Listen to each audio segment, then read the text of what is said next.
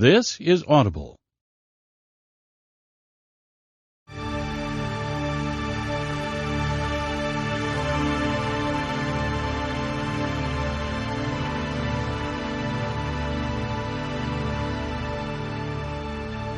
Yen Audio presents Solo Leveling, Volume 4. Written by Chu Kong. Translated by Hae Young Im and Jay Torres. Read by Ki-Hong Lee.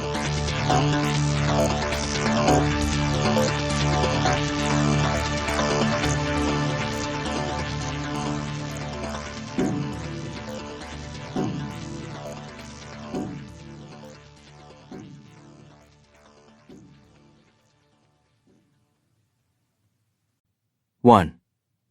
The True Reward. Phew. Jinwoo breathed a small sigh of relief. This moment signaled the end of his long journey of clearing the 100 floors of the demon's castle.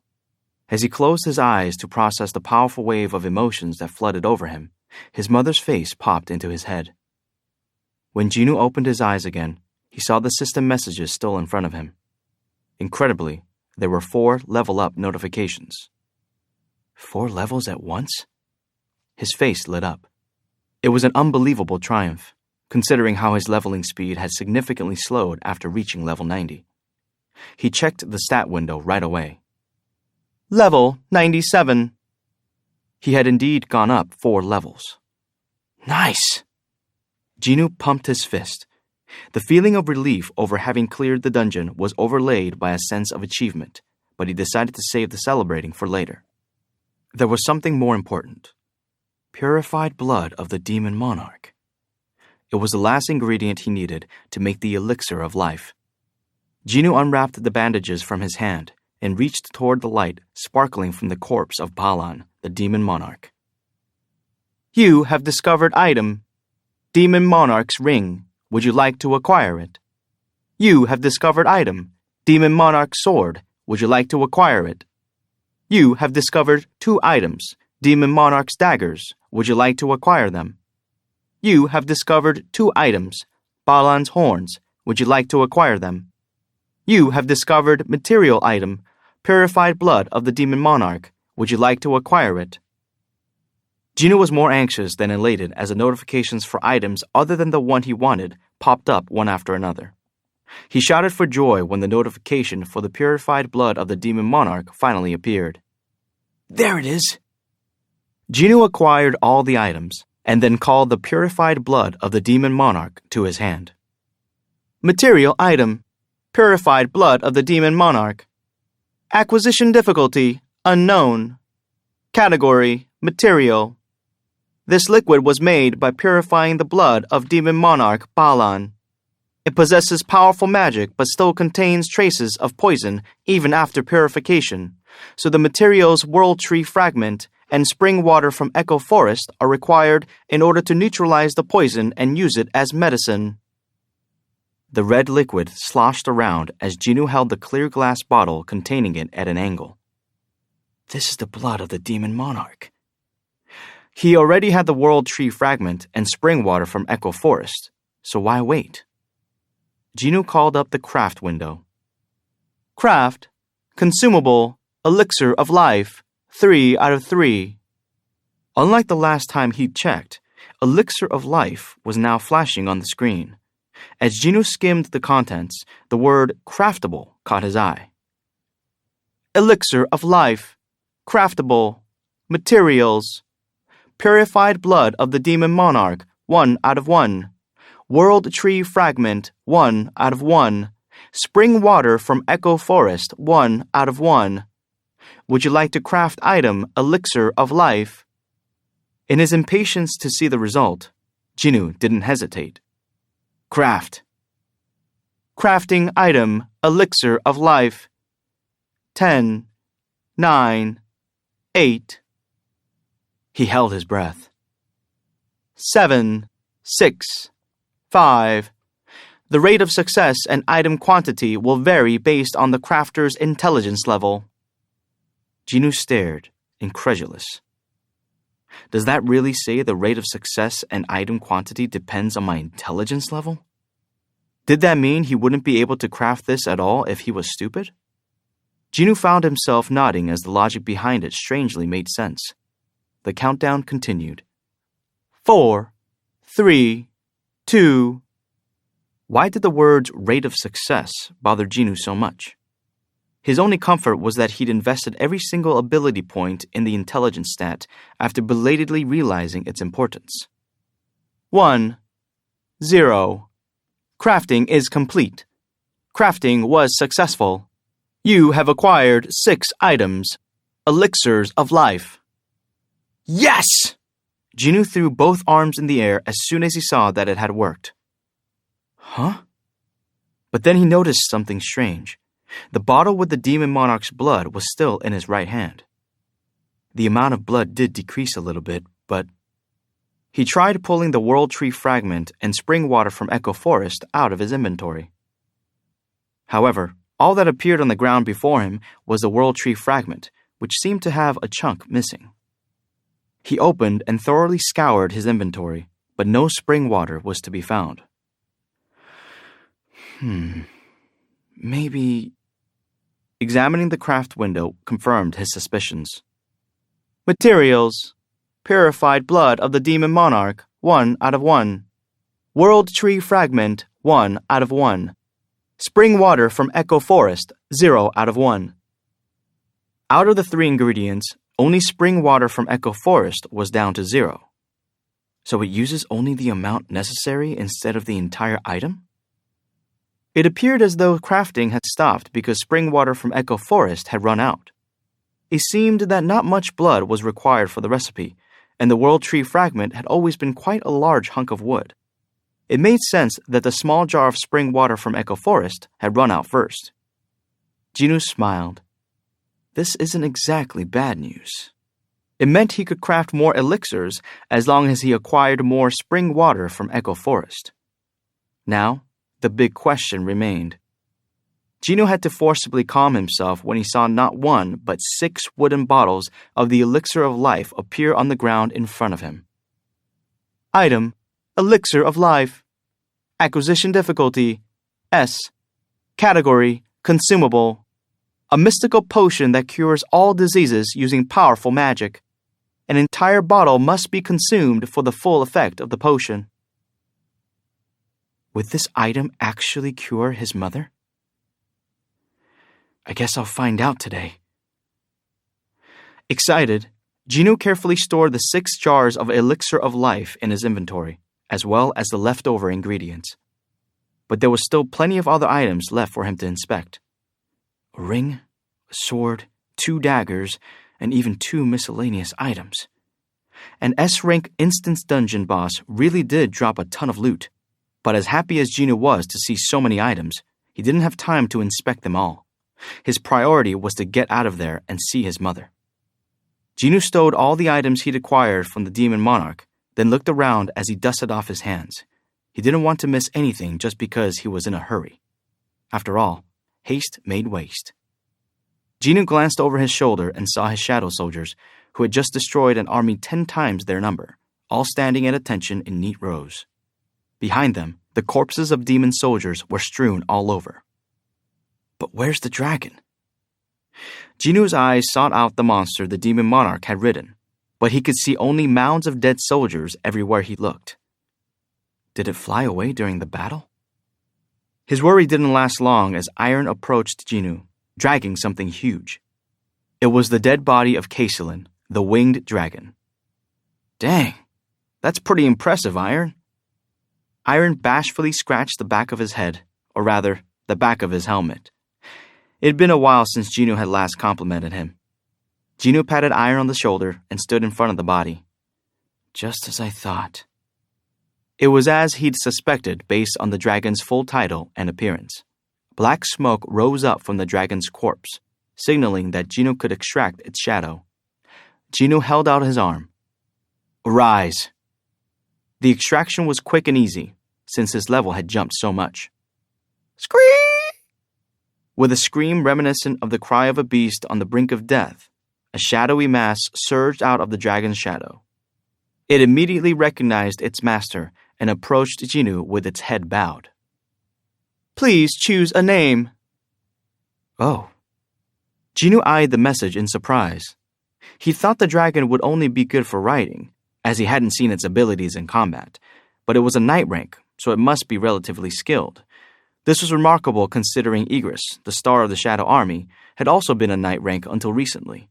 If he thought about it, though, there was no way a demon monarch would choose an inferior monster to ride.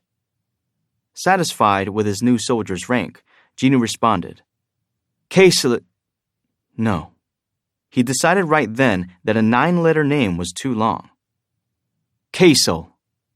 The winged dragon reared his head and roared long and loud into the air at his new name. Scrah!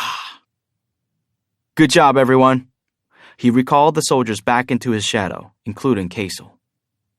It was about time to leave the demon's castle now, but there was one thing left to do. Jinoo opened the inbox to read the quest completion message. You have completed quest, collect demon souls, 2. The rewards have been delivered. Would you like to check your rewards? Yes or no? Yes. At his answer, the system showed him the list of rewards. Bing! You have the following rewards. Reward 1, Runestone of the highest rank. Reward 2, Ability points plus 30. Reward 3, Mystery reward.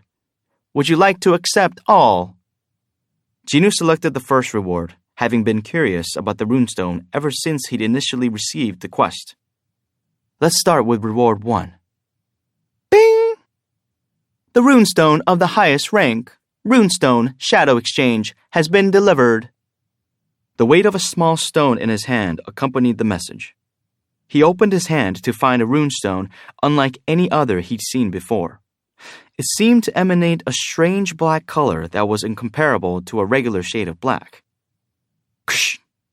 Previously, he had to squeeze the stone in his hand to break it, but now he only had to think about crushing it, and it broke apart. Black energy from the runestone swirled around Jinoo's body and was absorbed. Jinoo promptly checked the skill window. Skill, Shadow Exchange, Level 1. Job exclusive skill. No mana required. The caster may switch locations with a designated shadow soldier. Once used, you may activate it again only after a 3-hour cooldown period. Wait times can vary depending on skill level. Whoa! Jinoo's eyes widened as he read the explanation. The cooldown period was a minor drawback, but it was such a handy skill, it made sense that it had some form of limitation. So I can swap locations with any shadow soldier no matter the place? In a nutshell, this skill enabled instant teleportation. Jinoo considered summoning forth the soldier in order to test the skill, but quickly changed his mind. I might as well test this out with a soldier farther away. He happened to have some soldiers he left behind outside the demon's castle. He'd assigned one group to dwell in his sister's shadow and another to patrol the neighborhood. It's an easy choice. He couldn't exactly teleport to Jinoo. Not only would it shock her, but he also didn't know if the skill had any residual effects. And so Jinoo zeroed in on one of the 5 soldiers patrolling his neighborhood. Shadow Exchange. As soon as he'd uttered those words, Oh? Jinoo heard the chime of a notification, just as his own shadow swallowed him whole. As the boss has been defeated, the dungeon will now revert to its origin. The sensation of free falling didn't last long. The gravitational pull suddenly reversed, and Jinoo shot up at the same speed he had fallen. His gaze, which could only detect darkness, went back to normal in the blink of an eye. This is... Jinoo took in his surroundings. Zzz. A flickering streetlight that was most likely defective. A pushcart that leaned precariously against the wall. An electrical pole with torn flyers on it. It was the empty alleyway he often passed on his way home. This is our neighborhood, isn't it? Coincidentally, this was the same place where he'd ordered his 5 soldiers to patrol the neighborhood. I actually changed locations. He couldn't help feeling gobsmacked, but he was able to collect himself enough to check under his feet. He'd come from the same shadow out of which his shadow soldiers had risen. He cautiously tapped his shadow with his foot. When the skill had been activated, his feet had sunk into the shadow as if he'd stepped into a pool of water, but the shadow was back to normal now. Amazed, Jinwoo looked up the skill info again. The 3-hour waiting period before he could reuse the skill had started as per the explanation. Skill, Shadow Exchange, Level 1, Job Exclusive. May use the skill after 2 hours, 59 minutes, 57 seconds. Amazing. Jinwoo's heart raced at what he'd experienced for himself. It all happened so fast. He had maintained concentration for the moment he'd been sucked into the shadow. Considering how time had seemed to slow from his perspective while he was in that state, he really had teleported in an instant. He swallowed hard. Shadow Exchange. Depending on how he used it, the possibilities were endless. All right. I don't have time for this. Jinwoo calmed himself and tamped down his mana. He finally had in his hands the medicine that could cure his mother, so there was no time to waste. He anxiously turned on his phone to check the time. It's already... He frowned as the numbers on the screen told him it was 10 o'clock at night. Visiting hours were technically over, but Jinwoo didn't hesitate to summon the shadow of the dragon. Kaisel! Cree! Kaisel excitedly pushed his head out of the ground with a cry at his master's call. Huge wings made up for a lack of arms, and a lizard the size of a truck fully emerged. When Kaisel fully spread his wings, the already narrow alley seemed to get even tighter. Thankfully, there was no one nearby. Kaisel lowered his body for easy mounting as Jinwoo approached, and he carefully hopped on. Even though this was his first time riding Kaisel, Jinwoo felt at ease on top of the dragon. It didn't seem like flying would be an issue either. I don't care who tries to stop me. Never mind the hospital staff. He now had the power to break through the police or even the army. Nothing could stop him. Let's go. As Jinwoo relayed the command with grim determination, Kaisel began to flap his huge wings. Scream! He shot up into the sky and sped along in the direction Jinwoo had indicated.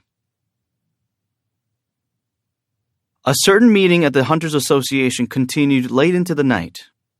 The Korea-Japan raid on Jeju Island was imminent, and the association was throwing everything it had into it in hopes of finally quelling the ant infestation.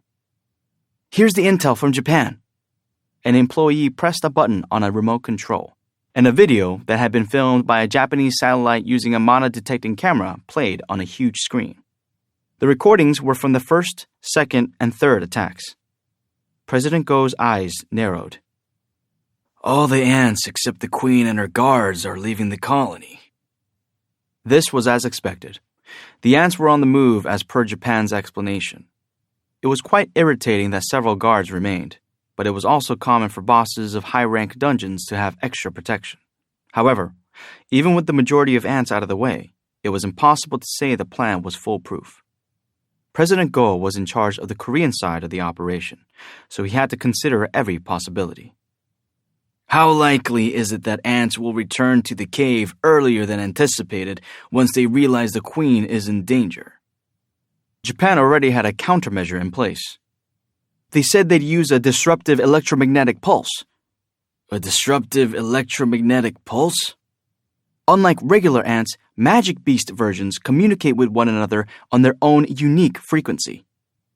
That was how they could effectively mobilize and command an army of several thousand. President Go nodded. And Japan can interfere with this by using an electromagnetic pulse? That's what they say, Mr. President.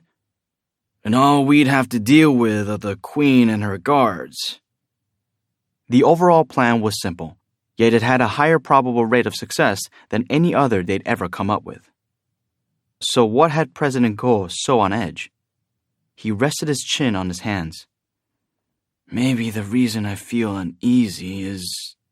Just then, President Go's head snapped toward the window. Everyone in the meeting room startled at the association president's sudden movement. Manager Jin Chul-woo, who was acting as President Go's personal bodyguard, quickly approached him. What's wrong, sir? Just now. President Go looked at Jin Chul, but the other man's expression hadn't changed. Didn't you feel that? Sir, I'm not sure what you mean. An immense wave of mana had swept in from far away. Though fleeting, President Go had definitely sensed it. When the president's eyes remained trained on the window, the employee who had been running the presentation cautiously spoke up. "Sir?" President Go cocked his head and tore away his gaze. Though he was concerned about the source of this sudden wave, his current priority had to be this meeting. He thought for a second, then turned to the person in charge. "Are you still unable to reach Hunter Jinwoo Sung?" Yunho Baek stared in the direction of the wave of mana as he asked, "Did you feel that too?" Byung-gyu Min chirped back, "I may be retired, but my rank hasn't changed." A heavy silence fell between the two men drinking together at a neighborhood food stall. Yunho turned back around. "What do you think that was?" "Maybe Chongin and Hain are having a showdown over who gets the Hunters Guild." The younger man giggled and tossed back his shot. Yunho looked at him as if he was being ridiculous. "Were you trying to be funny?" "Wasn't it?" "No, never mind." Then again, Byung-gyu was known for being rather odd, including his sense of humor. "He's probably the first S-rank hunter in the world to retire with all his limbs intact." He wasn't just the first. He was also the only one to do so. Considering how much money an S-rank could earn, one would be hard-pressed to find another human who'd suddenly quit being a hunter because they were no longer interested. It wasn't like he came from a well-to-do family either. Byung-gyu sensed Yunho's stare and asked, "Are you really going to go?" "Yeah. You saw how Unsuk died? All the more reason to go back." Byung-gyu looked at Yunho, caught off guard by his answer. Yunho drained his glass before continuing. "If we let the ants be, soon the whole of Korea will be infested." "Since when are you such a patriot?" "I'm making up a cool excuse since I have to go anyway."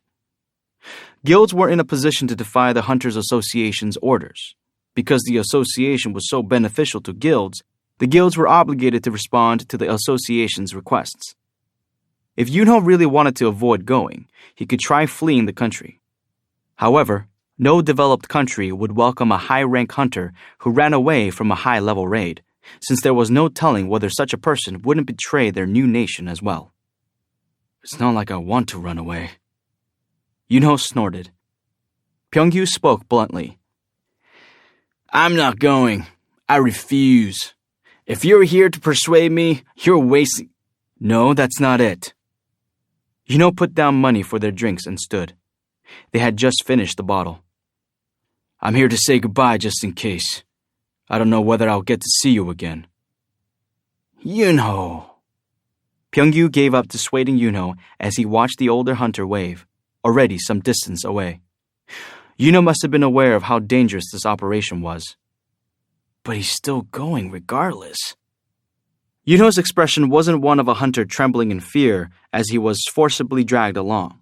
Rather, he seemed resolved to smash the ant bastards to a pulp this time around. He actually looked somewhat excited. While Byung-gyu shook his head in disbelief as he chewed some food, his chopsticks froze in midair. "Wait, come to think of it, there aren't that many hunters who absolutely hate fighting magic beasts, right?" Some healers did, but they tended to be obsessed with healing others instead. He stared blankly into his fish cake soup and scratched his head, confused. Could bloodlust be a requirement for becoming an awakened being? No, that couldn't be it. Byung-gyu snickered to himself and drained the rest of his soup. Jinwoo quickly arrived at the hospital. It was room 305. From the start, he'd had no intention of entering the hospital through the main entrance. Instead, Jinwoo directed Kaesol to the window of his mother's room. Ruler's hand.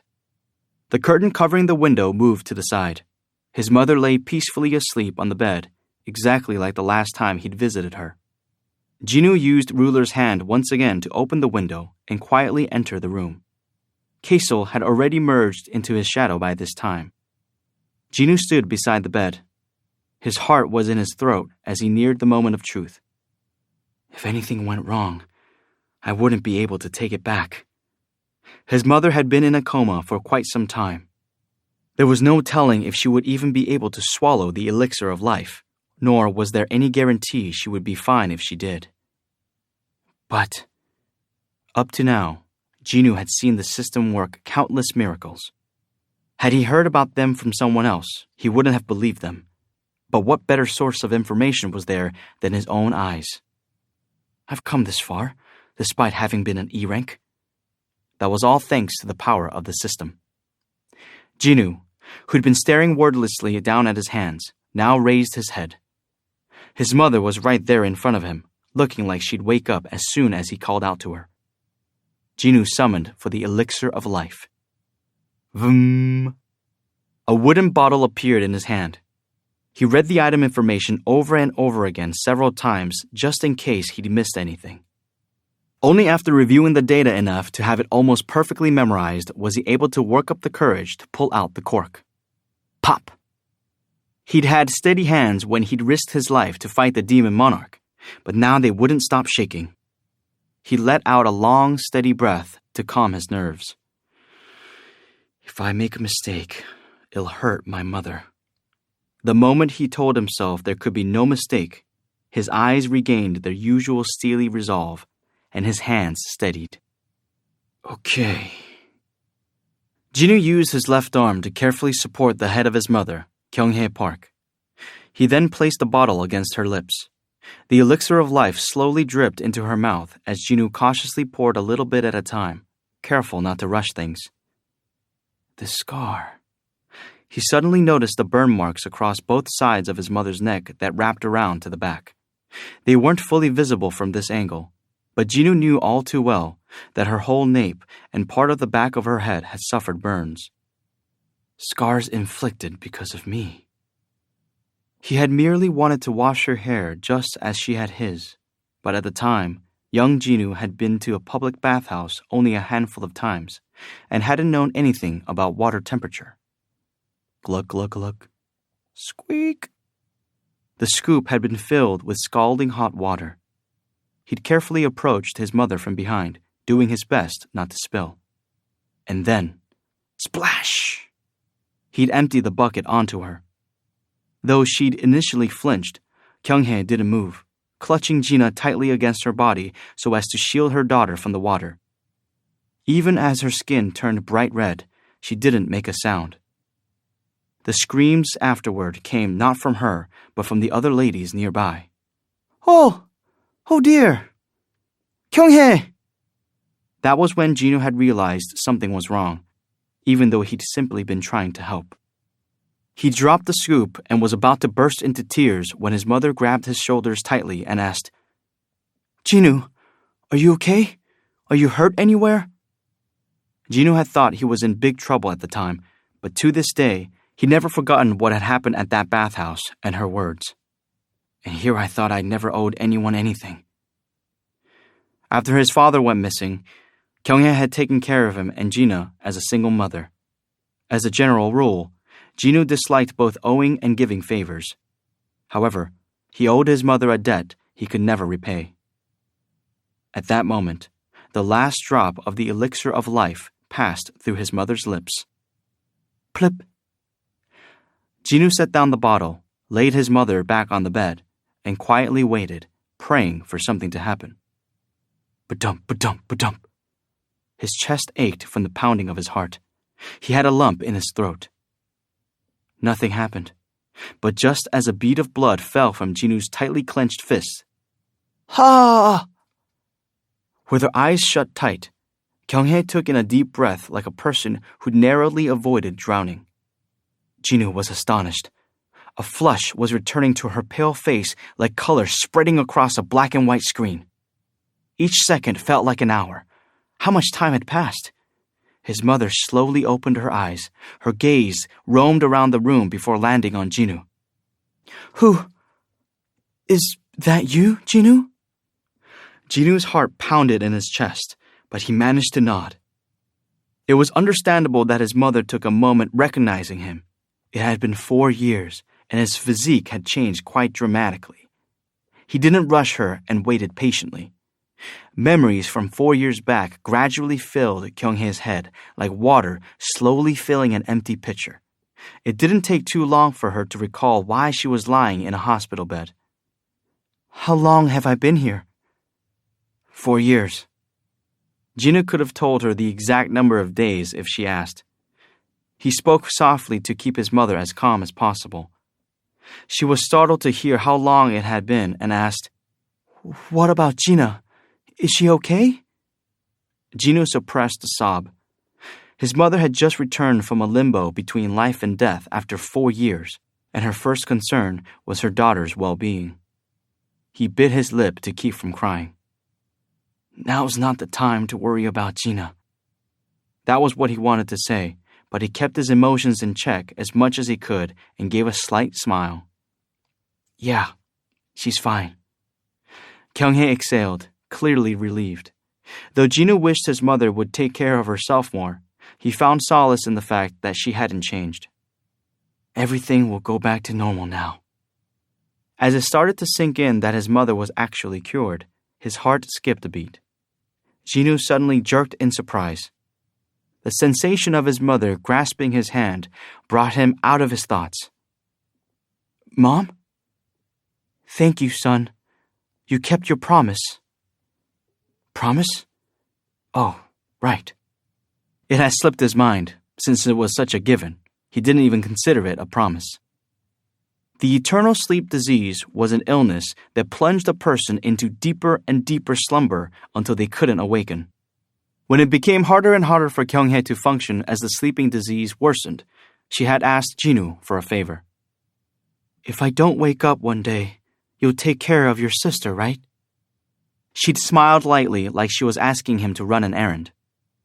That was why Jinwoo carried on until now without an ounce of resentment. All he'd done was shoulder the burden she had been carrying.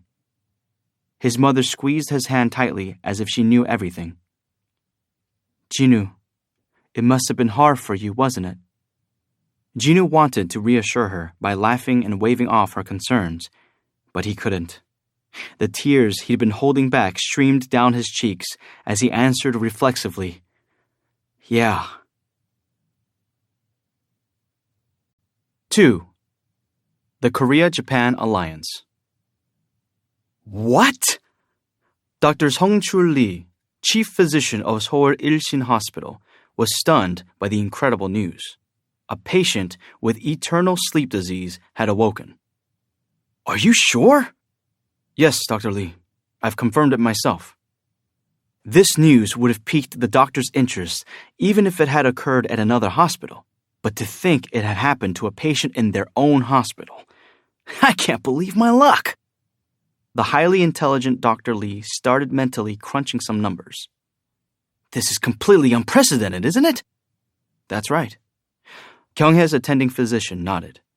Dr. Lee's smile was so wide, it seemed his face was about to split. Good job, Dr. Che. I beg your pardon? Dr. Lee, I didn't do anything. Oh, come now! Dr. Lee gave Dr. Che a knowing look. It doesn't matter how it happened. If a patient is cured, then of course the physician should be praised. And naturally, the hospital that employed the doctor should as well. Oh, yes, thank you, Dr. Lee. The attending physician reluctantly bowed, but the lukewarm reaction did nothing to quell Dr. Lee's huge grin from this unanticipated but excellent news. If I play my cards right, I can have the eyes of the whole world on Il-shin Hospital. If he got some buzz going and people started talking, it would be free publicity. The hospital will have nothing to lose and everything to gain. Once word got out, the hospital will be crawling with reporters from around the world looking for a scoop. This was a golden opportunity to advertise the hospital's name without expending any money or energy. Reporters are going to want to know about the treatment. He and his team could carefully examine the patient and piece things together. That shouldn't be a problem at all, or so he thought. But Dr. Che glanced awkwardly at him and carefully spoke up. The patient's guardian has asked for the patient to be discharged. What? No, that couldn't happen. Reporters would only come if the patient was in the hospital. No, Never mind the reporters. They needed her to remain in their care in order to figure out how she'd been cured. Dr. Lee's eyebrows twitched. How is the patient doing? Everything is normal. She's physically okay after being bedridden and asleep for 4 years? Perhaps it's thanks to the life support system? He had always thought that having such high-performance machines might be an issue. Postpone her release for as long as possible. Tell them we still need to monitor the patient. We can't exactly force her to stay without a reason if she wants to leave. They were left with one move: announce the news before the patient was discharged. Let's send out a press release while she's still here. Dr. Che shook his head. That would be difficult, Dr. Lee. Why? We're not at liberty to disclose the patient's identity. If we mishandle this situation, we could be in big trouble. The chief physician was taken aback by the unexpected words from his colleague, but something in Dr. Che's eyes told Dr. Lee it wasn't an empty warning. Dr. Lee discreetly asked, Is the patient some kind of VIP? It's not the patient, but her guardian. He was also the one who asked us to keep her identity under wraps. Dr. Lee picked up on how respectful Dr. Che was being while talking about this guardian. Just who is this person anyway? How incredible was he for his family to have their identities protected and for Dr. Che to be so mindful of how he spoke about him? Do you know of Mr. Jinwoo Sung? Jinwoo Sung? Was he a powerful politician or the CEO of some big company? The name sounded familiar, but Dr. Lee couldn't quite place it. He shook his head, and Dr. Che promptly explained. He's the hunter who was recently evaluated as an S rank. An S rank? So this was why Dr. Che was being so wary. To think the guardian would be an S rank hunter of all things. If I made any hasty decisions and something went wrong, I'd be toast. Not only did S-rank hunters have a tremendous influence on society, if someone incurred their wrath, Dr. Lee's mouth went dry from this bolt out of the blue. That was close. He thawed his stunned expression and adopted a light smile. Discharge the patient immediately. You agree with that, then? Yes, of course. Dr. Lee chuckled, maintaining a pleasant grin. Of course they needed to discharge her. What would they get out of irritating an S-rank hunter? He said so in not so many words. We can't force a healthy patient to stay now, can we? Understood, Dr. Lee. Dr. Che left right away, and once Dr. Lee was alone, phew, he let out a sigh of relief as he stared at the closed door to his office. Gina dropped everything and rushed to the hospital as soon as she received the call. Jinwoo stood at his mother's bedside when he felt his sister's presence rapidly approaching. Ka-chuk! The door opened. Mom? Mom? Gina's face was drenched in tears even before she entered the room. My dear, you've grown so much. Gina had been in middle school when their mother had last seen her, so Kyunghae's surprise was evident as she took in her daughter as a fully grown young adult. She quickly recovered, though, and threw her arms open wide with the warmest smile on her face. And as she did, Mom! Gina threw herself into her mother's embrace. Jinwoo paused. It wasn't the best way to treat a patient who'd just woken up from a 4-year-long coma, but he couldn't bring himself to stop his sobbing sister. Mom! Gina usually presented herself as mature for her age, so it was easy to forget that she was still technically a child. Jinwoo's heart ached, seeing his usually cheerful sister like this. All right. Jinwoo was about to pull Gina back, but Kyunghae shook her head and brought a finger to her lips. Her other hand never once stopped patting her daughter's back. Jinwoo sighed quietly and stepped back. As he watched his sister in their mother's arms and the gentle expression on their mother's face, he couldn't help but smile. It was all worth it. He felt like his efforts had been rewarded in this moment, like a block of ice in a corner of his heart had melted away. So he let them be for a while longer, at least until Gina was able to compose herself. She was a smart kid and definitely knew she shouldn't tire her mother. She just needed a little time. Jinwoo turned his head toward the window, still grinning. The sun was out, as if to celebrate the family's reunion. He absentmindedly stared out the window a while before pulling out his cell phone. He couldn't even begin to attempt to reply to the countless missed calls and messages blowing up his phone. He scrolled through the notifications for a while before finally giving up and clearing them. I'm sure they'll try again if they really need me. He pulled up an internet browser instead. That was when... Ack! He casually went to a news site, and what he saw made his brow furrow. Magic Beast spotted in skies of downtown Seoul? The destination of flying magic beasts is... Hunters Association fails to respond. Who will keep us safe? Photos of Kaesol were all over the news. Despite the distance between Jinwoo's neighborhood and the hospital, he hadn't thought anyone would notice because he'd arrived in an instant. So many pictures in such a short period of time. Fortunately, none of the photos clearly showed him riding Kaesol. When he'd called forth Kaesol yesterday, he decided not to care about what others might think, but as he looked through all the news chatter, he wasn't as sure of himself anymore. Now that I think about it, whose heart wouldn't sink at the sight of a giant magic beast flying through the sky? As he read through the anxiety-laden articles, Jinwoo resolved to be more careful going forward. No need to intentionally freak people out. Thinking back, he hadn't initially wanted the job of necromancer precisely because he didn't think he could handle the way others would look at him. Though if this is how people react to an overgrown lizard with wings, imagine the uproar if they ever laid eyes on Fang when he has the sphere of avarice. While he pondered this, his phone started vibrating. Who could this be? Jinwoo stepped outside the hospital room to answer the unknown number. Hello? Hunter Sung. It was an old man with a low but cheery voice. Jinwoo put a name to the voice right away. President Ko?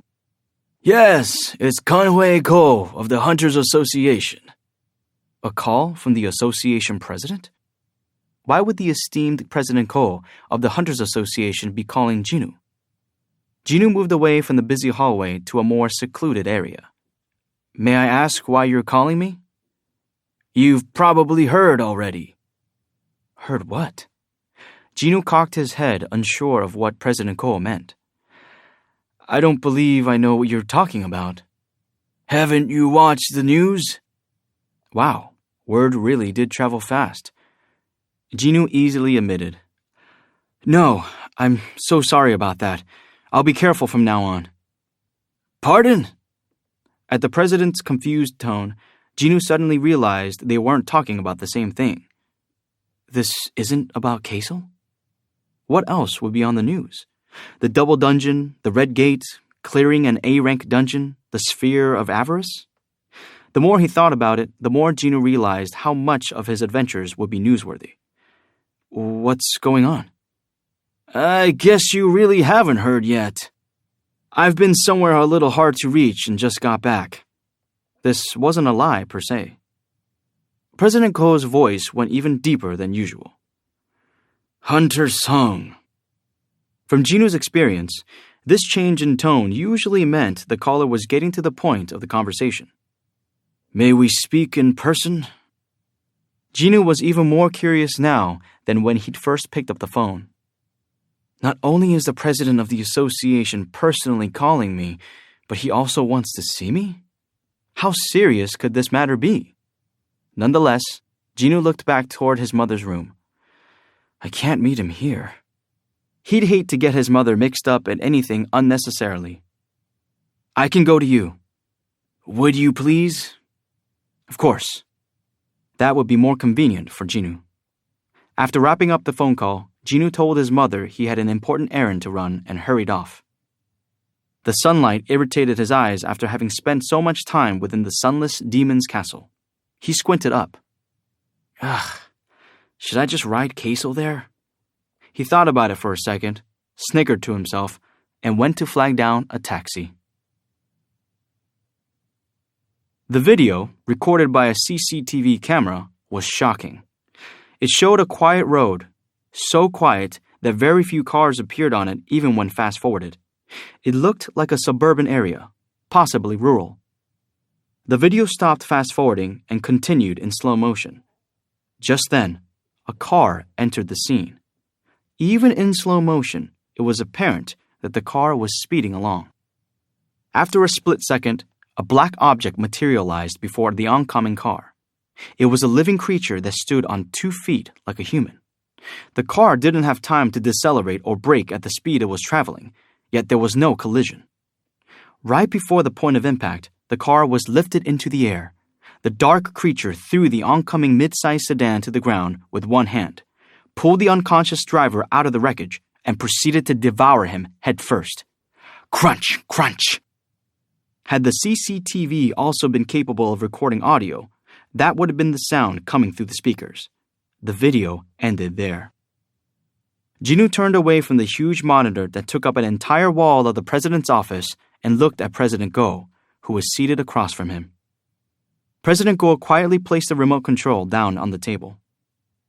300. Unlike others, he didn't speak glibly about another country's tragedies. That's the number of people killed by that single ant. Were the Japanese hunters late to respond? No, not at all. President Ko shook his head. I was told it took less than 30 minutes for hunters to arrive on the scene. In that short period of time, a whole village was razed to the ground. Japan had one of the best networks of hunters in all of Asia, so if a country like that could suffer such losses, what would happen if one of those ants flew into mainland Korea? President Ko had watched the video several times, but still got chills with every viewing. We absolutely need to exterminate them before it's too late. The operation will be underway in 4 days. Japan had been demanding all week to see a list of the participating Korean hunters. As the representative of the Korean side, President Ko had been putting off giving them that list. There was only one reason why. He hadn't been able to contact Jinwoo until now. The moment he could finalize the list had arrived at long last. President Go's heart started racing as he addressed Jinwoo. We are going to Jeju Island to get rid of the ants once and for all. His desperation shone in his eyes. But in order to do that, we need your help, Hunter Song. President Ko tensed. If Jinwoo turned him down, there was nothing he could do. Jinwoo didn't belong to a guild, nor was he duty-bound to help the association. The decision rested solely on his own will. After agonizing over it, Jinwoo spoke up. After the meeting with the president wrapped up, Jinwoo was standing to leave but suddenly whipped around when he sensed something strange. What's that? He sensed clashes of mana nearby. A dungeon break? That was his first thought, but he quickly dismissed it. He could clearly discern that the emanating mana belonged to multiple hunters rather than a magic beast. Is something the matter? President Ko stood by the door to see Jinwoo out. It's nothing, but I think hunters are fighting nearby. That can't be, President Ko chuckled. What kind of brazen hunters would dare brawl near the Hunters Association headquarters? That would never happen. Wait, the direction Hunter Song is looking is... He abruptly recalled. S-rank hunters are currently training in the gymnasium. Is that what you're picking up by any chance? Training? That would certainly explain the continuous yet restrained bursts of magic power. Jinwoo nodded. I see. The president looked at Jinwoo with amazement. He can sense them from this distance?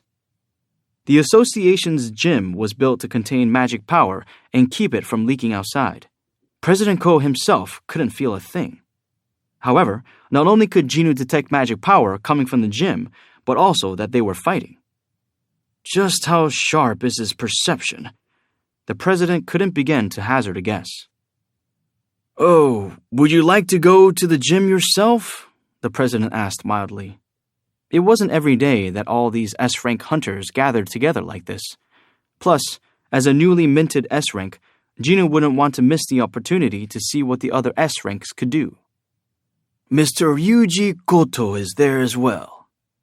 Jinwoo had been mulling over the offer but now froze at this new information. By Ryuji Goto, you mean? Indeed. Every hunter, heck, every person, knew the name of the most powerful hunter from Japan. Yes, the Ryuji Goto. He's here to help train the Korean and Japanese hunters to work together. But he's leaving tomorrow, so this would be your only chance to meet him.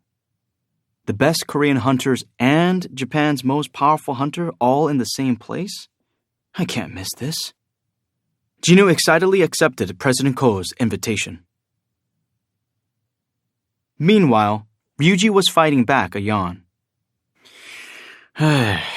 These are the best Korea has to offer?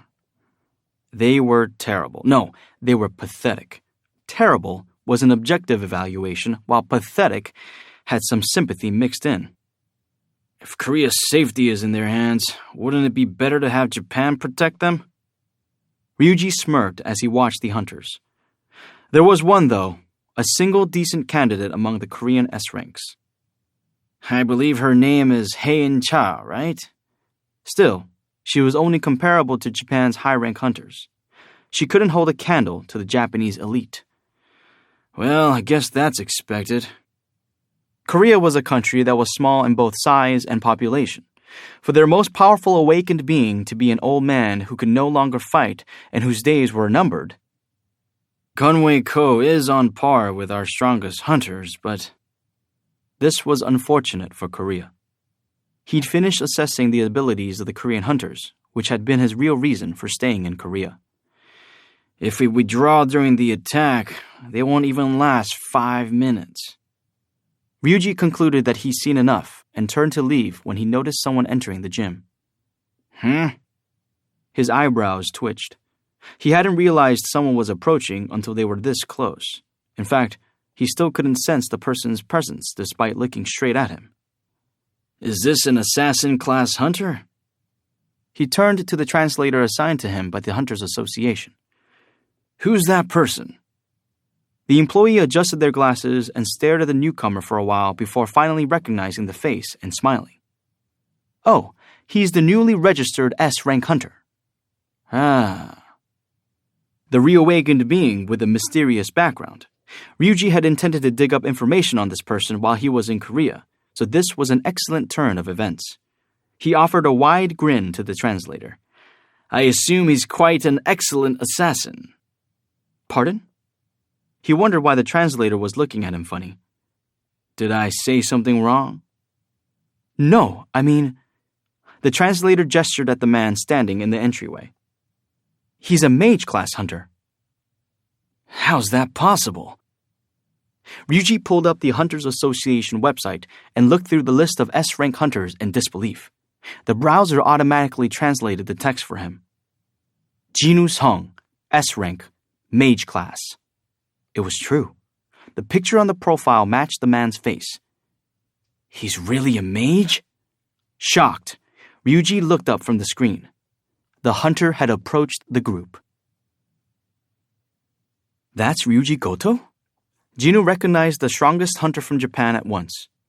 He was tall and smartly dressed, with a neatly trimmed mustache. At a glance, he could be mistaken for an actor. But why is he staring at me? Just as Jinu began to feel uncomfortable from the piercing gaze, Ryuji nodded at Jinu. Perhaps it was because they'd never met before? Jinu returned the nod, then looked around the gym. In the center of the room, a shirtless Yunho Baek was sparring with a massive middle-aged man. Everyone except Ryuji was watching the fight intently. Whoosh! Yunho batted away the other's hand, twisted his lower body, and delivered a powerful low kick. Whack! And yet, it was Yunho who grimaced. Ugh! Jinu could tell why. The larger man had instantly protected his leg using a reinforcement skill. Based on his body type and abilities, the man appeared to be a tank, but his agility stat was way above average, as expected of an S-rank. The man snorted. Come, Master Baek. How come a young man such as yourself is so weak? I'm not a master, Master Ma. The larger man, Master Ma, guffawed and tightened his uniform belt. The sight of someone with the body of a sumo wrestler wearing a judo uniform looked quite strange. In that case... After fixing his uniform, he quickly lunged at Yunho, who in turn unleashed his magic power to counter him. The two men appeared to be having fun. Both Master Ma on the offensive and Yunho on the defensive seemed to be enjoying themselves. They were relishing the rare opportunity to cut loose and spar with a fellow S-rank. If Yunho unleashed his full power, Master Ma wouldn't stand a chance. Chongin approached Jinwoo and struck up a conversation. The two exchanged nods in greeting, and Chongin continued. The man in the judogi is Donguk Ma from the Fame Guild. Ah. Jinwoo thought he'd heard the name before, and sure enough, the man was a guild master of one of the top guilds. Curious, Jinwoo asked, It's not like he has to go easy on him, so why is President Beck holding back? He doesn't like using his full power with so many people watching. He transforms into a real monster when he goes all out. Back at the Red Gate, Jinwoo had seen Yunho's beast-like eyes. I guess it's not just his eyes that transform. Some of the highest rank hunters had unique abilities, similar to Beck's transformation ability. In other words, monstrous abilities. Jinwoo's would probably be described in the same terms. What's the difference between a person who transforms into a monster and a person who summons monsters? Jinwoo laughed in spite of himself, thinking how other people would find him fascinating the same way he considered President Beck. But that's all he thought of President Beck's power. Fascinating. There wasn't much else to see during the battle between President Beck and Master Ma. They're slow. Jinwoo was able to track their blows without even trying. Right then. Huh? Yunho spotted something and came to a halt. At the same time, Master Ma froze. Both their eyes simultaneously fixed on Jinwoo, as if they had choreographed it.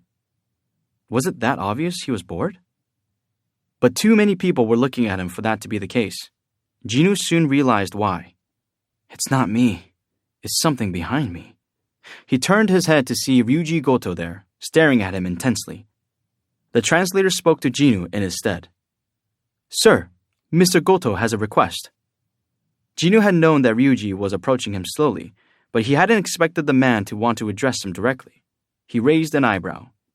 He's been looking at me strangely for a while. Was Jinwoo telegraphing his discomfort? Ryuji softly asked, Will you spar with me? 3. Ryuji Goto. Ryuji didn't have an ulterior motive. He was in Korea to evaluate with his own eyes the highest-ranking Korean hunters, and his curiosity just happened to be piqued by a slightly unique individual among them. It should be easy to confirm whether this guy really is a mage. Ryuji still wasn't convinced that the man standing in front of him wasn't a brawler. Data. He needed more information on Jinwoo in order to eliminate any unknown variables during the mission. Though this should also be fun. A smile tugged on his lips. The translator was unnerved by his request. Mr. Goto, are you serious? Please tell this gentleman exactly what I just said. But, sir, is there a problem? Ryuji's question was innocent enough, but his actual message was clear. Why couldn't he work out with the Korean hunters himself? The translator began to sweat and reluctantly agreed. I'll ask. The translator hesitated as they turned and met Jinwoo's eyes, but eventually managed to speak. Mr. Goto is asking if you would like to practice with him. There was no need to explain what Ryuji meant by practice. Jinwoo looked at Ryuji, who awaited his answer. It was hard to tell what the Japanese man was actually thinking behind that smile. Is he trying to see what I can do? Someone as renowned as Ryuji Goto wasn't interested in merely flaunting his skills. If he only wanted to show off, he would have challenged Chongin or Yunho, the leaders of the top 2 Korean guilds. I'm not sure what his end goal is, but... Ryuji had had his eye on Jinwoo from the start, so it seemed as if he was genuinely interested in Jinwoo. In any case, Jinwoo wasn't opposed to the suggestion. In fact, he was eager to accept. He wanted to test the skills he'd nurtured in the Demon's Castle and was curious about the abilities of Japan's best hunter. Ryuji wasn't the only one who was curious about his opponent's abilities. Huh? Ryuji's grin slid off his face, and his brow furrowed. He's smiling? He had expected Jinwoo to be intimidated and bow out, but the other hunter looked relaxed. Did he have some kind of ace up his sleeve? Or was he feeling troubled and letting out a nervous smile? He soon got his answer. Jinwoo says something startling to the translator, who seemed to be trying to change the hunter's mind, but Jinwoo assuaged their worries with a laugh. Ryuji frowned at not being able to understand Korean. Just what are they saying? It should be a simple yes or no. What was there for a translator, as a third-party observer, to make such a fuss about? Ryuji was getting impatient when the translator finally reported back to him while carefully eyeing Jinwoo. Mr. Goto? Had no one else been watching, Ryuji would have barked at the translator to spit it out. Instead, he raised his eyebrows questioningly and forced a smile as he waited for the translator to continue. Hunter Song accepts your challenge, but he'd like to set a condition.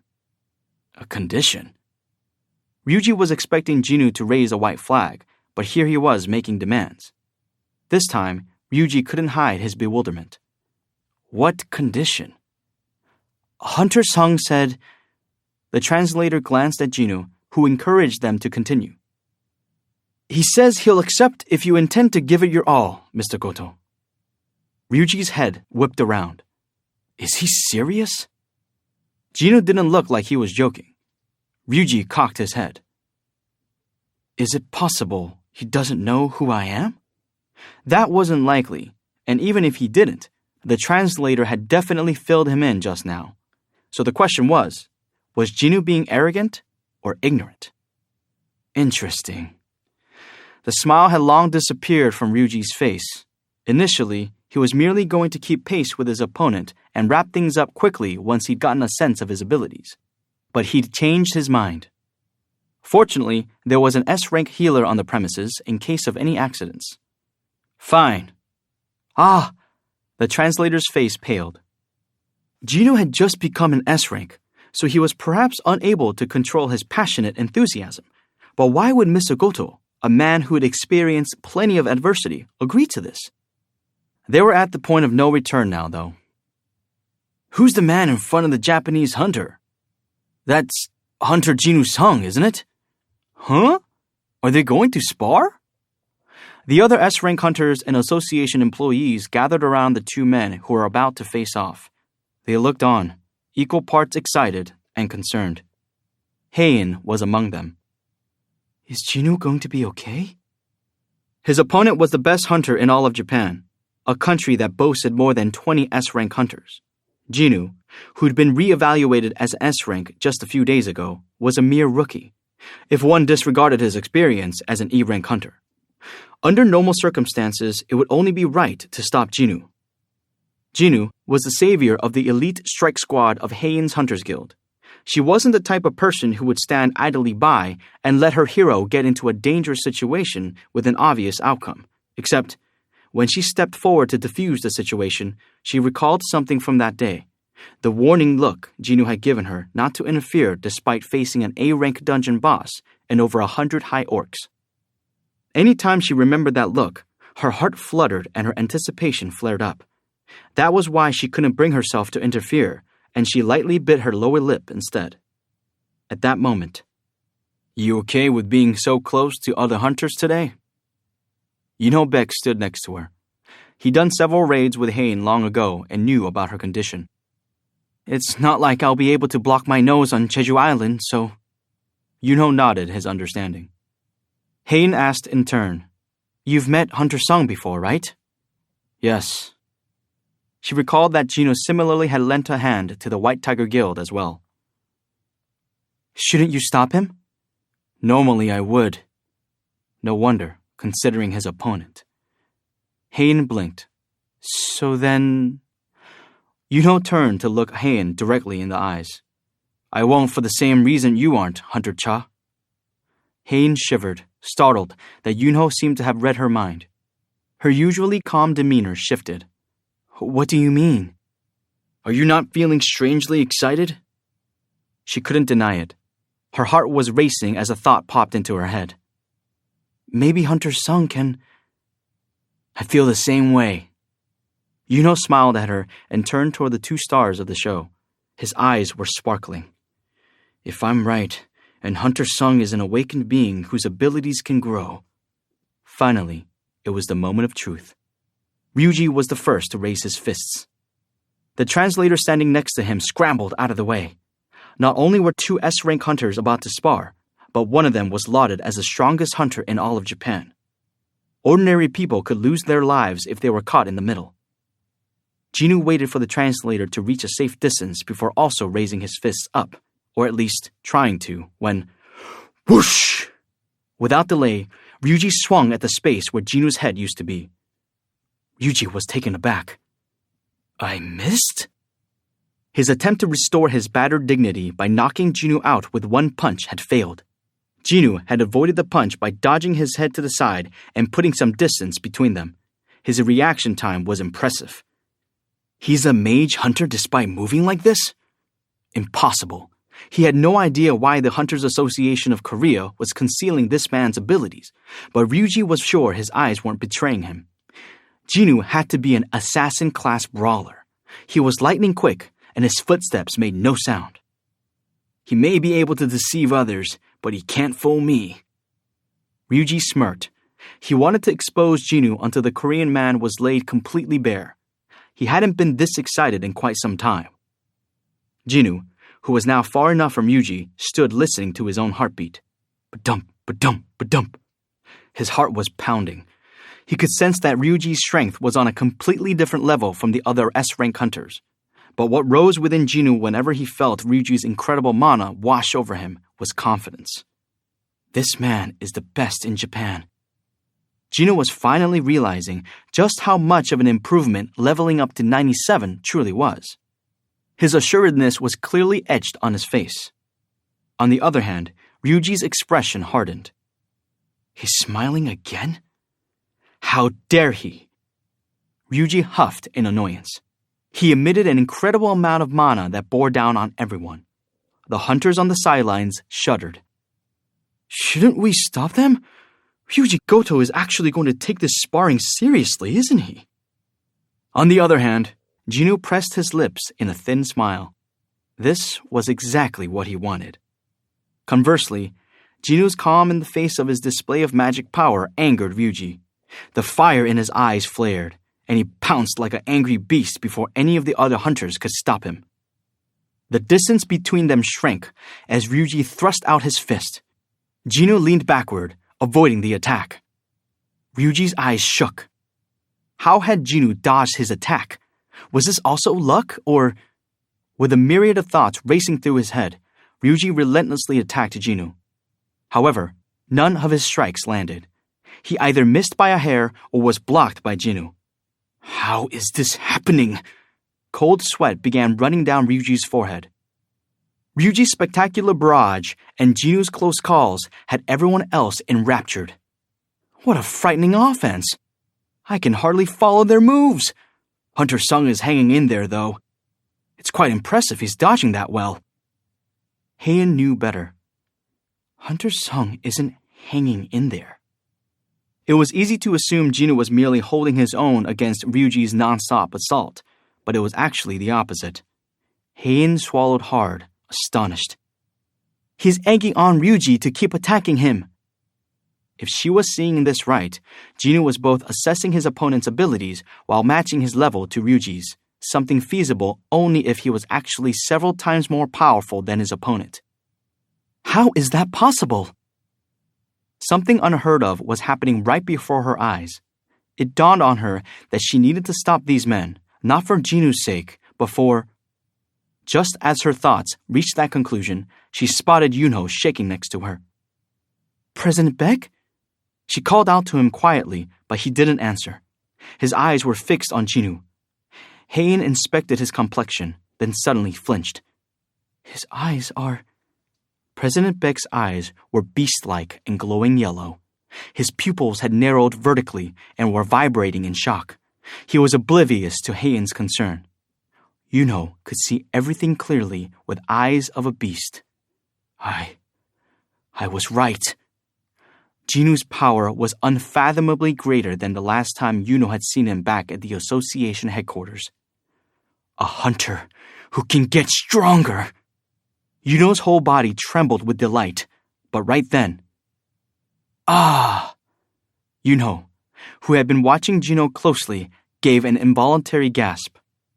Hein also spun back around after sensing a chilling energy. Oh! A few seconds earlier, Ryuji himself knew best that he was being pulled into Jinu's rhythm. As someone who had always held the title of strongest, the Japanese hunter felt like his pride was being flushed down the drain. How dare he treat me like this?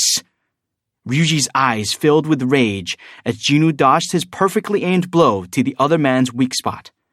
I'll kill him! Jinu's eyes widened. He felt Ryuji's hostility prickling at his skin. Hostile energy? Jinu's heart sank. Whenever someone attempted to kill him, the system would send him an urgent quest. What if he received an order to kill Ryuji? Ding! Jinu looked up upon hearing the chime. Warning!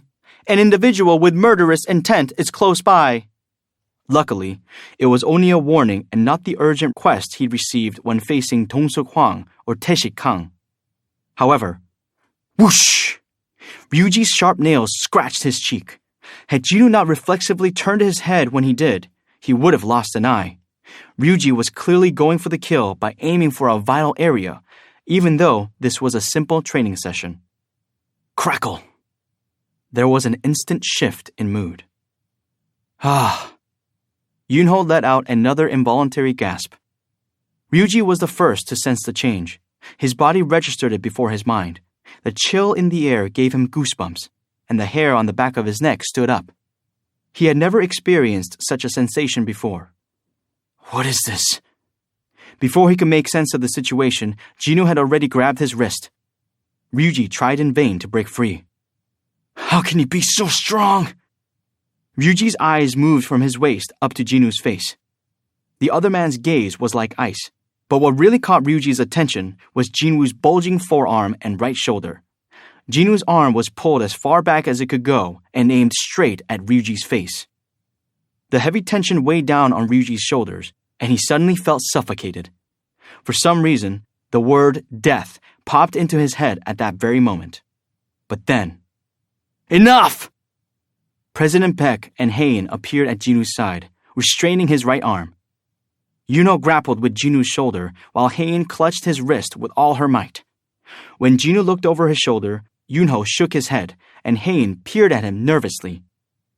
Jinu was able to calm himself because the two had thrown themselves into the fray to frantically hold him back. Ha! Jinu exhaled and released Ryuji. The Japanese man withdrew a few steps while massaging his freed wrist. Yunho addressed the translator, who had rushed to Ryuji's side. Please tell Mr. Goto the training session is over, as it's getting a little too heated. The translator nodded. After hearing Yunho's words, Ryuji frowned at Jinu before turning abruptly and leaving the gym without a goodbye. Mr. Goto! The translator's plaintive voice called out as they ran after Ryuji. President Peg breathed a sigh of relief and then bowed to Jinu.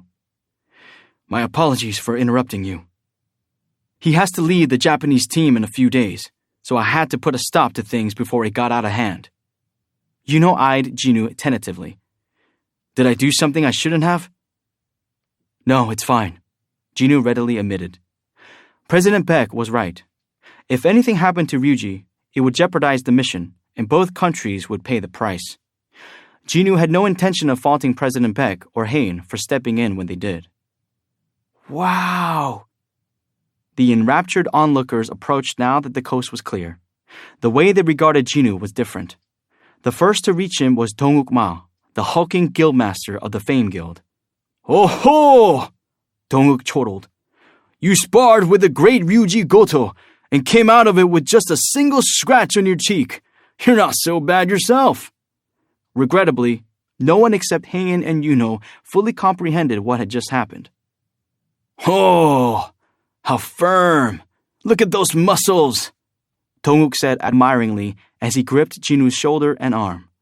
My guild is comprised of mostly mage hunters, so we don't have enough brawlers. Master Sung, if you don't have any other guild in mind, would you like to join us? About that, Master Ma.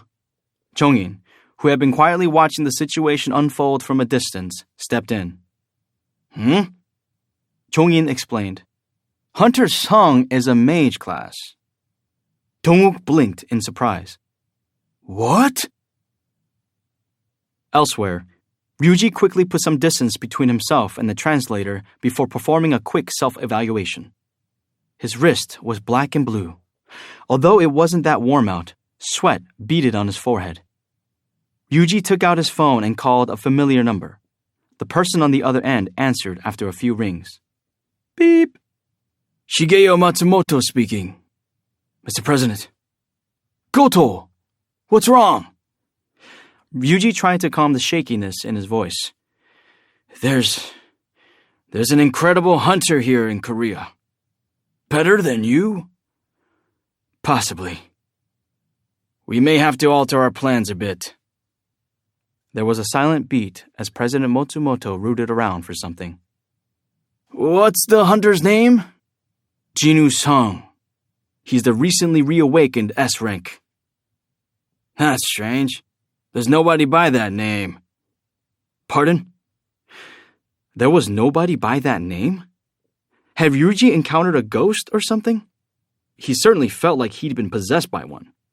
But Ryuji himself had seen Jinu listed on the association's website as a mage-class hunter. There's no Jinu Sung? What do you mean? Actually, I just received the finalized roster of Korean hunters. Are you saying there's no Sung on the list? That couldn't be. Was President Go crazy? Why would he plan for a raid without including such a strong hunter? President Matsumoto read off the list. Jong-in Che, Dongwook Ma, Yoonho Baek, Hae-in Cha, Taegyu Lim, Byung-gyu Min. He spoke with conviction, as if trying to convince Ryuji that everything would be fine. Those 6 are the only members of the Korean team due to depart in 4 days. President Baek took a deep breath. His heart was still racing, even after the 2 who had caused a sensation in the gymnasium were long gone. To think it'd be actually possible.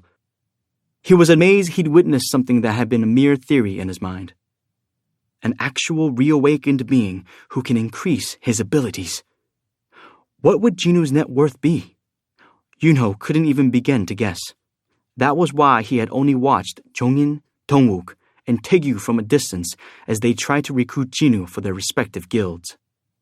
Yoonho recalled Jongin's baffled gaze at his lack of effort. If I were Jinu, I too wouldn't join a guild.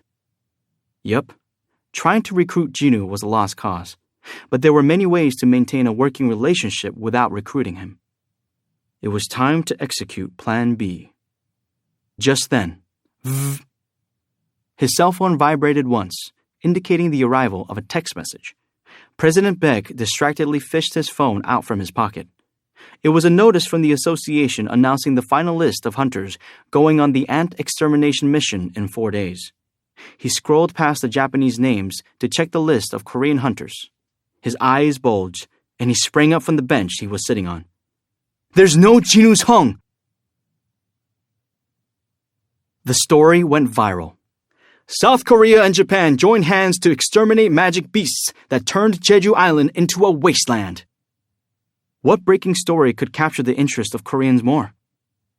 The Korea-Japanese alliance was front-page news and talked about on TV around the clock. Yet only the Korean public seemed to be excited about this.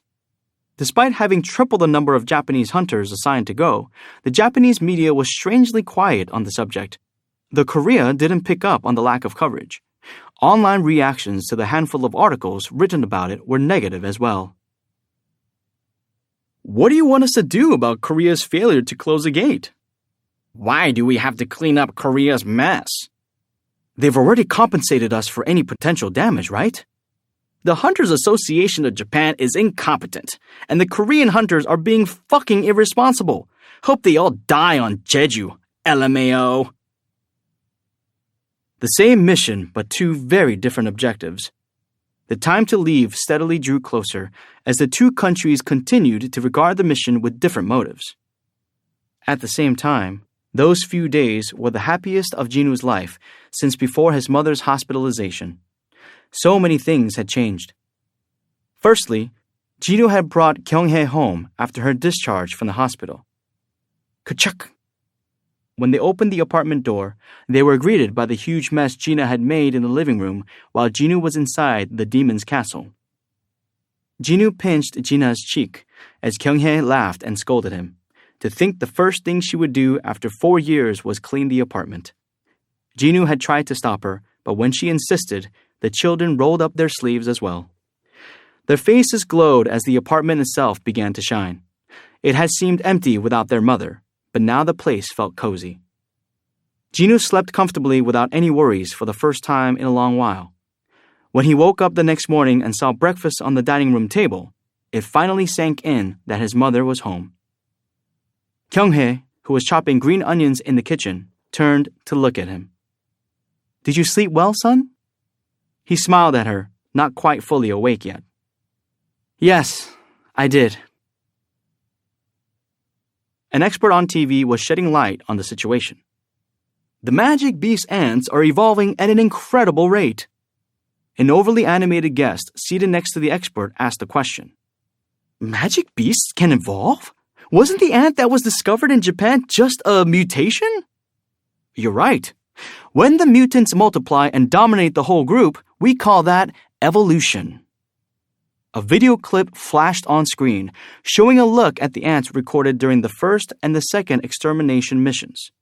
When they had first appeared, they'd crawled on the ground like ordinary ants. They were, in essence, just gigantic ants. But soon after, this is footage of the ants from the third mission. The ants were walking upright on 2 feet, just like humans. Their huge heads were smaller, they were more agile, and they could use the remaining 4 of their feet like hands. They were almost like half-human, half-ant hybrids. The species had gone through extensive changes within 2 years. And this is the magic beast that caused huge damage in Japan. Whoa! The audience was collectively unable to contain their shock at what they saw. The ant somehow looked even more human and also had large wings sprouting from its back to boot. A startled comedian on the panel blurted out, "And that thing can fly?" That's correct. This was also the catalyst for the Korea-Japan alliance. The Korea-Japan alliance. Jinwoo quietly turned off the TV at those words. Truthfully, he wanted to join the extermination mission. When President Ko had asked him, his heart had fluttered at the thought of increasing his level, but his excitement had dissipated quickly, allowing him to assess his current situation objectively. It hasn't even been a day since Mom woke up.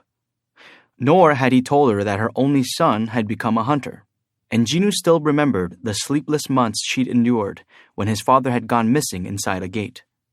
Given those memories, Jinwoo didn't think he could bear to tell his mother that he was going to Jeju Island. He couldn't bring himself to say yes. He wanted to stay with his family for a few days at least. His wish had finally come true, and he wasn't about to cast it aside for some other affair.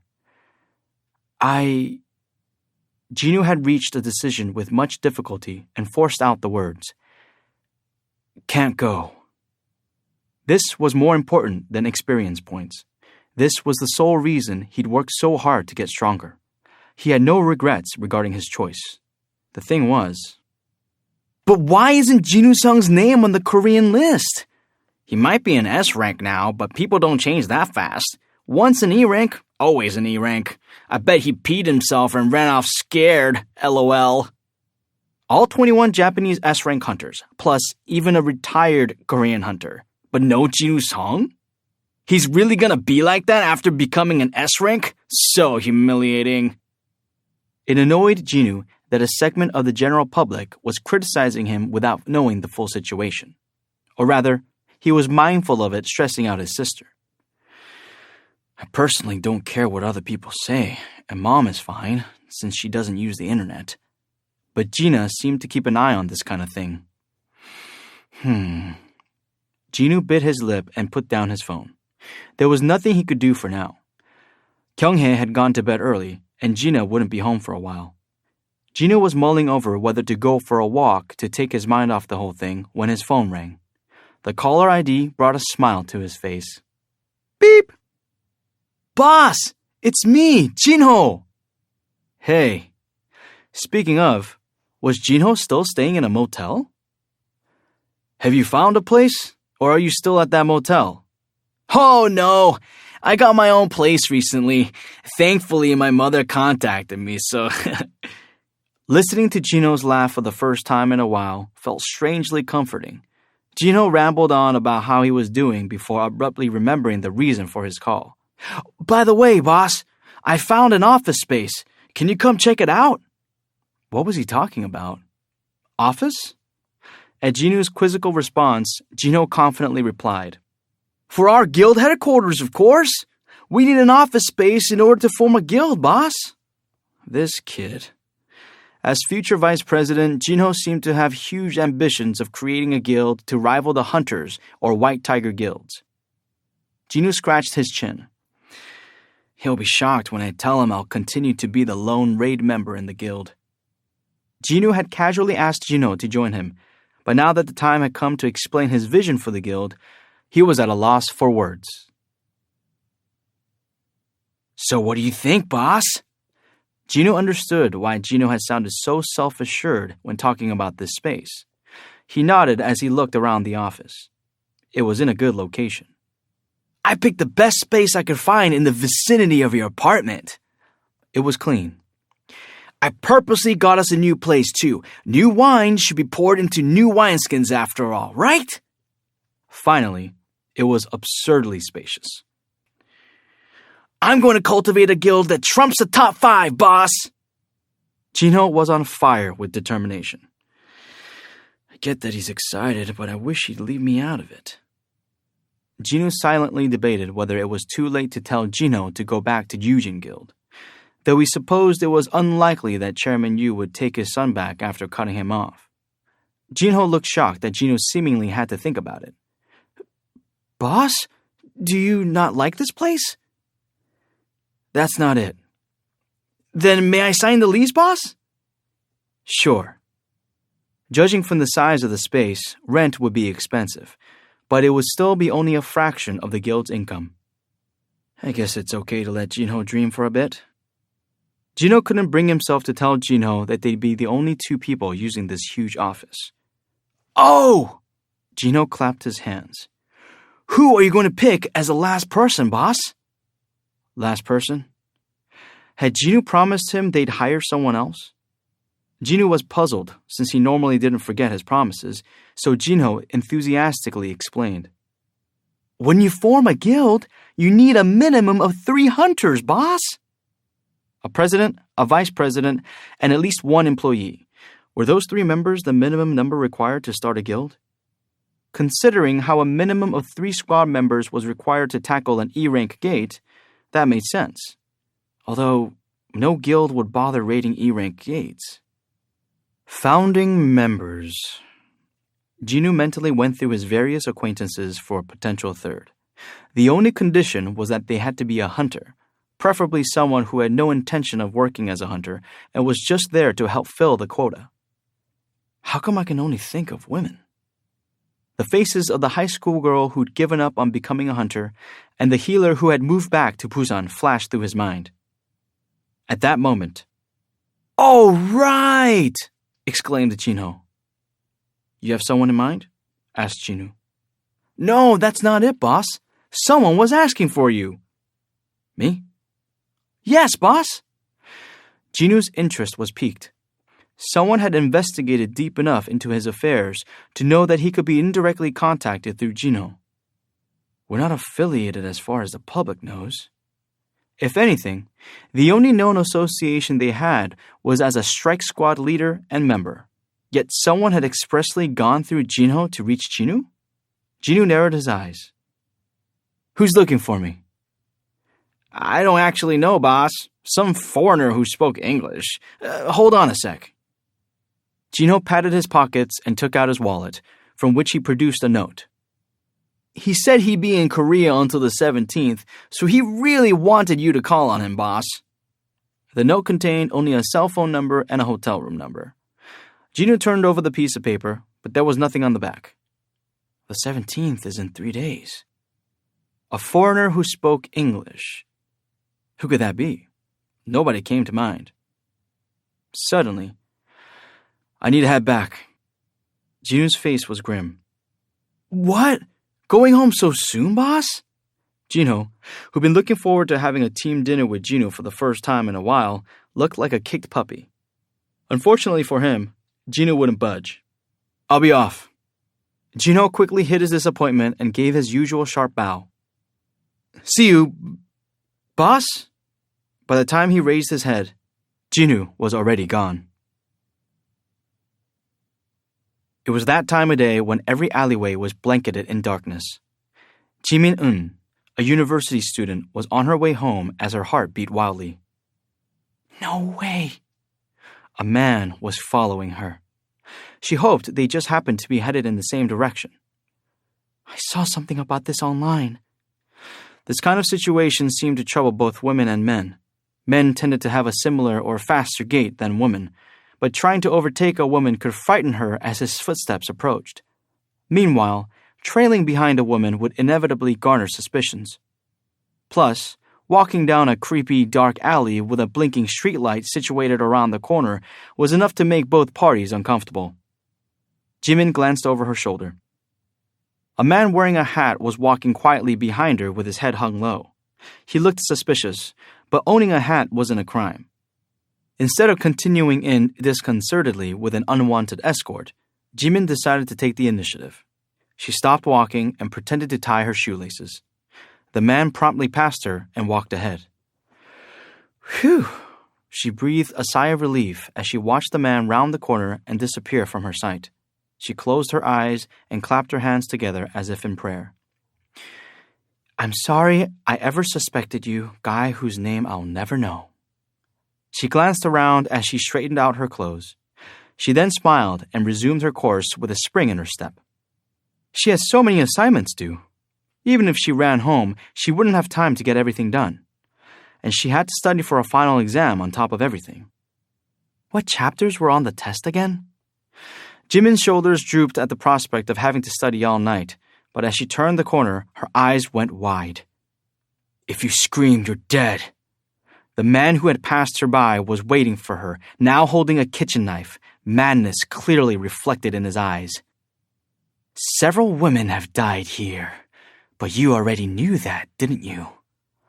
Oh.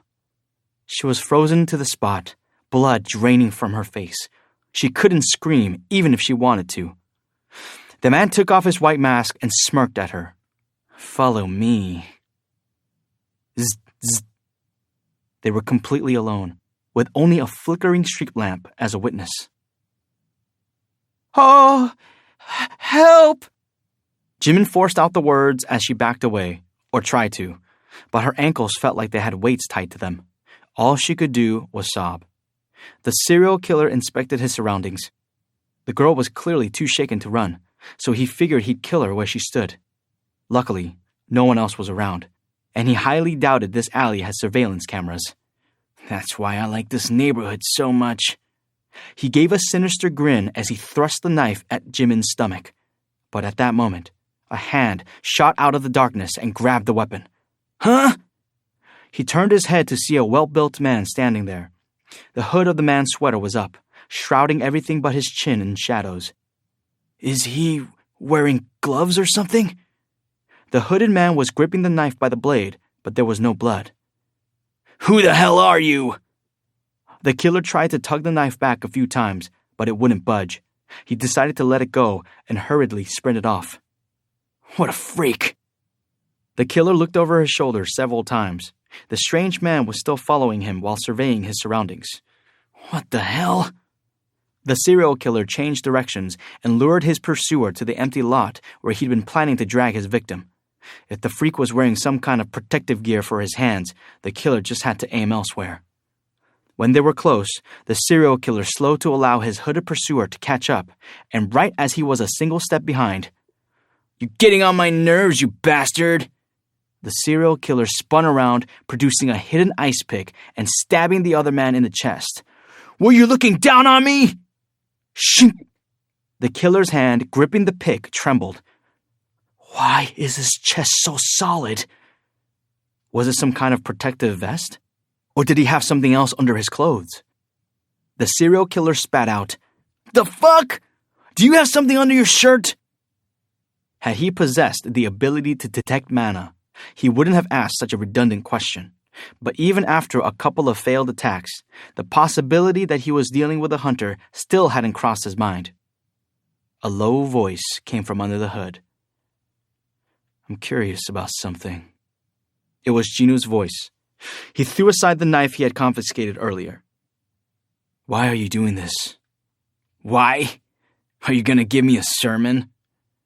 I'm just curious if you have some kind of reason. The serial killer sneered. Jinu had appeared out of nowhere and kept following him even after rescuing the woman, so he'd assumed Jinu was trying to be some kind of hero, but... This guy's a nut job, isn't he? The serial killer thought Jinu might be of a similar vein as he was. Maybe he could change the outcome if he could successfully convince the other man. Reason? Well, if I had to say, because it's fun. Fun. It's strange, but when I see those weaker than I am, I have this intense desire to mess with them. He wasn't able to finish his sentence. He collapsed to the ground and grabbed his left ankle where a ligament had been severed. When he looked up, the kitchen knife had somehow returned to Jinu's hand. When did he have time to pick it back up? Just then, Jinu's form faded away again. This time, it was the right ankle. The serial killer writhed on the ground, unable to move with both ankle ligaments severed. Jinu searched through the killer's pockets and fished out his wallet and cell phone. You! What the fuck is with you, you bastard? Jinu ignored his victim's snarls, called for an ambulance, and checked the ID in the wallet before depositing everything back in the shaking man's hands. Give yourself up by midnight tomorrow. What? You know, if you want to live. Jinu had said all he wanted to. He proceeded to deposit one of his shadow soldiers into the serial killer's shadow and relayed the same orders to him. I don't know how much patience a high orc shadow soldier has, but... High orcs weren't the best at waiting, but the second set of instructions catered to their expertise. Personally, I hope you survive. He'd need to be alive if he was to reflect on his crimes for years to come. Seriously, who are you? Jinu leisurely strolled out of the park, leaving the serial killer trembling in pain and fear behind him. In the distance, he could hear the siren of an ambulance. Once he was some distance away, he checked for others before lowering his hood. Phew. He'd arrived at the scene just in time, thanks to the shadow soldier who had successfully tracked down the serial killer and alerted Jinu. Shadow exchange. The more he used the skill, the more Jinu realized how convenient it was. It's definitely reflective of a skill from a runestone of the highest caliber for sure. The few times he'd used Shadow Exchange had left him satisfied without fail. He couldn't even begin to imagine how much more useful it would be at a higher level with a shorter cooldown period. Later, on his way home, he looked up to see the moon high in the sky. Come to think of it, that's tomorrow, isn't it? It was nearly showtime for the Korea-Japan Alliance to undertake their mission. Jinu wasn't part of the team, yet his heart was racing. How would the members of the actual raid be feeling? He thought about the few S-rank hunters he was acquainted with and hoped for their safe return. In the dead of night, Ryuji was in the training hall of the Hunters Association of Japan. He was surrounded by 2 S-rank hunters in front of him and 1 behind. Ryuji took a deep breath and opened his eyes. Yeah! The 3 hunters who had been waiting for an opportunity charged fiercely toward him. However, thud! The opposing 3 fell to the ground. Good job! Great work, Mr. Goto. We're no match for you. The three hunters brushed themselves off and got back on their feet, a feat possible only because Ryuji had been holding back. Ryuji wordlessly nodded his thanks. Like I thought. I'm in good form. If he had to evaluate himself, he'd say he was in perfect condition. He felt an adrenaline boost every time he thought about conquering Korea. So why? After the others left, Ryuji stared into space, thinking back on that particular day. Jinwoo Sung. Just who was that man? The more he recalled, the more bitter he felt. He shook his head to clear it. Well, it doesn't matter. Jinwoo wouldn't be attending the raid, and President Matsumoto's plan would proceed without any setbacks. When Korea lost all their S-rank hunters on this mission, they'd have no choice but to hand leadership over to Japan. The Japanese people were demanding proper compensation from Korea right now, but they'd be cheering by then. When the time came, what would Jinwoo Sung alone be able to do? Regardless of how strong he actually was, or whether Ryuji had made a mistake, it boded well for Japan that Jinwoo wouldn't be attending tomorrow's raid. It meant that there wouldn't be any trouble. Everything rested on tomorrow. Ryuji smiled quietly to himself as he stood in the desolate moonlit gym. Thank you so much for doing this. The executive director of the broadcasting company feverishly bowed to the cameraman. It was quite a backward situation, but the man before him was no ordinary cameraman. He was a licensed A-rank hunter. Everything is riding on this for our network. The company had spent half its annual budget for the broadcasting rights due to the high number of competitors. However, they'd made such a bold decision for a reason. Only a handful of S-rank gates opened worldwide, and even when an S-rank gate appeared, it was impossible to bring recording equipment inside to film. In other words, this was the first and last opportunity for ordinary people to witness an S-rank raid, unless, of course, another dungeon break tragically occurred at an S-rank gate elsewhere sometime soon. What's more, the broadcast was going to be streamed live with a 10-minute delay. What kind of ratings would that bring? 70%? 80%? It was an excellent investment considering the revenue from selling the foreign rights alone. As long as the raid doesn't fail. No audience would want to see their top hunters get eaten by magic beasts, nor would the broadcasting company want to air the footage. The director was betting everything on this fourth extermination mission, so lowering his head to the cameraman who would provide this valuable footage meant little to his ego. Had the man asked, the director would have gladly kneeled. Don't worry too much, sir. The cameraman put the director at ease. The camera had been his livelihood before his awakening, and he'd thoroughly done his research after accepting this particular job. He had absolutely zero intentions of ruining the stream for all his fellow Koreans watching. Besides, he would be receiving a hefty compensation. I can't believe I'm getting royalties from the broadcast. He already made a good living as an A-rank hunter, but the amount was enough to galvanize him. Plus, if things went as planned, he could have fame and fortune equivalent to the S-rank hunters on this mission. He would be the most famous A-rank hunter in Korea. The cameraman smiled at his daydreams. Out of curiosity, how did you get President Go to agree to filming the mission? I'm sure it wasn't about the money since he's so by the book. The director nodded. Yes, President Go said he would divide the money we paid among the participating hunters. Then why? Why would President Go allow the mission to be filmed? The director could only hazard a guess. I think it's because President Ko wants to comfort the people. The Hunters Association of Korea had already failed 3 times against the ants. As a result, Koreans had lost faith in the association and had felt helpless against these seemingly indestructible monsters. This was an opportunity to change the narrative. It's clear what the public opinion of this entire affair is if you look online.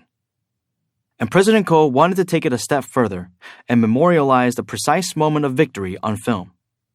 This decision reflected his hardened determination to prevent any more failures. The cameraman agreed with the director's explanation. His expression turned grim as he checked his wristwatch and stood. It's already time. I'll be off. The director gave him one last deep bow. Godspeed, sir.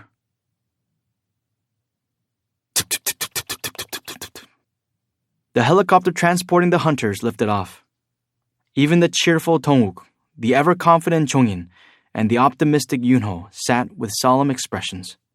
The cameraman ran a final inspection on his filming equipment, which consisted of a head-mounted camera for ease of movement. I would never have accepted this mission if the camera was going to hinder me in any way. The helicopter was headed to the most dangerous place in Korea, and quite possibly the world. The cameraman gulped at the thought. Despite his efforts to stay calm, he was slowly but surely growing nervous. He wasn't the only one. Yoon-ho struck up a conversation with his close friend in an effort to shake off the nerves. Hey, Pyongyu, I didn't expect you to come. Pyongyu grinned. I'm here because I thought you'd be the first to die without a healer. You leap at magic beasts without a second thought as soon as they come into view. Why do you have to say it like that? Since when have I ever leaped at magic beasts? The other S-rank hunters laughed quietly at the exchange. Pyongyu was the lone S-rank healer in Korea. Everyone had been immensely relieved to hear that the retiree would be joining the raid. Having a healer in their ranks would make a huge difference. Namely, they could fight without worrying about injuries. As Yoon-ho and Pyongyu's conversation cut through the heavy atmosphere, Hae-in turned to Yoon-ho. President Baek, did you meet with Jinwoo by any chance? Jinwoo? Yes. Yoon-ho shook his head. Nope. Why do you ask? Oh, no, it's nothing. I must have misunderstood something. Just then, Dong-wook guffawed. Oh-ho! It's showtime. The hunter's eyes all turned to what the bigger man was gesturing at.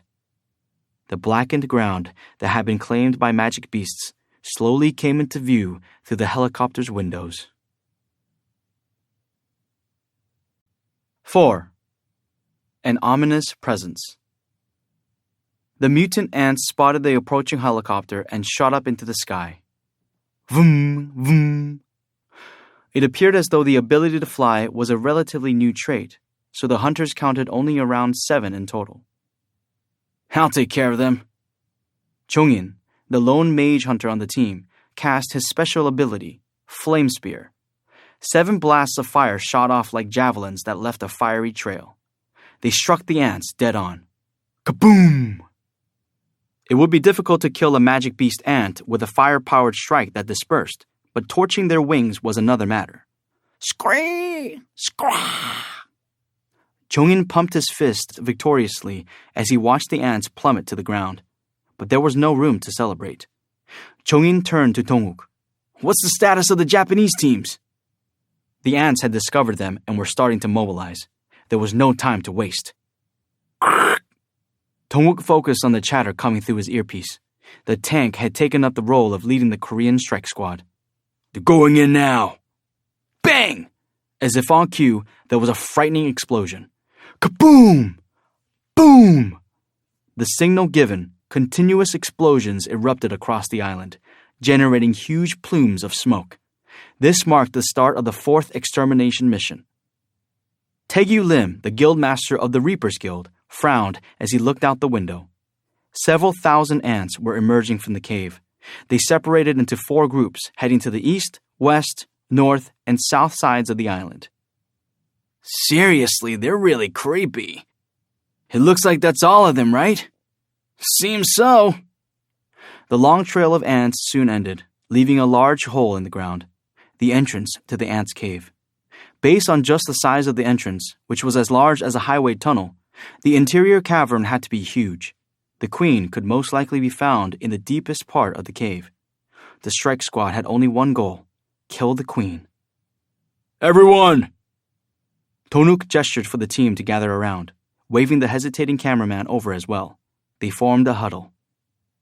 After several hundred simulations, the Japanese hunters determined they can buy us an hour, so we have that long to eliminate the queen by any means necessary. He didn't mention what would happen if they failed. Unlike the past extermination attempts, there was no way to abandon this operation. Deserters would find themselves stranded among the ants. As Dong-wook looked each member in the eye, they all nodded back, determined. These are the best teammates I could have hoped for. This kind of team would never assemble again unless another tragedy occurred. Tonuk considered it an honor to be their leader. After giving everyone a moment to steel themselves, "Let's go!"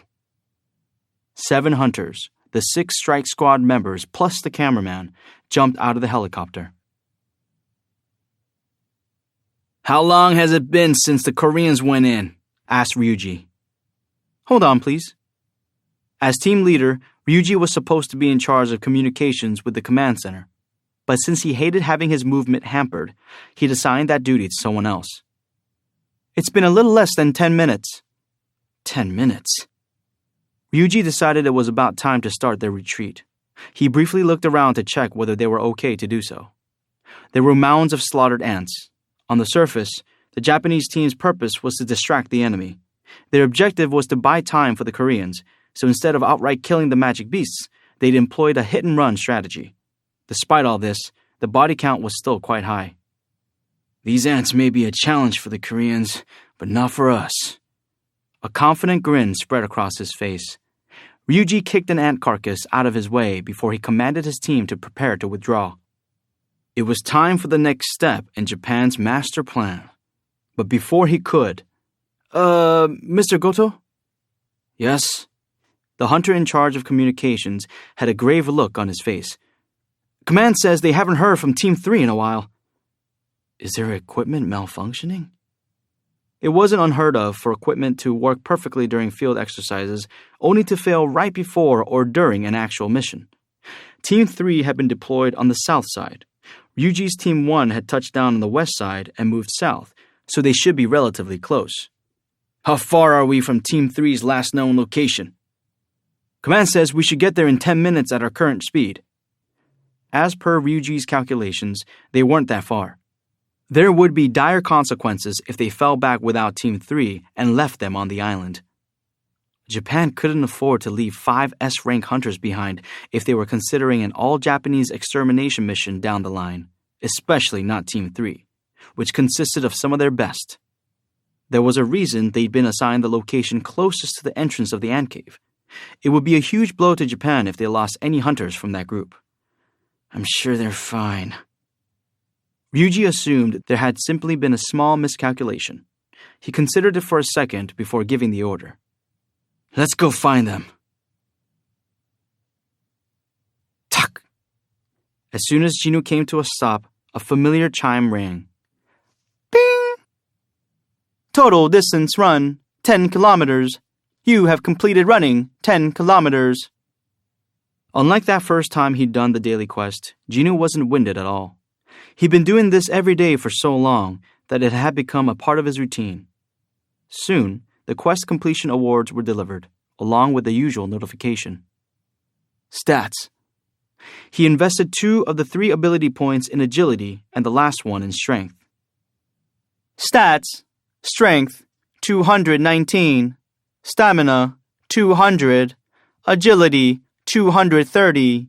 Intelligence, 250. Perception, 200. Available ability points, 0. Physical damage reduced by 46%.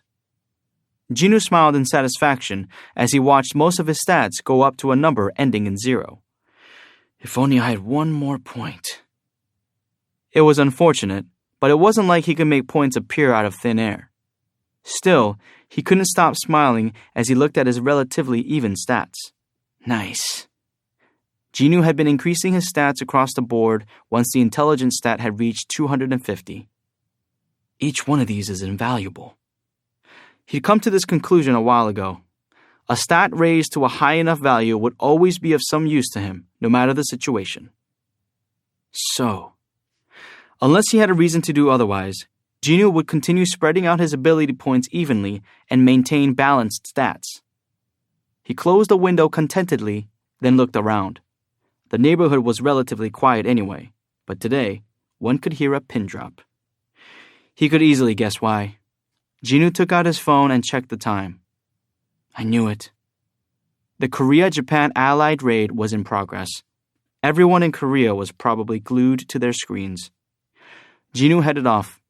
Though he'd completed the daily quest already, his footsteps were still quicker than usual on his way home. The mission was going smoothly, Just like Japan had outlined in their plan, Dong-uk's team met no resistance as they went farther into the tunnels. The inside had a similar structure to other cave-type dungeons. The only difference was that hunters had to light their own way due to the lack of glowing stones. Gulp. Despite having plenty of experience being in dungeons, the cameraman couldn't help feeling nervous. He made up the very back of the group. Chong-in, who had a flame lit in his hand, led the other hunters, who stuck closely behind him.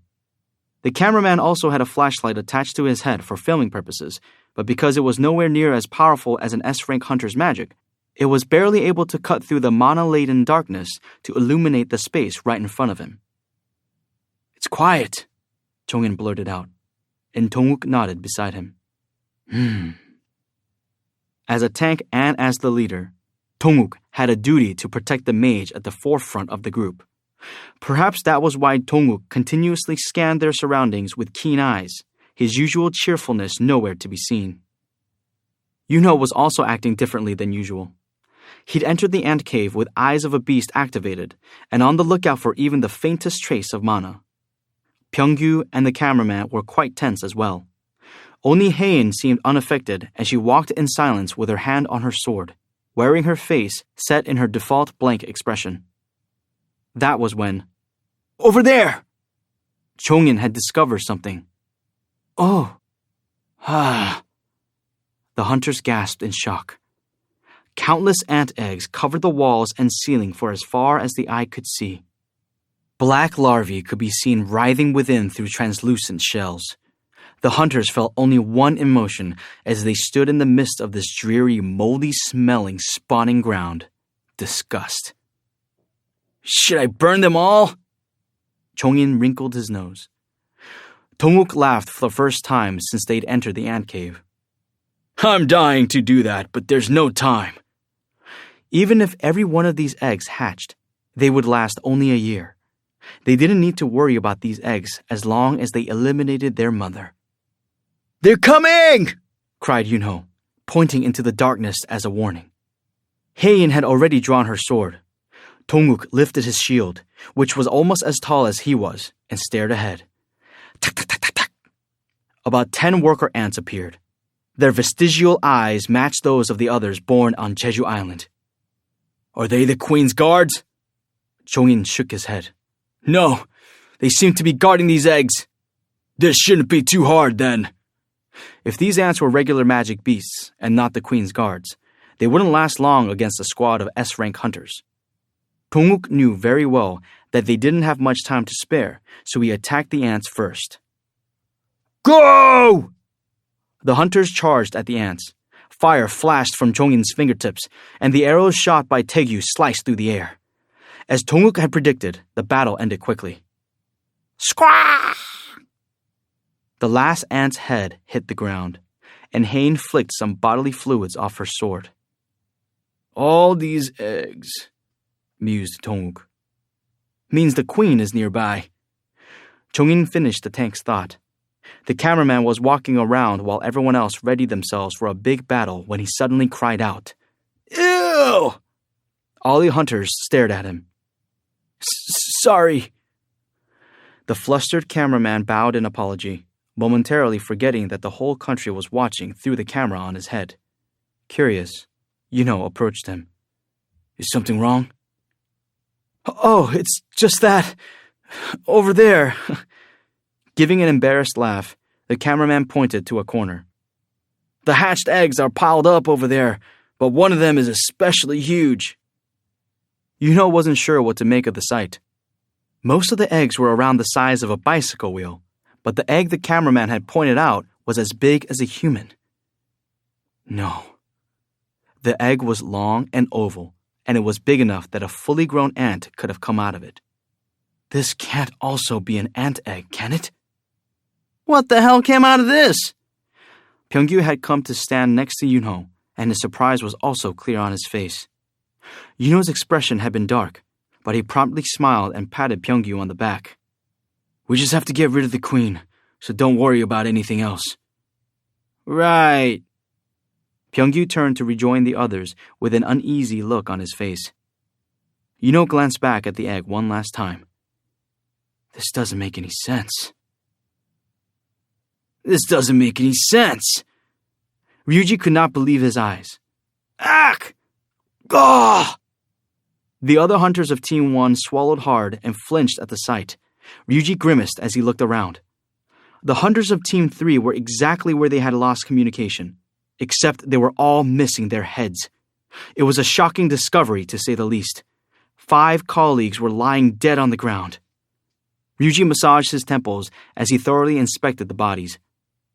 Their heads weren't cut off by a blade. No, they'd been ripped from their necks. How much force would it take for something to bite their heads off like this? Ryuji stared, astonished, as another seething hunter spat out, "Those damn ants!" Ryuji shook his head. It wasn't the ants. What? Whatever it was, there was only one. No way! Ryuji swallowed hard. There was no evidence of a struggle. If Team 3 had been wiped out by the ant swarms, there should have been ant corpses or some signs of struggle, but he couldn't find anything like that. Then there were the dead hunter's wounds. Based on the location, this had most likely been done by the same creature. How could a single magic beast kill the most elite hunters of Japan? There was only one explanation. It was the work of an S-rank dungeon boss. Ryuji grabbed the communicator from the other hunter on his team and spoke forcefully. It's Goto. Yes, please continue. Where's the queen? Did she leave the cave? We'll verify her location. The Japanese team had access to a satellite equipped with a camera that could detect mana. Only the United States, Japan, and China had this kind of technology, though the Chinese had hacked and copied it from the Americans, so it'd be correct to say that the equipment had originated from the United States and Japan. They could determine the queen ant's location using the satellite they boasted so much about. Said location was communicated through the receiver. No, sir. The queen has been in her den the whole time. Oh, the Korean hunters are entering it now. What? Ryuji sprang to his feet, his heart sinking. This wasn't done by the queen? He began to hyperventilate. Something was going horribly wrong. He hastily said, Give the withdrawal order. Tell every Japanese hunter to leave the island as quickly as possible. Copy that. Ryuji ended the communication. His expression was grave. Did we miss something? They'd considered solutions to every single thing that could possibly go wrong in order to guarantee a successful mission. However, they hadn't foreseen 5 of Japan's best hunters getting annihilated. Wait a second. Something suddenly occurred to him. There had been a strange phenomenon 4 months ago. They had been monitoring the queen ant around the clock when there was a sudden and significant drop in her magic power. It had dropped to less than half her usual amount. The research team had hypothesized that this had to do with the queen's lifespan and had optimistically forecasted her demise several times. But she had slowly recovered. It took about a month, didn't it? She'd soon regained her mana, and the researchers had had no explanation for the unexpected turn of events. Mr. Goto! Ryuji was pulled out of his thoughts by a fellow team member. He was still on one knee from inspecting the remains of Team 3, so he slowly rose to his feet. This wasn't the time to get distracted. Have we come too far inland? Tak, tak, tak, tak, tak. Hundreds of ants had gathered behind him, smacking their lips at the prospect of food. Meanwhile, the Korean team entered the Queen's Den, the boss's lair of this particular place. It had taken them 15 minutes to arrive. If it takes us the same amount of time to get back. That left them 30 minutes to work with. If they assumed getting out would be faster than coming in, since they now knew the way, they had plenty of time. Good. Tonuk nodded as he checked his wristwatch. Everything was going smoothly. The important thing now was to determine how to complete the mission. Yunho made out the exact number of enemies lying in wait by using Eyes of a Beast. The queen is at the very back. There are 8 guards in front of her. The queen's guards were incomparably stronger than regular ants. It would be a tall order for Tongguk to take on the queen and her guards on his own. He needed another tank as support. He looked to one side. "Hunter Cha!" "Yes, sir." "Will you please take on the guards while I deal with the queen?" "Leave it to me." Hain kept her reply short. She had been the main tank on Hunters Guild raids, so being a support tank would be a piece of cake. Dong-wook looked around at his team members. Each and every one of them was an expert in hunting magic beasts, so it would be a waste of time to go into a detailed explanation. "Let's begin." As soon as Dong-wook turned to face the ants, Chong-in created a huge glowing ball and floated it to the highest point of the ceiling, lighting up the entire room. "Wow."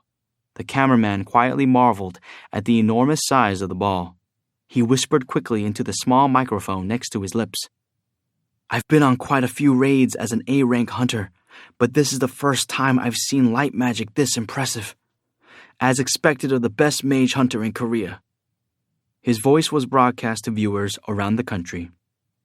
The cameraman was informed over his earpiece that the viewer ratings for this stream had surpassed 80%. Feeling ambitious, he stepped forward to get better footage, but Pyeong-gyu grabbed him by the shoulder from behind. "Ugh!" The powerful grip compelled the cameraman to turn around. His mouth gaped like a fish because of the pain in his shoulder. How is a healer this strong? Before he could say anything, he took in Pyeong-gyu's demeanor, which was completely different from when they had been joking around in the helicopter. "There's an S-rank dungeon boss in here. No one will be watching out for you." The cameraman was rendered speechless as Pyeong-gyu snapped at him, and the cameraman could only nod. "If you get what I'm saying, stay behind me. The real battle starts now." The force of an S-rank hunter was truly something to behold. Despite healers being known as the weakest among all hunter types when it came to combat, Pyeong-gyu's energy overwhelmed the cameraman.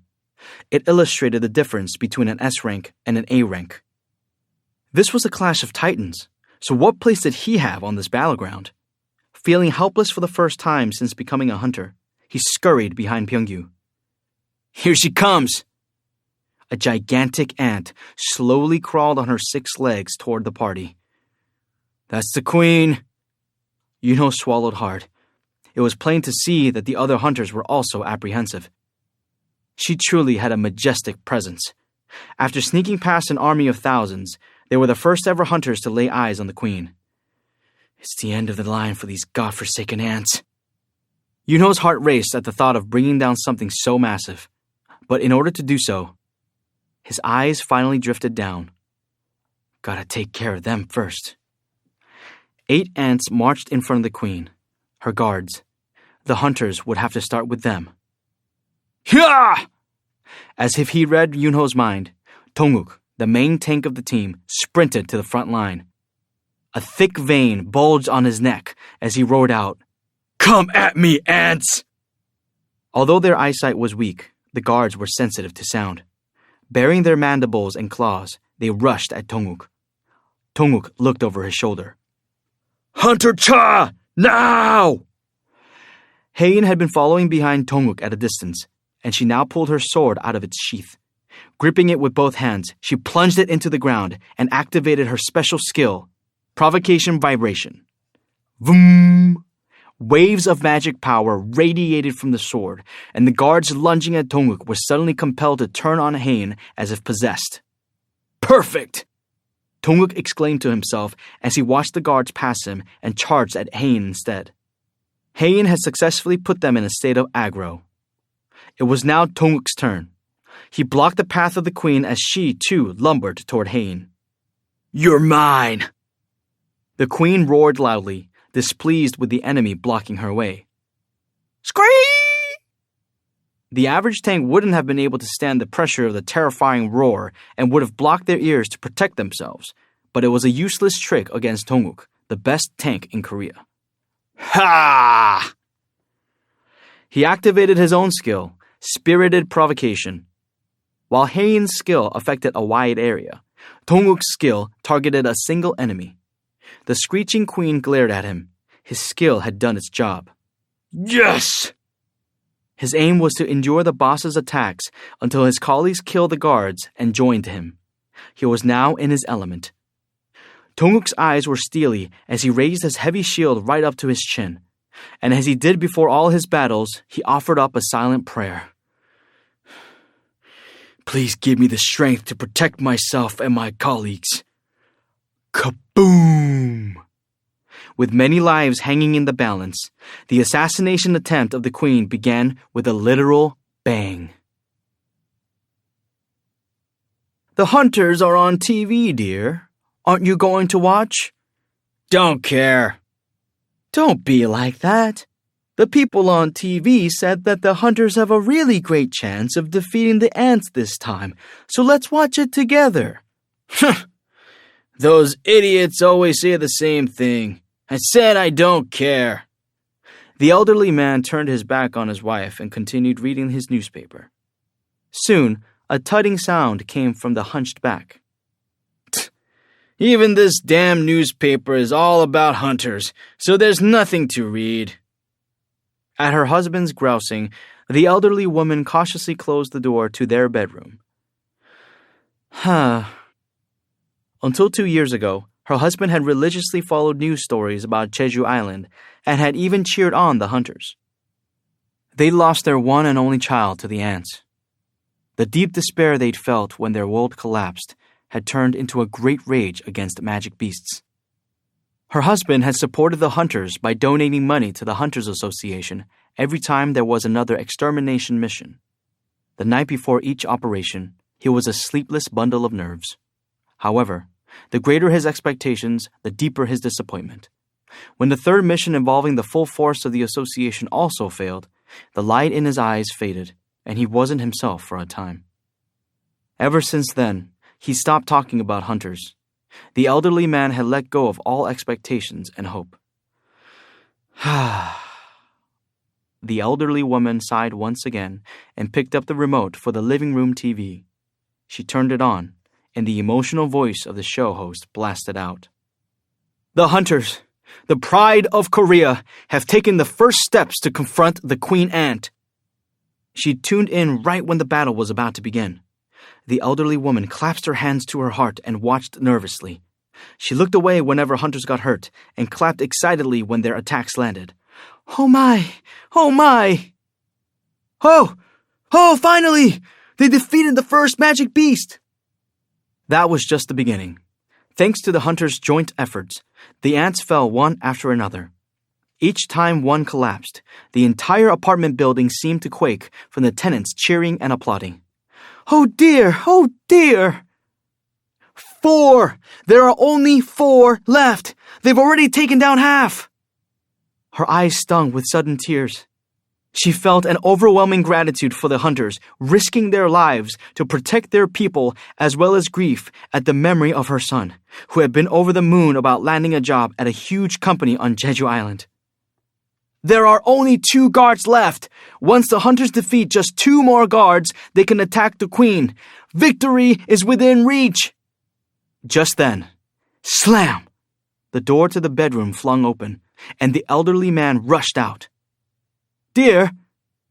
The old man didn't respond to his wife's calls, staring at the TV screen with red eyes. His clenched fists trembled. The host continued to monitor the raid situation with bated breath. The hunters have defeated every one of the Queen's powerful guards. Only the Queen is left. Once they kill her, all other ants can be eradicated. The hunters are attacking the Queen without wasting any time. Dong-wook had successfully preoccupied the Queen.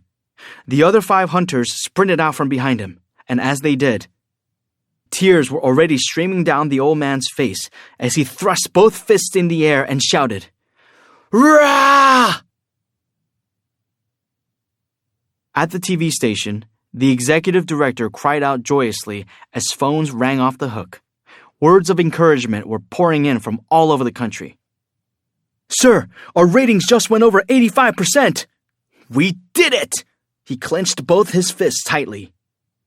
Of the overall audience, 85% would be a record that wouldn't be broken even if the Korean soccer team somehow made it to the World Cup finals. And when he considered the revenue they'd already generated and would generate from overseas markets, cha-ching! The director scrubbed his face with both hands as he plopped down in his chair. The other employees in the control room exhaled in relief as they saw how the director couldn't hide his elation. The stream showed the Korean hunters soundly thrashing the Queen.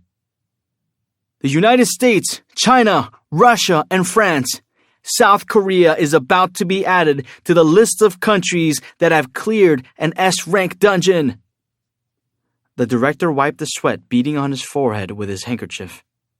Excellent. Excellent. The Queen was on the brink of death, and all that was left was for the hunters to get out of the ant cave safely after defeating her. However, scrah! Whoa! Shocked, the director turned as a producer rushed to turn down the volume. The director approached him, perturbed. Producer Na, what was that sound? It's raw footage transmitting from Jeju Island. I think that sound came from the Queen Ant. From the Queen? The TV broadcast was on a delay, as due to the unpredictability of the raid, it would be too risky to broadcast in real time. The director looked up from the footage with a grin. Nobody wants to hear a magic beast screaming during this historical moment of victory. Why don't you edit it out or decrease the volume? Yes, sir. Producer Na nodded, and the director patted their right shoulder in encouragement. Just then, another employee rushed in with a severe expression. Sir, Producer Na! The director turned.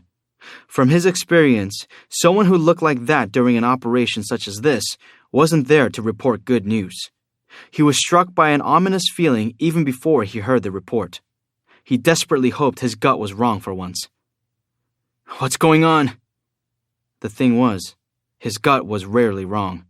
The employee sounded perplexed. The Japanese hunters seem to be leaving Jeju Island right now. What?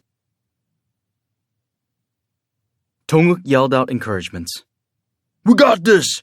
Keep going!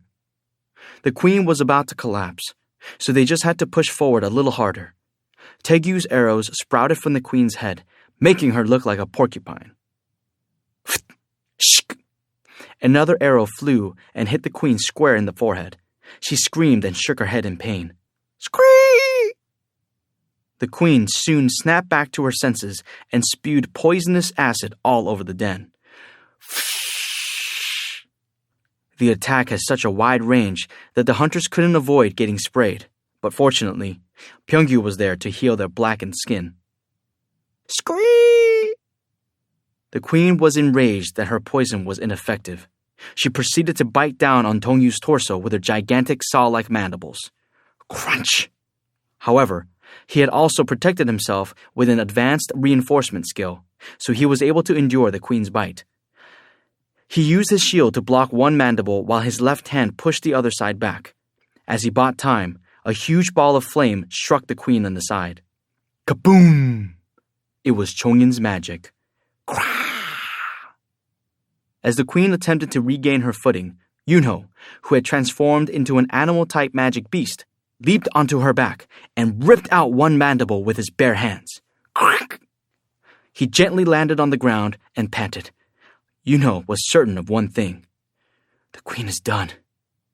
Experience told him it was about time for the boss of the creatures that had stained the land with the blood of too many victims to sleep for eternity.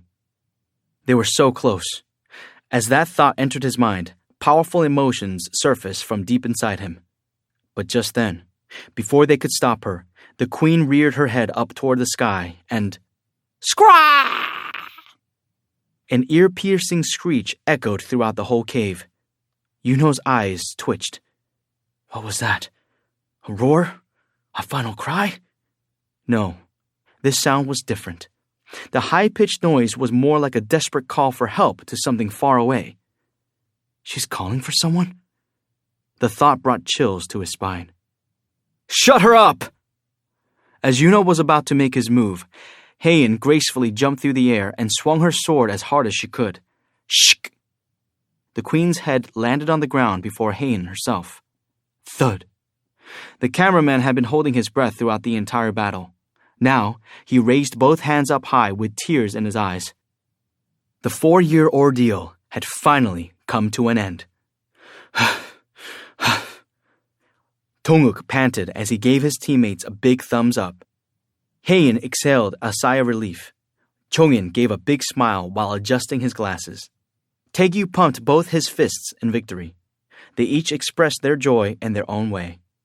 However, Yunho was trembling as an inexplicably ominous feeling rose from the pit of his stomach. Hey, we just became the 7th team in the whole world to clear an S-rank gate. So why do you look... Hold on. Right then, Donguk, who had been talking with command, looked up with a stunned and angry expression. There was no time to waste. He yelled urgently at his resting teammates. All the ants are headed this way because the Japanese hunters left the island. We need to evacuate now. What? I thought we had a lot of time left. Never mind an hour. 20 S-rank hunters couldn't even last 30 minutes? Donguk responded bitterly to his panicked teammates. We don't know what happened. The association is trying to get answers, but Japan has cut off communications. Those sons of bitches, Chongin spat out. Would the Japanese hunters have given up on them so easily if they were fellow countrymen instead of Korean? Whatever the case, they'd had plenty of time to be mad at Japan once they got out of here alive. Donguk contained his emotions as best he could in order to keep his teammates from freaking out. He pushed everyone toward the exit as calmly as possible. Move! The whole team hurried out the way they'd come. However, Yunho halted suddenly at the front of the group. Yunho? Pyeongyu stopped abruptly right behind him, causing a chain reaction with the rest. Yunho began trembling as he stared at one spot. No way. This couldn't be happening. No, this shouldn't be happening. As he watched a shadow draw closer, he remembered the human-sized egg he'd seen in the nursery. This power from a single magic beast? Yunho's face grew pale. The other hunters backed away from the entrance as they realized something was very wrong. What's going on? Are the ants back already? The other hunters were confused. An ant with wings slowly emerged from the darkness before them. Something struck Haein as strange as she watched the magic beast ant enter the den. I can't sense its presence? If it wasn't for her eyes, she'd have difficulty sensing it at all. Among all the hunters and magic beasts she'd ever encountered, she'd only ever met 2 like this. This magic beast ant in front of her and... Jinu. Haein recalled how, only a few days ago, Jinu had shown a glimpse of his true power while sparring with Ryuji. What if Jinu had turned against them and had come in after them? She felt suffocated, and a chill ran down her spine. Even imagining it made her freeze. The Korean team was tired from battling the queen, and the appearance of an unknown ant was not welcome news. That thing. There's something weird about it, isn't there? I'm getting chills. Although unable to detect what was scaring Yunho and Haein, the others could sense that something was strange. Gulp. Even though it was only one magic beast, the air around them had changed dramatically. How should we proceed? Donguk debated what to do. When encountering an unexpected situation, it was up to the leader to make a decision quickly, especially in moments like this when there was no time to waste. A magic beast has appeared, so all we need to do is get rid of it, but why did he feel so uneasy? While he was still debating this, the magic beast ant had almost reached them. Its movements were eerily quiet. There's no time to hesitate. But by the time Donguk had decided to ignore his instincts and make a more logical decision, the beast had vanished. Where? Donguk's eyes went wide as he looked for the beast. The other hunters did the same. Behind! The cameraman yelled as soon as he located the creature. Behind you! The hunters whipped around, shaken. The magic beast ant had moved so quickly that the hunters had been unable to track it until the thing was already standing in front of the queen. It got by us? How? The other hunters were starting to pick up on what Yunho had already seen with eyes of a beast. Ba-dum, ba-dum, ba-dum. Their hearts raced, and their breathing got heavier. This isn't any ordinary beast. Cold sweat appeared on Donguk's forehead. The ant showed zero interest in the Korean hunters, but instead stared at the dead queen. It raised its head up high, "Scraw!" and let out a terrible roar loud enough to shake the entire cave. Whoomp! The cameraman's legs were the first to buckle. Whoomp! Whoomp!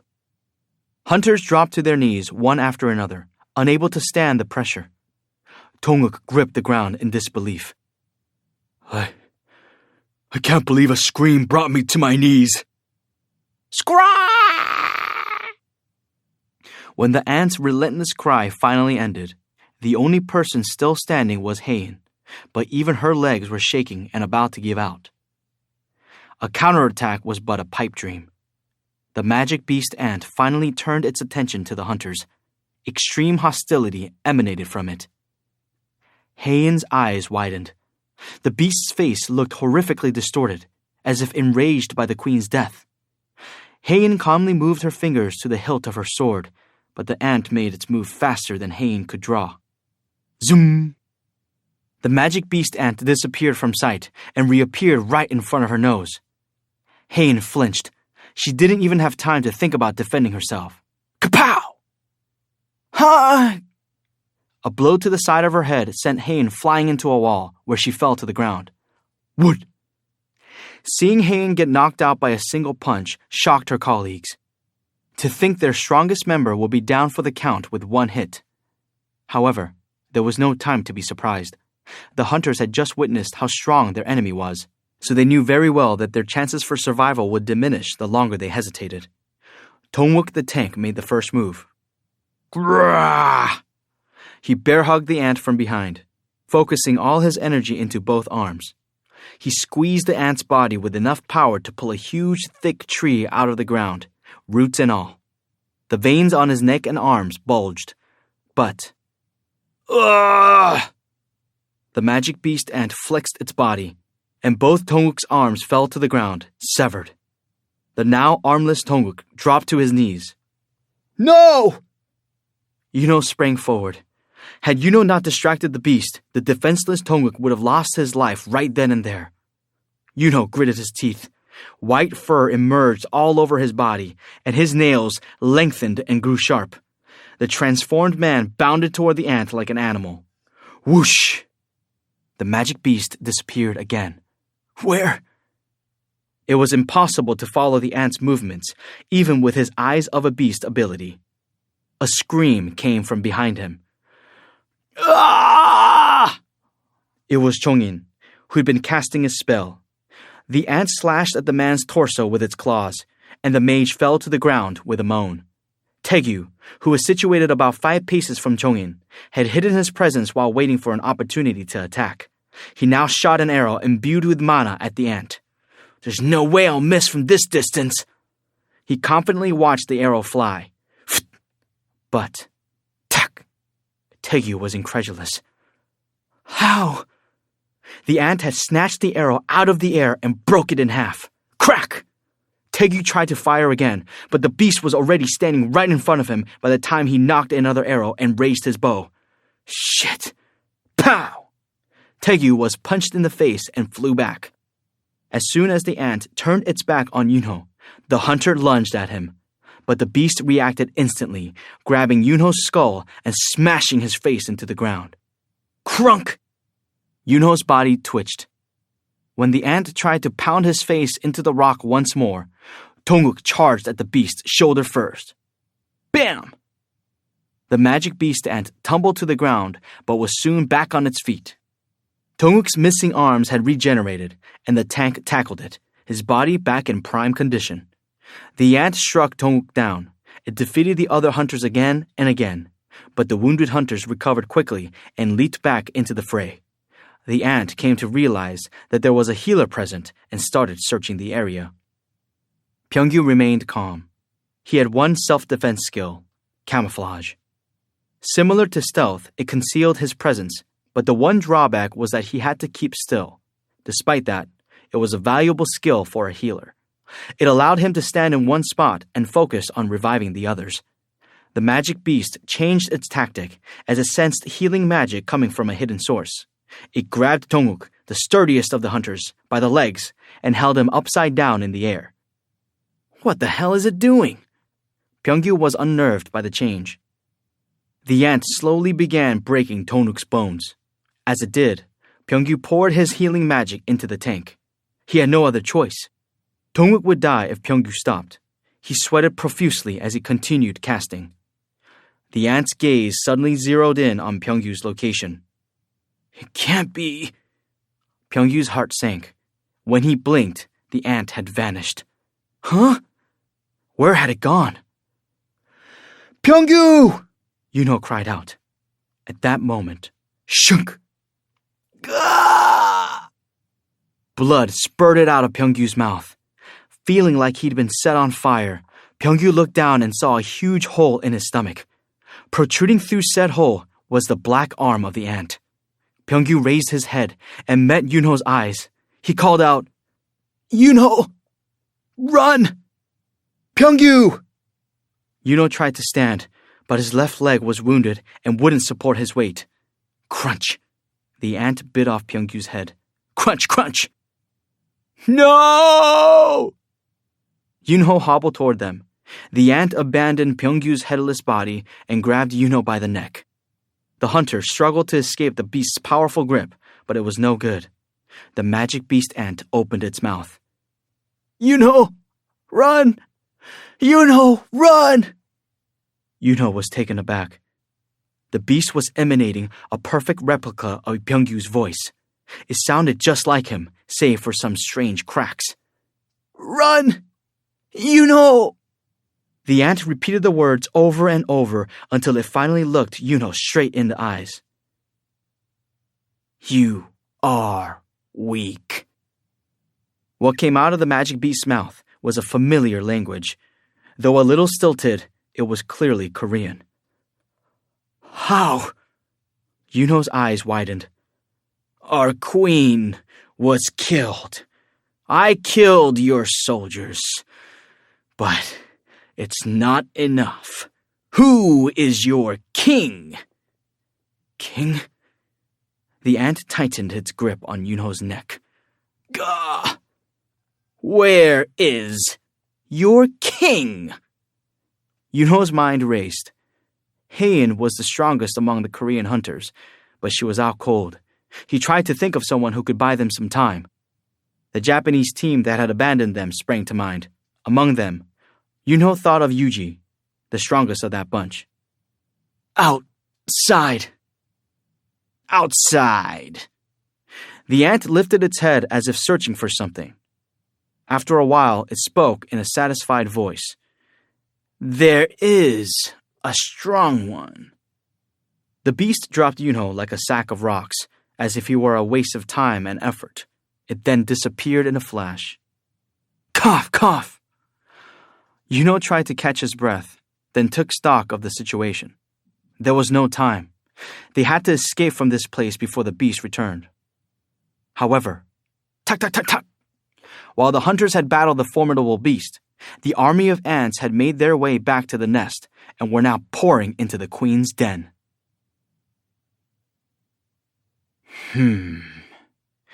Ryuji sheathed his sword in its scabbard. There were mounds of ant corpses around him, numbering over 100. The power of Japan's strongest hunter had been on full display. It looks like the coast is clear. Yes, sir. Having witnessed Ryuji's performance, his teammates nodded. It seemed they were invincible as long as they had him by their side.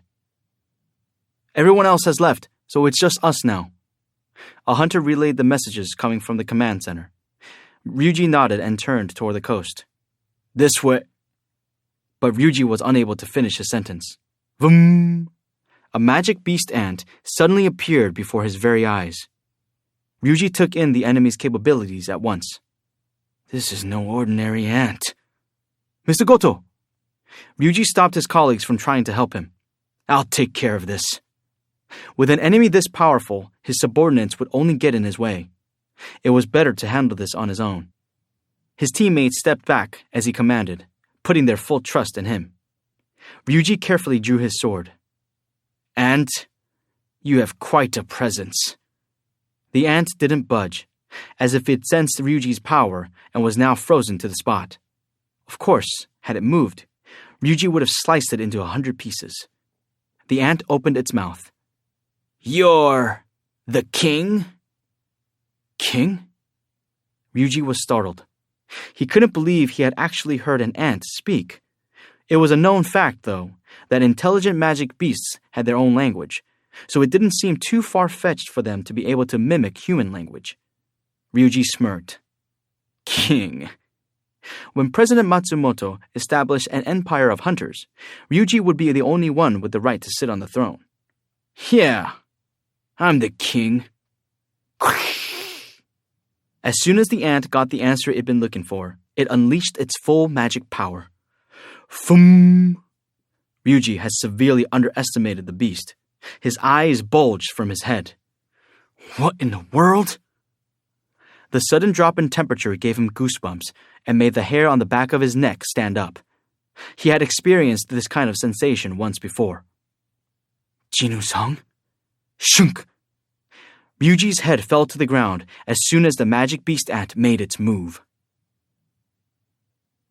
Ah! The Korean team was overwhelmed by ants. Donguk, Taegyu, Jongin, and even the cameraman fought off the swarm, but there seemed no end to the continuous wave. Huff, huff, huff.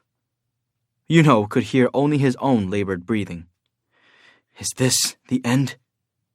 He wiped some blood from his brow with the back of his hand. With their only healer gone, they had no chance against this many magic beasts. Anything he did would be futile resistance. Even so, Yunho couldn't bring himself to give up. He'd already lost 2 dear friends in this cursed land, and he refused to also lose his life here. Rah! Yunho crushed another ant's head, but several more took its place. Scrah! Scrah! He forcefully shook off the ants and stood with his back to the wall to avoid getting attacked from behind. Huff! Huff! Yunho's eyes searched for a glimpse of the other hunters. They'd been fighting side by side a little while ago, but all he could see now was a sea of ants. He refused to believe it, but as Yunho worried his lower lip, he flinched when he suddenly felt a presence appear behind him. He spun around, ready to throw a punch, but faltered when he realized it wasn't an ant. What's this? It was a soldier dressed in black armor. Although Yunho had never laid eyes on one himself, Heejin Park had told him countless times about encountering such a creature during the Red Gate incident. That has to be... Yunho yelled in surprise. What's it doing here? Just then, he heard a familiar voice coming from the soldier. Exchange! 5. King of the Ants. About a year before the Korea-Japan alliance arrived on Jeju Island, the Ant Queen had a thought. We must leave this island behind. It was now nearly impossible to find prey, so her children frequently resorted to eating one another. By the time the population of the ant colony had hit several thousand, there was not enough food to sustain all the subjects of her queendom. We cannot go on like this. If the ants' first mission had been to conquer this island, then their second mission was to leave and find some place teeming with life to build a new empire. However, the queen recalled the powerful intruders who had encroached on the island a few times. Although the queen's army had been able to defeat them, her subjects had sustained great damage as well. So many of her children had sacrificed their lives during those battles. Would they be able to fight them off in another land as well? I need a more formidable soldier. Her subjects required a mighty soldier to lead them. Thus, she decided on the direction of her species' evolution. About half a year later, the queen birthed said soldier. It was born from a combination of her mana and the plentiful nutrients she had consumed. She created a dangerous killing machine designed specifically to deal with the formidable humans. Using her resolve to create a powerful soldier and the prime directive to kill all humans, she manufactured a monstrosity. Her beastly child was born with a skill called predation, which gave it the ability to absorb part of an opponent's magic power and knowledge by consuming them. I want to get stronger, The beast even preyed on its own kind once it realized its true capabilities, and the queen let it happen, because what it wanted and what she wanted were one and the same. The queen was delighted as it got stronger with each passing day. As its strength surpassed that of the queen, she steadily prepared the new soldiers it would lead. Almost there. However, in the middle of the process, intruders arrived on the island once again. They were smaller in number, but much stronger than the previous parties. It was a perfect opportunity to test her creation's power before waging war on humans in another land. The queen sent it along with the other soldiers to protect her queendom. It completed the task she'd given it. However, it returned to find the queen dead. It was furious. Fortunately, there were still many humans left on the island at which to target its rage. The first to fall was the human king. The monstrous beast made quick work of all its subordinates as well. That was when one of them yelled something at it as he sobbed before finally being killed. "What are you?" The predation skill allowed the beast to absorb the critical thinking abilities of the humans it consumed, so it pondered the question, "What am I?" It had simply been one of the queen's soldiers until then, but what was it now that the queen was dead? It was the only being capable of leading the soldiers of this empire. It knew only one word fit to call someone in that role. King. Having eliminated the king of his enemies, the monstrous beast believed he was qualified to be a king. Crunch. The Ant King bit off the head of the last human standing, but then he suddenly gazed in the direction of his castle. An enormous amount of energy was emanating from the queen's final resting place like an oncoming storm. It wasn't the kind of power a mere soldier could possess. Another king?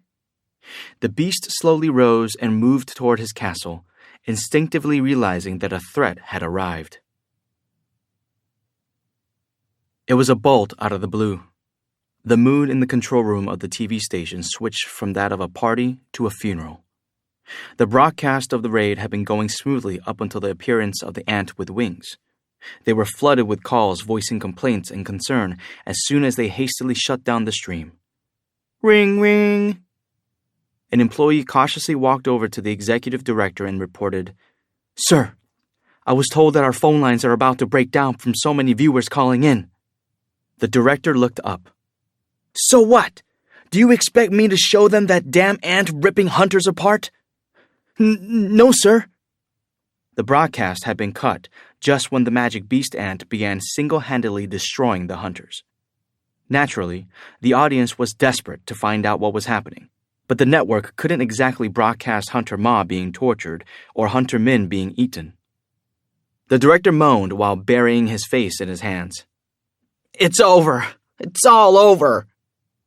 This had been an all-or-nothing gamble with the network's fate hanging in the balance, and it had come crumbling down because of a single ant. Over. There was a heavy silence in the room. No one dared to open their mouth, except one person. Huh? A producer had been somberly monitoring the incoming feed. Sir! What? Someone else just appeared on the scene. The director responded without moving. Unless Jesus Christ himself shows up, I don't want to hear it. But it's all over. Realizing the director wouldn't listen to anything he had to say, the producer turned the volume up as high as it would go. Scraaah! Scream! The air filled with screams from the ants. The director finally raised his head in shock, and he wasn't the only one. Every employee in the control room rushed closer to the main monitor. Exclamations tumbled out of their mouths. The dazed director finally lifted himself out of his chair. The crowd of employees parted to let him through. The contents of the monitor were reflected in his eyes. Dear God! Oh, Lord! The director invoked a god he didn't believe in, then started barking at his crew. Don't just stand there! Why aren't you airing this? Do you want to be held responsible for withholding this kind of footage from viewers? The director could barely contain his excitement, but the producer urgently brought him back down to earth. Sir, If we start broadcasting now, we have to go live. It'll air in real time without a second's delay. If an emergency comes up, we can't do anything about it." The 10-minute delay between the transmission they received and the broadcast they were airing had been used up when they'd halted the stream. "We're putting everything on the line." "Pardon?" "We've already stopped the broadcast once, so we have nothing to lose anymore." That's true." Suddenly, an unknown hunter came into the camera's frame. They couldn't tell if the hunter was Korean or Japanese or whether he actually was a hunter, but they'd been granted a second chance at a gamble they thought they'd already lost. The director solemnly gave the order. "Air it. No matter what happens, just air it." He pulled out a chair and took a seat next to the producer. "Our network's future is in that man's hands." Ah! Even on the brink of death, the cameraman had no regrets. Pretty much everybody dreamed of this, of becoming a hero. He would have even been happy being a hero's sidekick if he couldn't be the hero himself. When he'd been working the odd assignment for the network as a cameraman, he had never dreamed he'd get that opportunity. But then he'd awakened as an A rank and gained experience as a hunter. And finally, he'd ended up on this raid. Because of that, he'd had the chance to capture the spectacle of Korea's representative hunters successfully taking down an S-rank boss on film. I'm the one who did that. This footage would let people know of the sacrifice made by the S-rank hunters in order to exterminate the ants. That was good enough for him. He felt like all his efforts as a cameraman and as a hunter had been rewarded. He did have one regret, though. Dad. After his mother had died of cancer, his father had raised him as a single parent. The cameraman now felt a profound sadness at not being able to see his father ever again. Crunch! He didn't feel a thing as an ant bit down on his shoulder, as he'd already lost the use of his arm a while ago. He'd endured until now because of his natural resilience as a tank, but he was reaching his limit. Thud! He dropped to his knees. Even in this moment, his father was the only thing on his mind. I can't believe the last conversation I had with him was whether he'd eaten dinner. Had he known this would happen, he would have made more of an effort to speak with the old man. He wished he'd canceled his previous engagement and spent the day with him that time his father had visited Seoul. Alas, time had flown by, and regret had come too late. The cameraman looked up. The horrifying mandibles of the magic beast ant descended toward his head. His mana reserves had dropped so low that he was unable to protect himself with reinforcement. Tears welled in his eyes. Sorry, Dad. But instead, with the loud noise of a shell being cracked open, fluid splattered all over the cameraman's face. Huh? A silver blade had penetrated the ant's skull. The cameraman's eyes followed the length of the blade to land on another ant with some red plumage attached to its head. An ant killed its fellow ant? No, it wasn't an ant. He'd mistaken it for one because both figures were swathed in black. A mysterious warrior dressed in black armor withdrew their sword out from the ant's carcass. Thud! The ant fell lifelessly to the ground, and when the shadowy warrior stepped aside, a familiar man approached and yelled at him. Open your mouth! Pardon? Before he could process the request, the man forcefully grabbed the cameraman's chin and poured an unknown liquid into his mouth. Cough! Cough! The cameraman swallowed all the liquid, even as he choked on a bit of it. He covered his mouth with his hand as he asked, Who are you? The man didn't answer, turning toward the other ant instead. What? Confused, the cameraman quickly got to his feet. Wait a minute. His legs were moving, and that wasn't all. He hadn't realized it immediately, but his arm had recovered as soon as he drank the liquid. What's going on? Had that man done something to him? There was no other explanation. It was then that the cameraman abruptly recalled where he had seen that face. No way. Could he be... Jinwoo calmly took stock of his surroundings. He was relieved he'd had the foresight to hide one of his soldiers in President Baek's shadow the day he met the Korean team members in the Hunters Association gymnasium. It appeared as though the TV broadcast hadn't been airing live, and the actual situation was much more serious. Jinwoo saved the cameraman first, since he was the weakest among the hunters here, but the S ranks were still surrounded by ants. What should I do? Fang could easily clear them with his fire breath, but Jinwoo couldn't guarantee the safety of the S-rank hunters. He needed another solution. Jinwoo quickly made a decision and turned to the giant next to him. Iron! The soldier smacked his chest as if to say that he knew exactly what to do. Iron's heavy body lumbered forward. He puffed up his chest and gave a great shout. Bing! Iron is using skill, epic taunt. The effect was incredible. Every single ant in the vicinity quickly turned their attention to Iron and rushed him. Good job. Jinwoo patted Iron's shoulder and summoned the 2 daggers he'd acquired after killing the Demon Monarch. The Demon Monarch's daggers. The daggers' blades shone under the glare of Chongyin's light magic. Scrah! Scree! A tidal wave of black filled Jinwoo's vision as several hundred screaming ants simultaneously rushed him. He gripped his daggers tightly and then disappeared from view. Scrah! Soon, Jinwoo's soldiers and ants were locked in a fierce battle.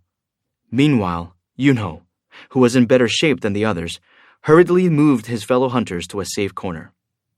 Thankfully, everyone was still breathing. The cameraman hastily lent him a hand. The 2 men were able to safely finish their task because Jinwoo, or rather, Jinwoo's minion, had lured the ants' attention with an aggro skill. Huff, huff, huff. Donguk leaned against the wall to catch his breath and grabbed Yunho's arm. What's going on? Who's fighting now? His vision was blurry due to an injury to his eyes. Yunho covered his hand with his own. Master Ma, it's okay now. Everything will be fine. Yunho turned to watch Jinwoo. While the others were still unaware, Yunho had a rough estimation of how powerful Jinwoo was. He couldn't help but be alarmed when Jinwoo had suddenly appeared where the soldier in black armor had stood. Before he knew it, though, he'd yelled at Jinwoo for help. As Jinwoo and his soldiers charged at the ants, Yunho's legs almost buckled in relief at the sight. As he expected, the ants that had been a real challenge for Yunho and his teammates were quickly mowed down by Jinwoo as if they were toy soldiers. Scrah! The screams coming every which way from the ants were quite nauseating.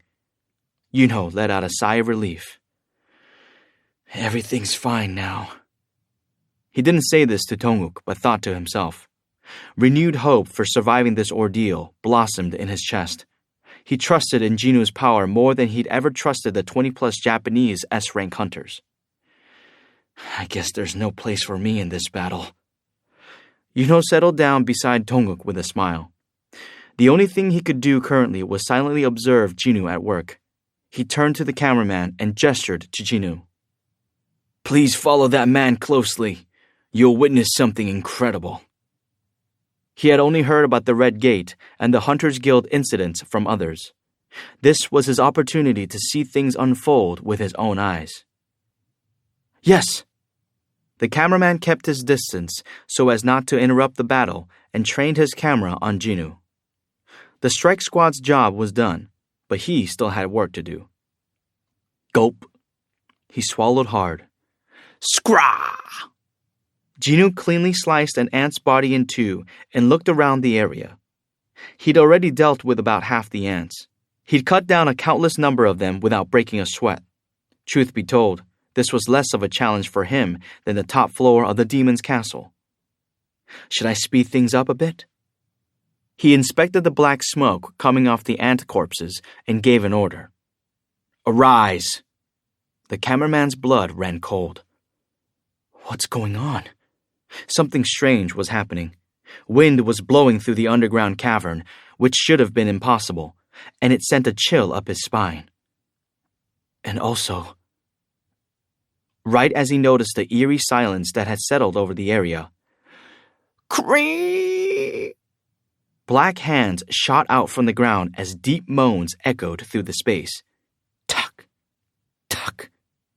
The hands slammed down firmly on the stone of the cavern and pulled their respective bodies up out of the shadows. Whoa! The cameraman inadvertently gasped out loud. His eyes were wide, and he began to panic. Despite the things he'd seen as an A-rank hunter, he couldn't believe what he was witnessing. So how would the viewers at home react to this? As he continued to stare aghast, the owners of the black hands fully emerged. Magic beast ants? At a glance, the creatures looked just like the ants, save for the black smoke rising off their bodies. It was hard to tell if they were solid or made of gas. It was like someone had made magic beast ant models out of black dry ice. Several hundred of these creatures emerged from the ground.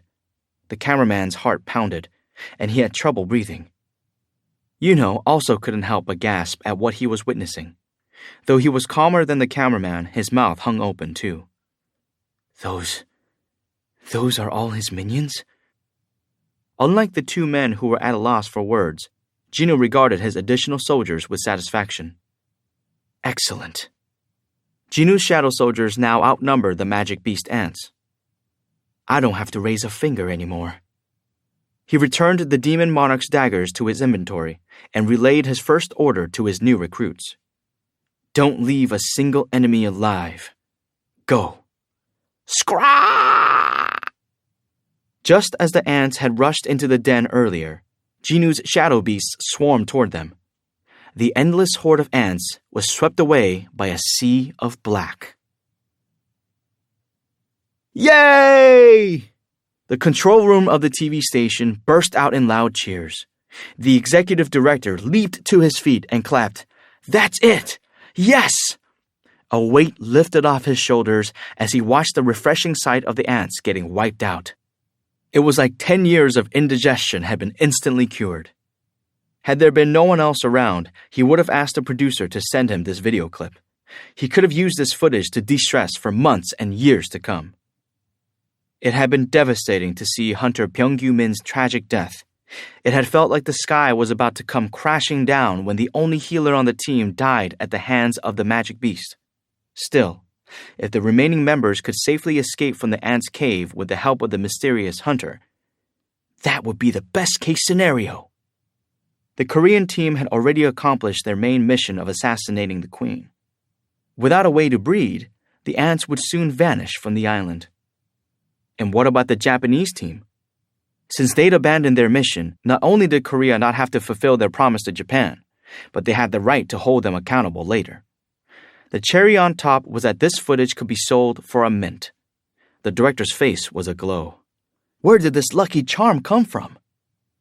The director's eyes twinkled as he watched Jinwoo.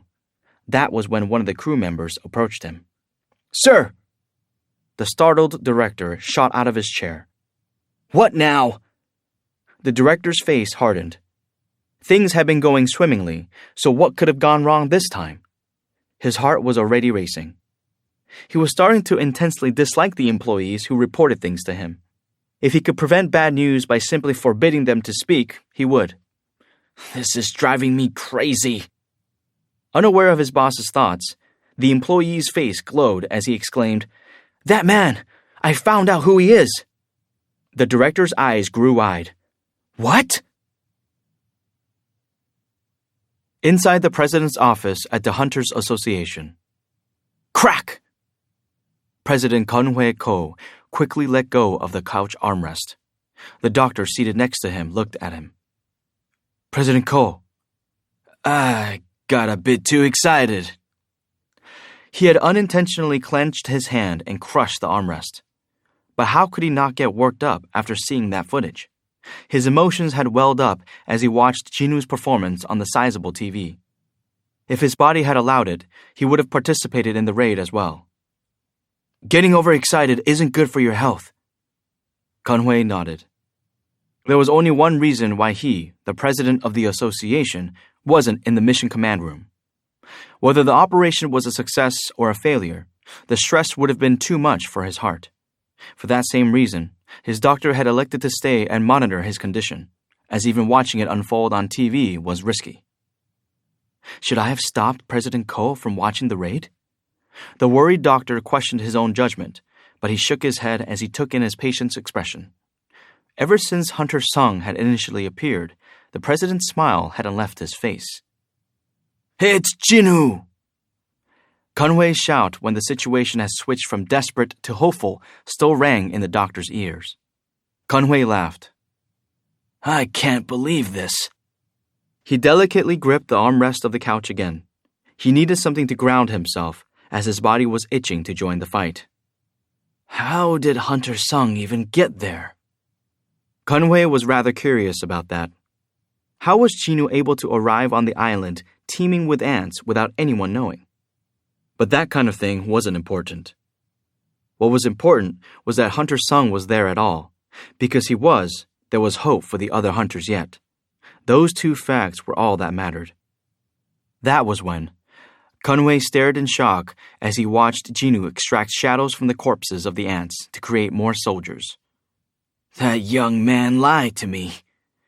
That wasn't just 100 minions. Even based on a rough estimate, there were at least 300. Even so, Kunhui didn't look like someone betrayed. He wore a pleased grin on his face. He said that he wanted to fight magic beasts. Kunhui now understood Jinwoo's reasoning behind that statement. With such power, Jinwoo would be unafraid to face any magic beast. He actually seemed exhilarated, and anyone watching him would feel the same. So why had Jinwoo declined the invitation to join the Korean team in the first place? I guess he had something more important come up. Kunhui firmly nodded. A man who looked like that when confronting magic beasts would have otherwise joined the raid team. Kunhui became lost in thought as he wondered what Jinwoo's reasons were for not participating. Bang, bang! Gina, who had been studying in her room, went out to the living room at the racket. Mom? I'm sorry, that was too loud, right? Gina shook her head. The volume had already been turned down to a point where it was barely audible so as to not disturb Gina's studies, so she didn't want her mother to make more of a fuss. No, it's okay, but what's wrong? Is the TV broken? It just stopped working. Where's Jinwoo? He's right here. Her mother blinked in surprise. Oh, where did your brother go? He was here a minute ago. Gina shrugged and opened the door to Jinwoo's room. Jinwoo? He wasn't in the bathroom either. After searching the whole apartment, Gina turned to her mom. What were you two watching? The Jeju Island raid. Gina felt a sudden uneasiness as she recalled that the rest of the apartment building had been rather noisy for a while now. Could it be? She rushed back to her room and turned on her cell phone. As she did, yeah! As intense cheers exploded from every corner of the building, Gina froze in shock at what she was seeing on her phone screen. Jinwoo? As soon as he'd finished off the ants in the queen's den, Jinwoo sent his soldiers back to his shadow. Not all the ants that had been dispatched throughout the island had returned, so Jinwoo figured his priority should be getting the hunters to a safe location before they ran into more of the monsters. Some of them are injured, after all. He walked over to the raid team. With the exception of Yunho and the cameraman, the rest seemed to be in pretty dire shape. Haein was still unconscious, and the other 3 hunters' injuries were definitely serious. Where's Hunter Min? Jinwoo asked. Yunho shook his head with a mournful look on his face. Jinwoo summoned healing potions to treat the hunters.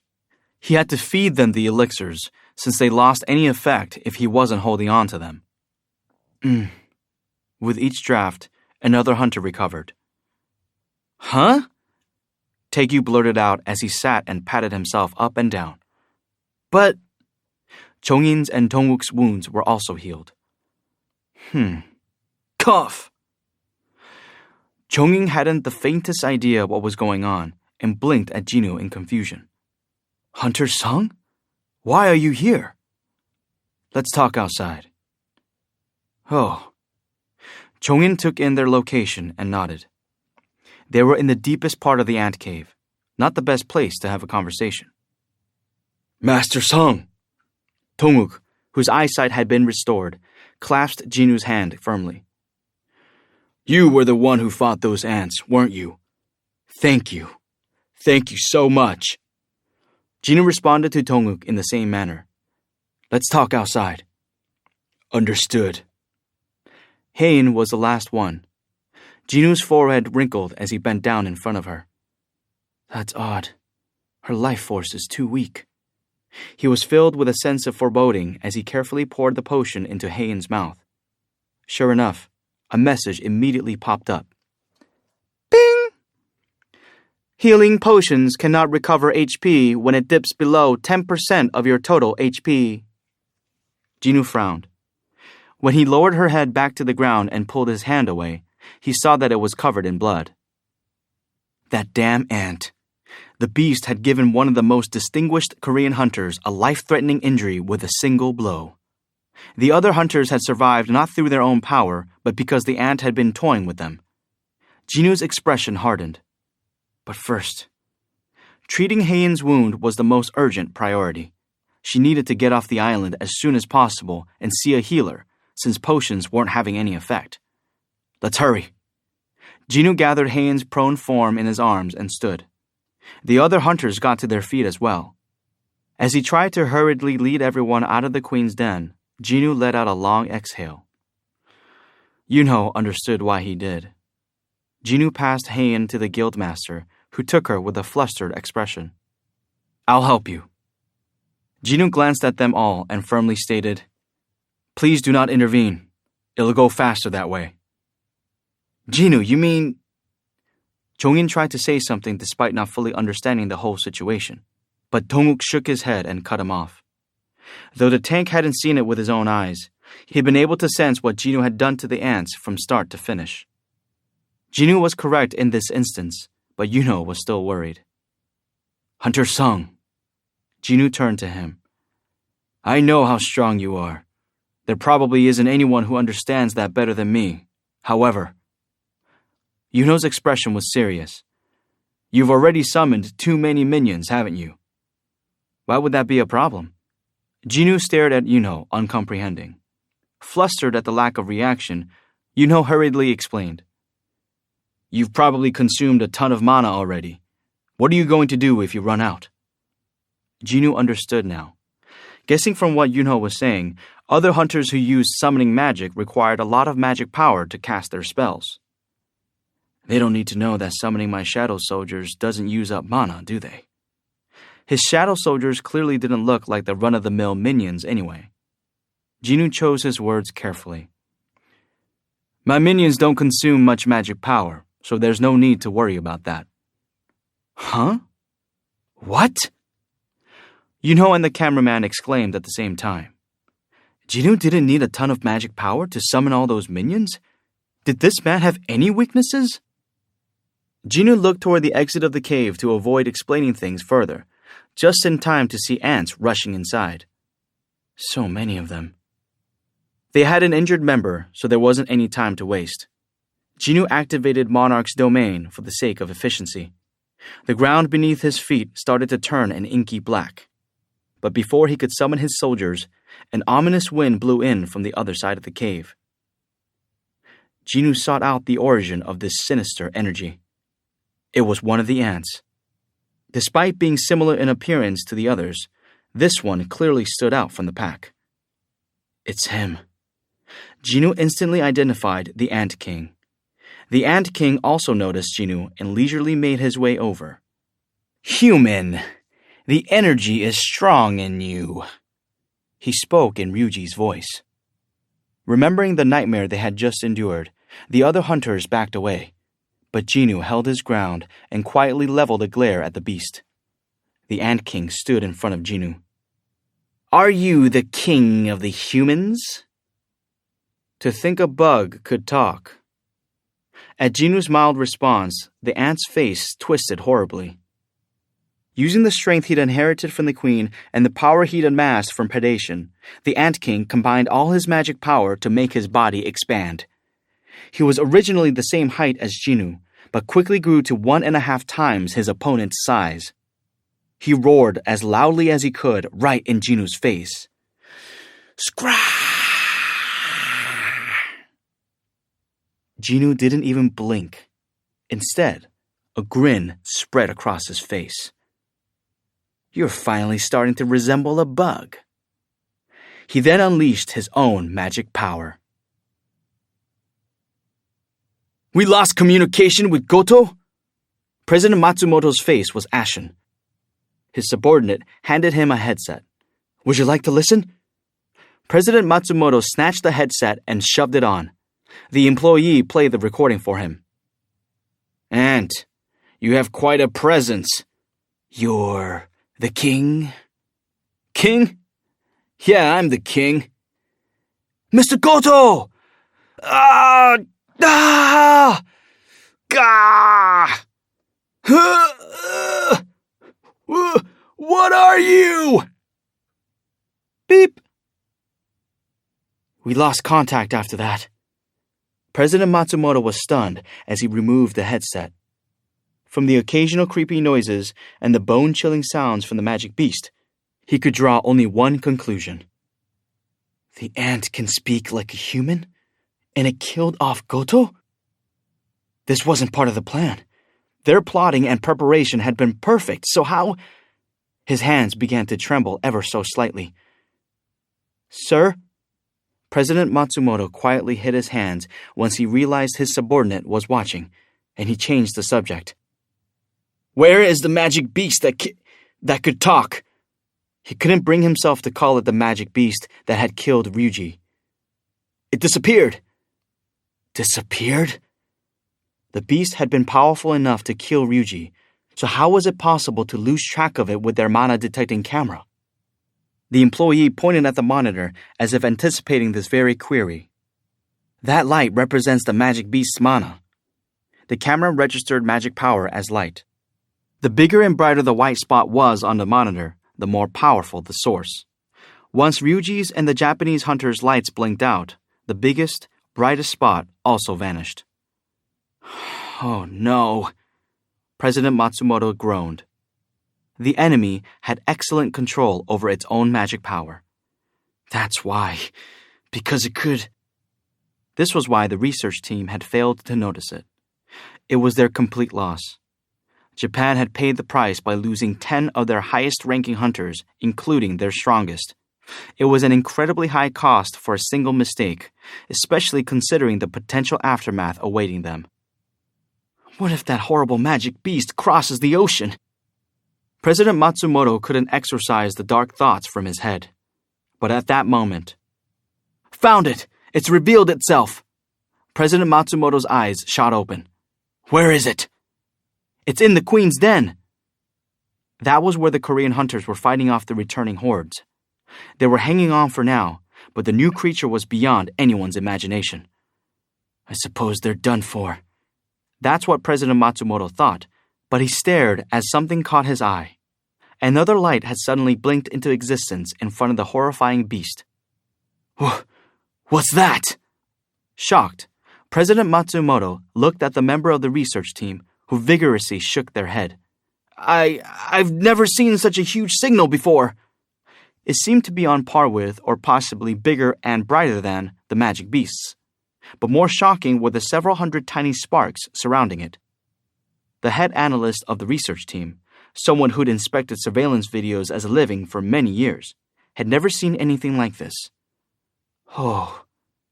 They couldn't help but marvel as the smaller lights repeatedly split off from and joined with the larger one. However, President Matsumoto didn't have time to be impressed. The Korean team is filming the raid, aren't they? Since the Korean team was still alive and kicking, the broadcast was most likely still going. President Matsumoto was dying to know what was happening. The Korean broadcast! Pull the Korean broadcast up on the main screen!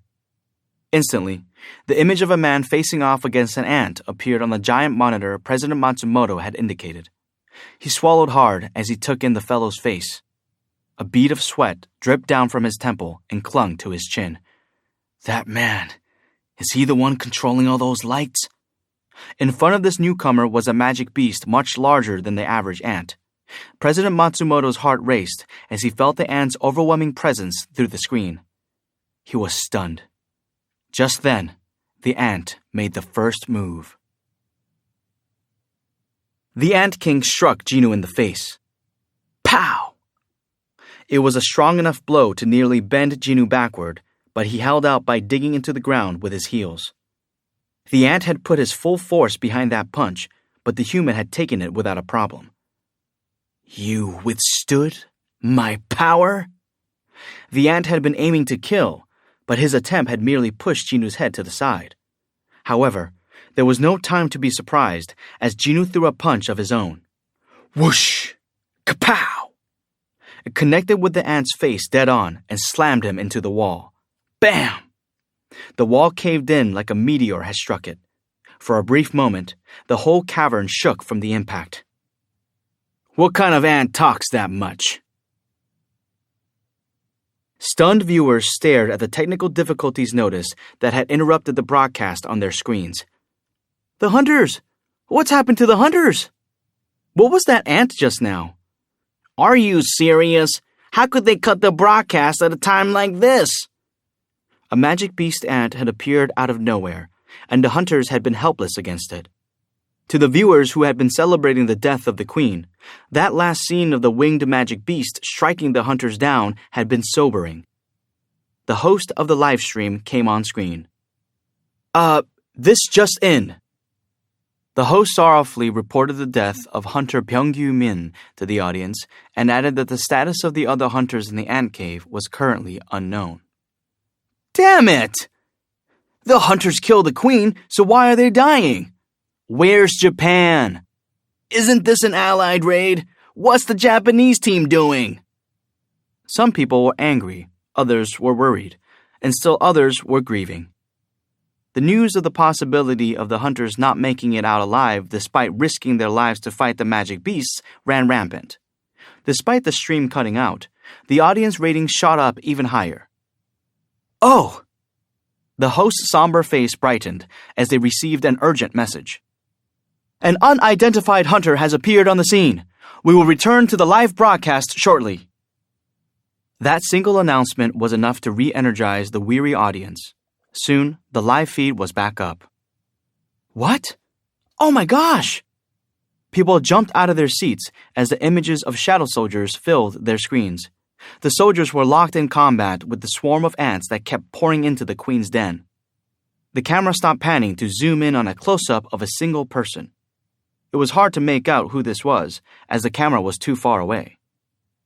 I'm told that those armored soldiers are the minions of the hunter being shown. I'm also receiving news that most of the other hunters are safe and sound. The anxious audience cheered at this. They started yelling encouragements at their screens. Crush them all! Yes! Go get them! Let's go! That was when the unidentified hunter summoned a slew of new soldiers who immediately began massacring the ants. Wow! People lost their minds and threw their hands in the air. Those seeking retribution for family or friends they lost to the ants teared up at the long overdue sight. The host raised their voice as if they had been waiting for just the right time to share this next bit of information. Ah! We've just confirmed the identity of the hunter! Everyone waited attentively for them to continue. Who could that man be? What was the identity of someone who could rescue S-rank hunters from a place overrun with S-rank magic beasts? It's Jinu Sung, the 10th S-rank hunter of Korea. He's a mage hunter, and summoning magic is his specialty. Viewers were especially thrilled that this incredible hunter was decidedly not Japanese. They watched as countless ants were destroyed in no time. But just as the group of hunters was about to escape from the cave, they were blocked by yet another swarm of ants. Huh? What? That's... The winged ant they'd seen just before the broadcast cut earlier casually strolled out from the pack. Ants with wings were still uncommon, and its face was easily distinguishable from the horde. Those at home were perplexed. The heck? It's not dead? That monster's the one that beat up the hunters earlier, isn't it? Why is it back? The winged ant stopped in front of Jinu. Those knowledgeable about the different classes of hunters were devastated by this matchup. Oh no, he's a goner! How could a mage hunter let a magic beast get so close to him? Run while you still can! The magic beast had knocked out Heian, a brawler, with a single punch. The outcome here was already decided.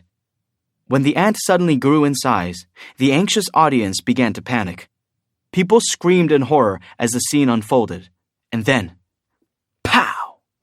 Those with weak stomachs squeezed their eyes shut as they expected the magic beast to split the hunter's head wide open. But strangely, Jinwoo was completely fine. Huh? Hunter Ma, a tank, was knocked down with one punch, but a mage hunter survived? The audience was already flabbergasted, but then, kapow! The ant was slammed into the wall. The viewers were having trouble processing what had just occurred, but when the camera panned to show the Ant King stuck in the wall, yeah! They exploded in cheers once more. Whoa! The cameraman's jaw hit the floor. He'd felt nauseous at the ant's initial strike, since he'd already seen what the beast could do when he'd attacked Hunter Cha. But though this was the same ant that had played around with 6 S-rank hunters as if they were toys, Jinwoo had blown him away. The cameraman's outburst was a knee-jerk reaction. Are the other S-rank hunters that weak? No, that couldn't be the case. These were hunters who had bravely fought and expertly eliminated the S-rank queen after all.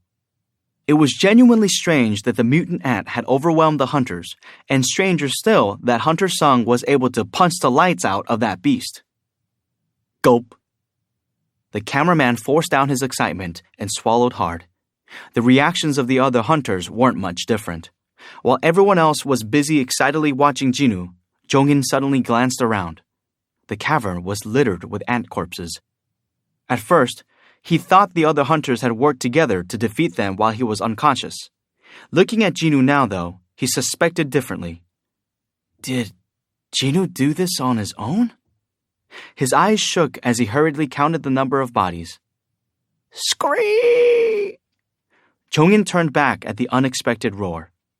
The Ant King was seething as he pulled himself out of the debris. The air in the den seemed to vibrate with tension. Jinwoo stared at the ant, puzzled. The creature had suffered less damage than he'd expected. Is it because of his exoskeleton? The hard shell covering the beast's entire body was durable beyond any known organic material. Jinwoo would have to crush him with brute strength. He needed a hammer rather than his usual daggers. The muscles on Jinwoo's shoulders and arms bulged, and the air grew heavy. The Ant King finished his roar and snarled as he spun to face Jinwoo. How dare you! The gap between the two quickly narrowed as they sped toward each other until they were finally face to face. They exchanged heavy blows without holding back. Kapow! Bam! Thwack! The other hunters were astonished as the cave trembled from the clash of magic powers. The waves of mana made even the S-rank hunters feel sick. Hurk! Are you okay? Yes, I'm fine. Compared to the rest of them, the cameraman was only an A-rank hunter, and so was trying his best not to vomit from nausea. His face was pale, but the reason he could keep smiling was, ba-dum, ba-dum, ba-dum. To think a lone hunter could keep pace with such a creature, because he saw hope. Kaboom! Jinwoo was definitely taking damage as well, but the Ant King's shell was clearly starting to crack, and these changes to his impressive frame hadn't escaped the beast's notice. Crick, crick. His exoskeleton, which was harder than any known metal, was starting to show hairline cracks. In comparison, his enemy seemed to be enduring the ant's blows. Could it be? An impossible theory popped into the Ant King's head. Am I physically weaker than the human? Even though the human was only half the magic beast's size? Unfortunately for him, that was when... Crack! The ant sustained a hit on his side that both felt and sounded different than earlier. His exoskeleton didn't hold any nerves, so he spared a glance down to check the situation and discovered something shocking. It split open. There was an actual crack. It was small, but it was spreading like a spiderweb. It was a clear message that the Ant King didn't have much time left. He quickly turned his attention back to the fight, but Jinoo wasn't an inexperienced newbie who'd pass up an opportunity while his opponent was distracted. Wham! The beast's face turned around to one side. He staggered as he felt the blow even under his impenetrable facial exoskeleton. He was barely able to regain his balance before he took another punch under the jaw. Thud! The ant's chin snapped upward. This inferior creature is... The ant could only glare down as his head was forced upward. This human was powerful, but brute strength was all he had. The Ant King had several deadly weapons up his sleeve. As soon as the Ant King righted his head, he opened his mouth and shot out a venomous needle attached to the end of a long tentacle. It was an unavoidable close-quarter attack directed straight at the enemy's face. Psst! The human immediately jerked his head out of the way to avoid getting stabbed, but the ant was pleased with the result. The needle had scratched the human's cheek. Got him! That should suffice. The Ant King had consumed cone snails and absorbed a skill from them called paralysis venom. The most lethal toxin created by any living creature had been mixed with his magic power to create a concentrated venom. The Ant King had used predation to manufacture a deadly poison. You've given me a hard time, human. Even the slightest scratch could paralyze the nervous system in the blink of an eye, causing the opponent to lose control of their body. His enemy unable to resist him, all the Ant King would have to do was crush the opponent once and for all. The human looked bewildered as the poison began spreading through his body. Behold, the power of a king! The ant gleefully lashed out at the human's face. However, what? The human raised his left hand to block his claw. The ant had but a brief moment to wonder how the human could move his arm before, kapow! The man swung his other fist and sent the ant tumbling across the den. Kee! For the first time, a cry of pain spilled out from the ant. Bing! Jinoo checked his notifications at the sound of the electronic chime. Detoxing is complete. So I guess this was why he was so happy? No wonder Jinoo had sensed confusion from the ant when his opponent could move unimpeded. What a fascinating development. What Jinoo found marvelous wasn't his detox buff, but the fact that, at some point, he'd gained the ability to sense the emotions of magic beasts. I think it started with my battle with the high orcs. He'd just assumed that he'd been able to understand their emotions through their facial expressions and gestures, but unlike the high orcs, the ant wasn't a humanoid magic beast. Other than occasional distortion, the ant was rather expressionless. Is this due to the perception stat? Since all his stats had increased drastically, his perception stat had likewise increased exponentially. It was possible that he'd unlocked some kind of ability when it had reached a certain level. Anyway, no time to think about that now. His focus had to be on killing the beast and getting off the island. Jinoo ran toward the Ant King as he tried to get back up. Jinoo could feel the beast panicking. His continuous attacks had almost broken through the exoskeleton. Just a little more. Jinoo closed the gap between them in an instant and executed a flying kick. Blam! But the ant was already gone, and his foot slammed into the ground. Where did he go? He disappeared! While the hunters scanned their surroundings for the ant, Jinoo calmly looked up. The creature had used his wings to fly above their heads. This is quite convenient. Jinoo smirked. It was a simple task to track the ant by his emotions. The creature had gone from panicked to nervous and was now delighted. The Ant King changed his tactics. If the human's specialty is physical strength, there's no need to face him head-on. The ant's true specialty was his speed. That was how he'd done away with the man who had lied about being the king of humans without a shred of resistance. Trying to defeat Jinu in combat had been an attempt to show off. The Ant King decided to give up on this vain gesture and put his other abilities to good use. The ant shrank back to his normal size, and his claws lengthened into sharp blades. His claws.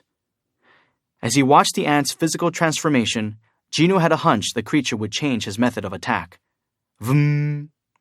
Jinu brought out 2 daggers from his inventory and held them tightly. Whoosh! The Ant King dived toward Jinu at an incredible speed. Jinu concentrated. As time slowed for him, Jinu was able to see each and every movement the ant made. Jinu was most confident in high-speed combat, so he was finally in his element. The king's claws came fast, but Jinu easily blocked them with the tips of his daggers. The ant landed on the ground, and Jinu spun to face him. They collided spectacularly. Ka-clang, clang, clang! The ant was growing more and more unnerved with each attack they exchanged. Impossible! His enemy was as fast as he was. Not only that, but he was getting faster with each passing moment, as if his muscles had just finished warming up. How can this be? The king had been able to resist losing ground during their battle of strength, but now he was slowly sliding backward. One step, then another. The farther back he fell, the more cracks appeared on his exoskeleton. And the farther he retreated, the more confident Jinu grew. I can finish this. Jinu could sense the ant's increasing distress. He was starting to falter. In Jinu's opinion, the ant wasn't any stronger or faster than Balan, the demon monarch. Objectively, the ant might actually be the same level as Balan, or perhaps even higher. However, Jinu himself was much stronger than back then. He had leveled up quite a bit thanks to the completion rewards he'd received from the Demon's Castle quests. Putting myself through all that was worth it. He was finally able to experience how much his abilities had increased thanks to this particular opponent. He was absolutely exhilarated. When the king took another step back, Jinu pushed 2 steps forward and... Fatal Strike! His dagger finally penetrated the ant's armor. Fatal Strike was a skill that granted extra damage when he precisely targeted an enemy's weak point. And thanks to the cracks spreading across the Ant King's entire exoskeleton, the beast's whole body was a vulnerable spot. Shk, shk, shk. Tens of fatal strikes consecutively hit the magic beast. Skill, Fatal Strike, has been upgraded to its ultimate version, Skill, Mutilation. Mutilation? Since he had acquired a new skill, he decided to use it. In an instant, the dagger stabbed the Ant King's weak points multiple times, mutilating him. Shk, shk, shk, shk, shk. Scraw! The Ant King howled. While he writhed in pain, Jinu cut off an arm. Slash! The long black limb fell limply to the ground. Grah!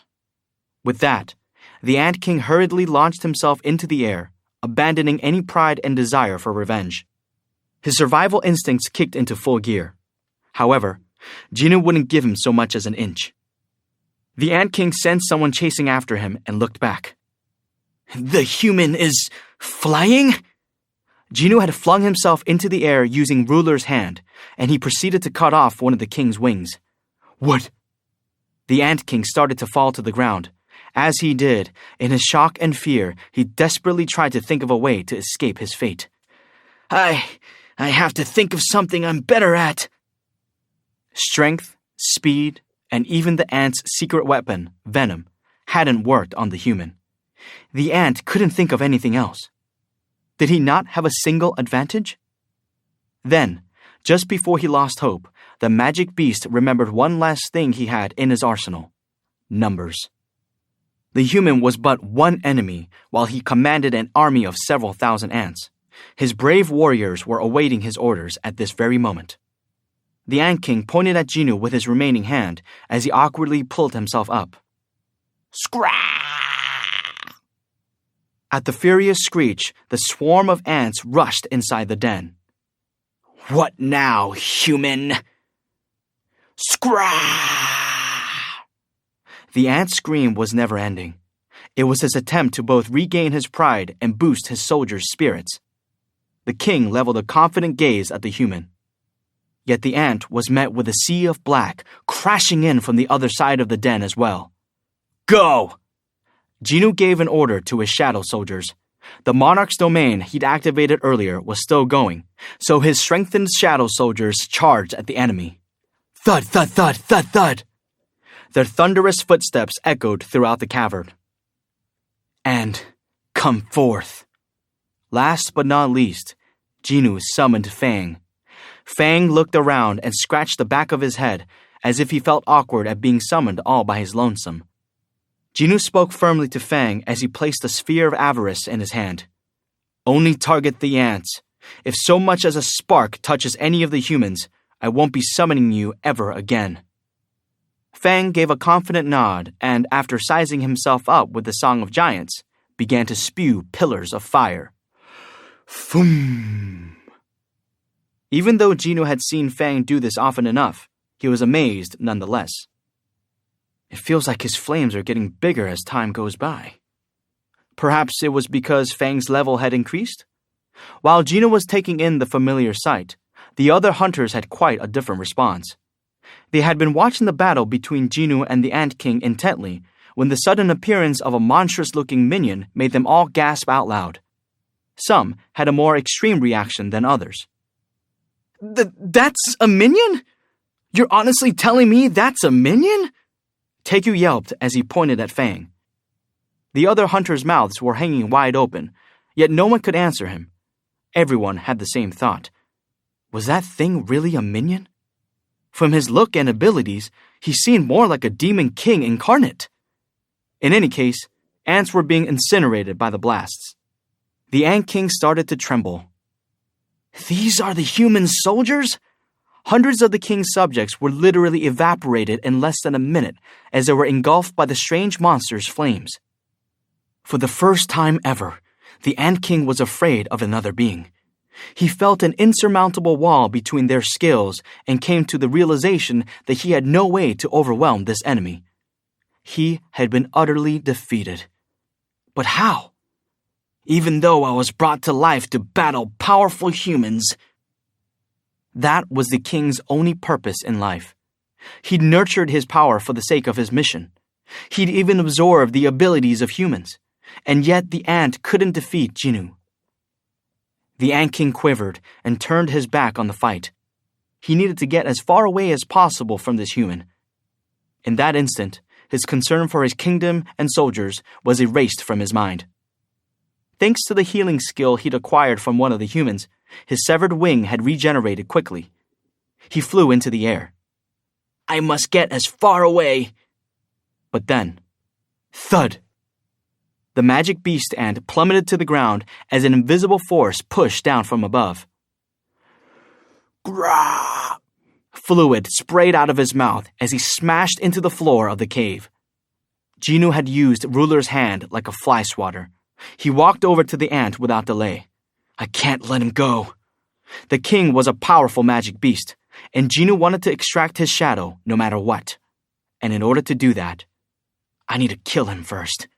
The Ant King spotted Jinu's approach. The ant looked so terrified that Jinu almost pitied him. Scream! The Ant King eventually tried to crawl away.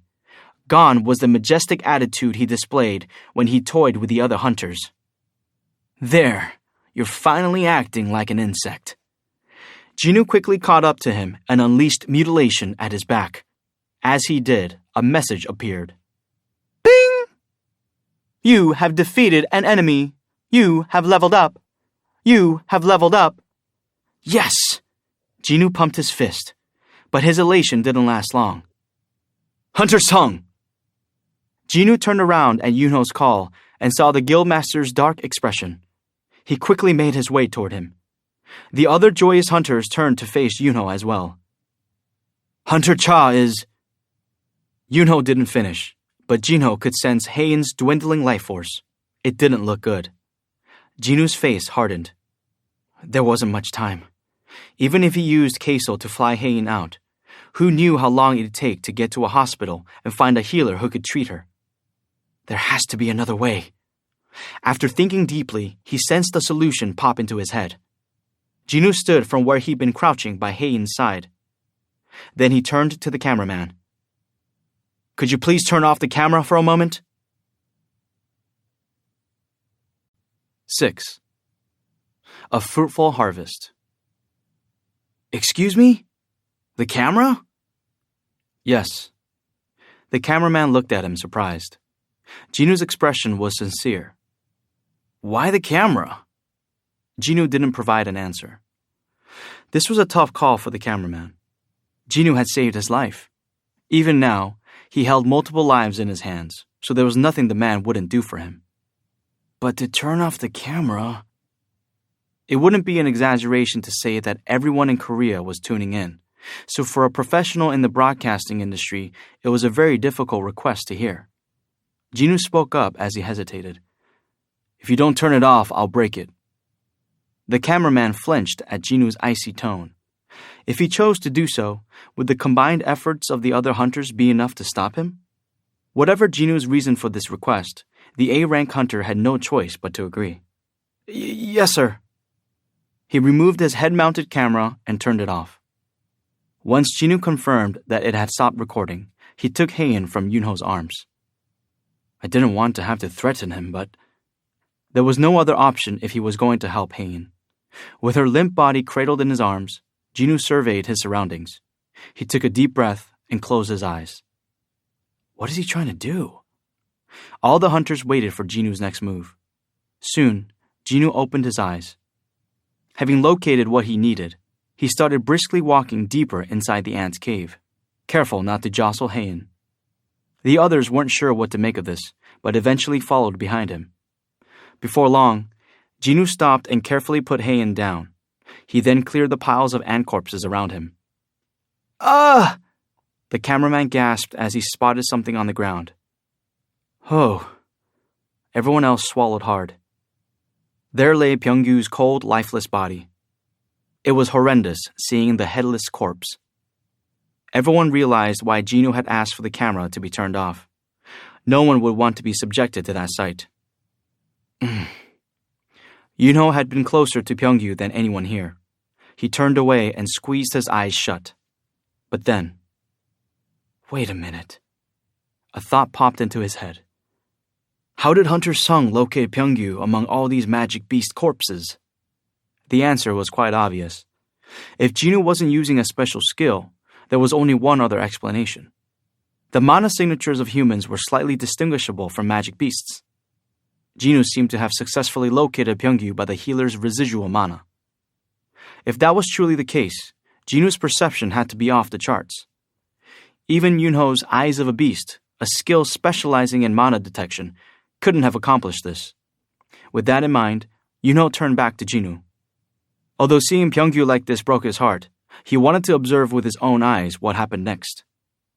Hunter Sung, what are you planning?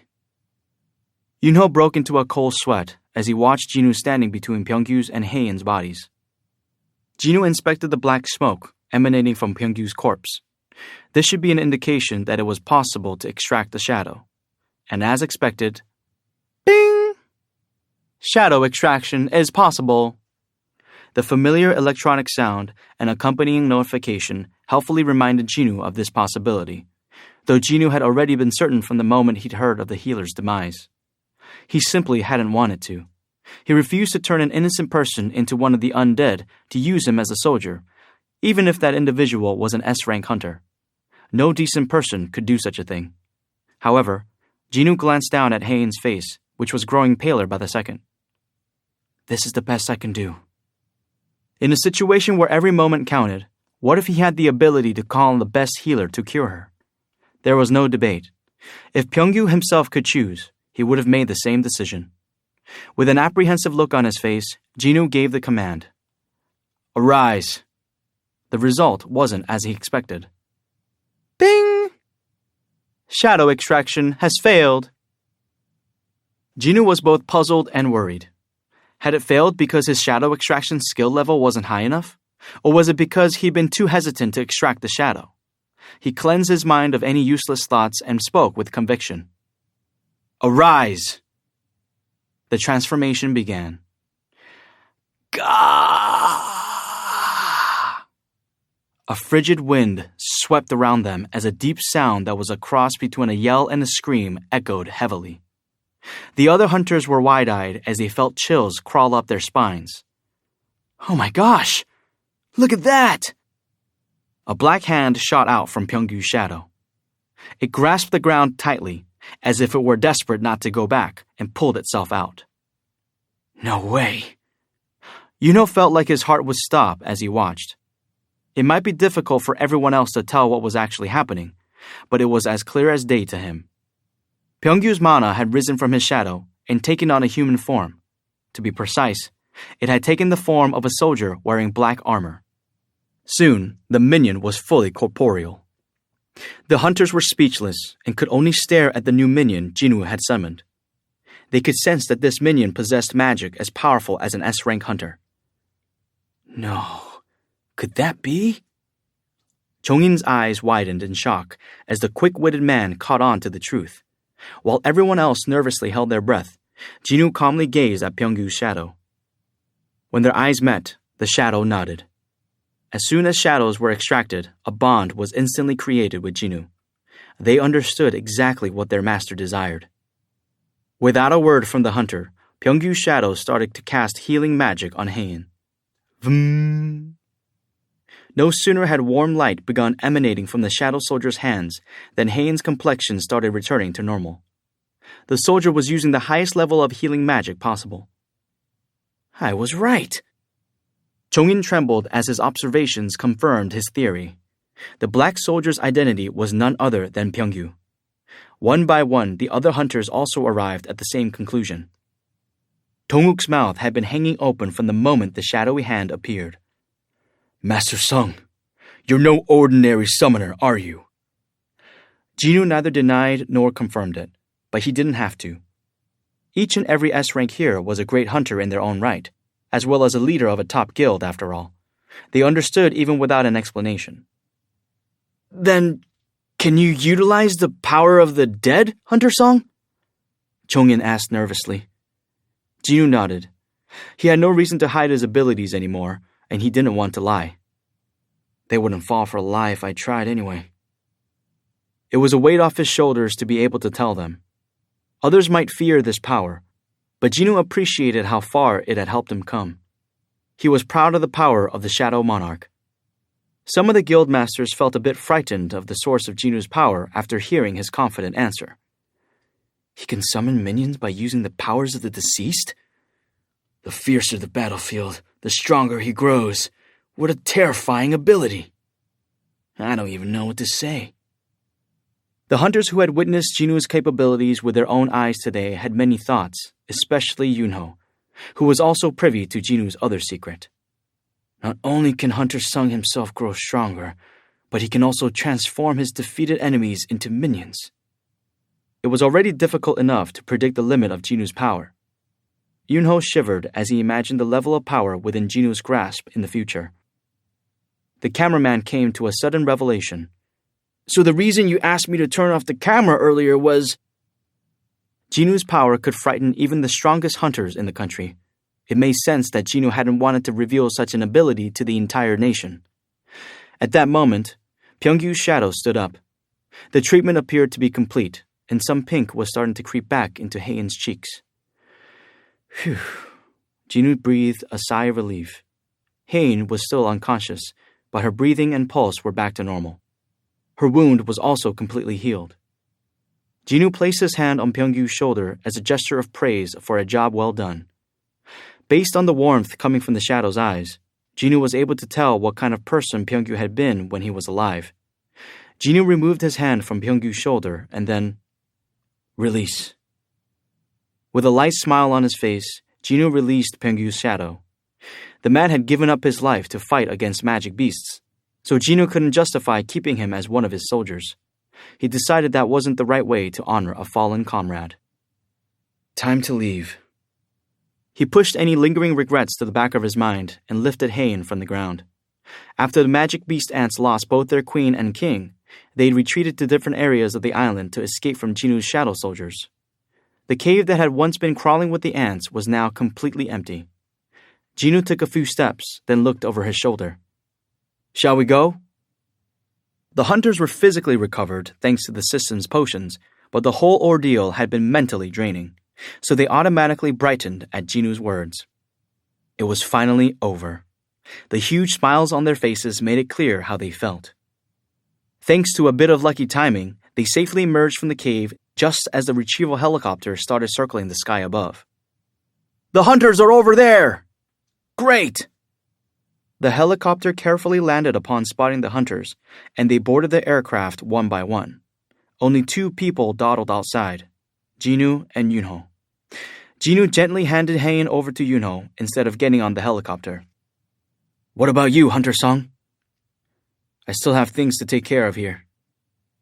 Yunho could only smile at that. Jeju Island still had numerous magic beast ants at large. Had any other person said they were going to stay alone on this island, Yunho would have called them insane. It took a monstrous hunter to deal with such monstrous beasts. Yunho didn't think anything Jinu did would ever surprise him again. By the way, Yunho wanted to ask Jinu one last thing before leaving the island. Then Pyeongkyu, or rather, the minion who came from him, what will happen to him? Will he have to fight on as your soldier forever?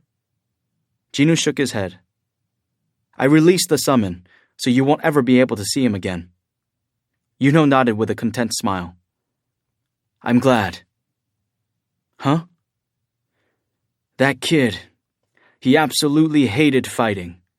Pyeongkyu would have appreciated it. With that, the 6 brave warriors and their intrepid cameraman left Jeju Island. Their fight was over. However, things were merely beginning for Jinu.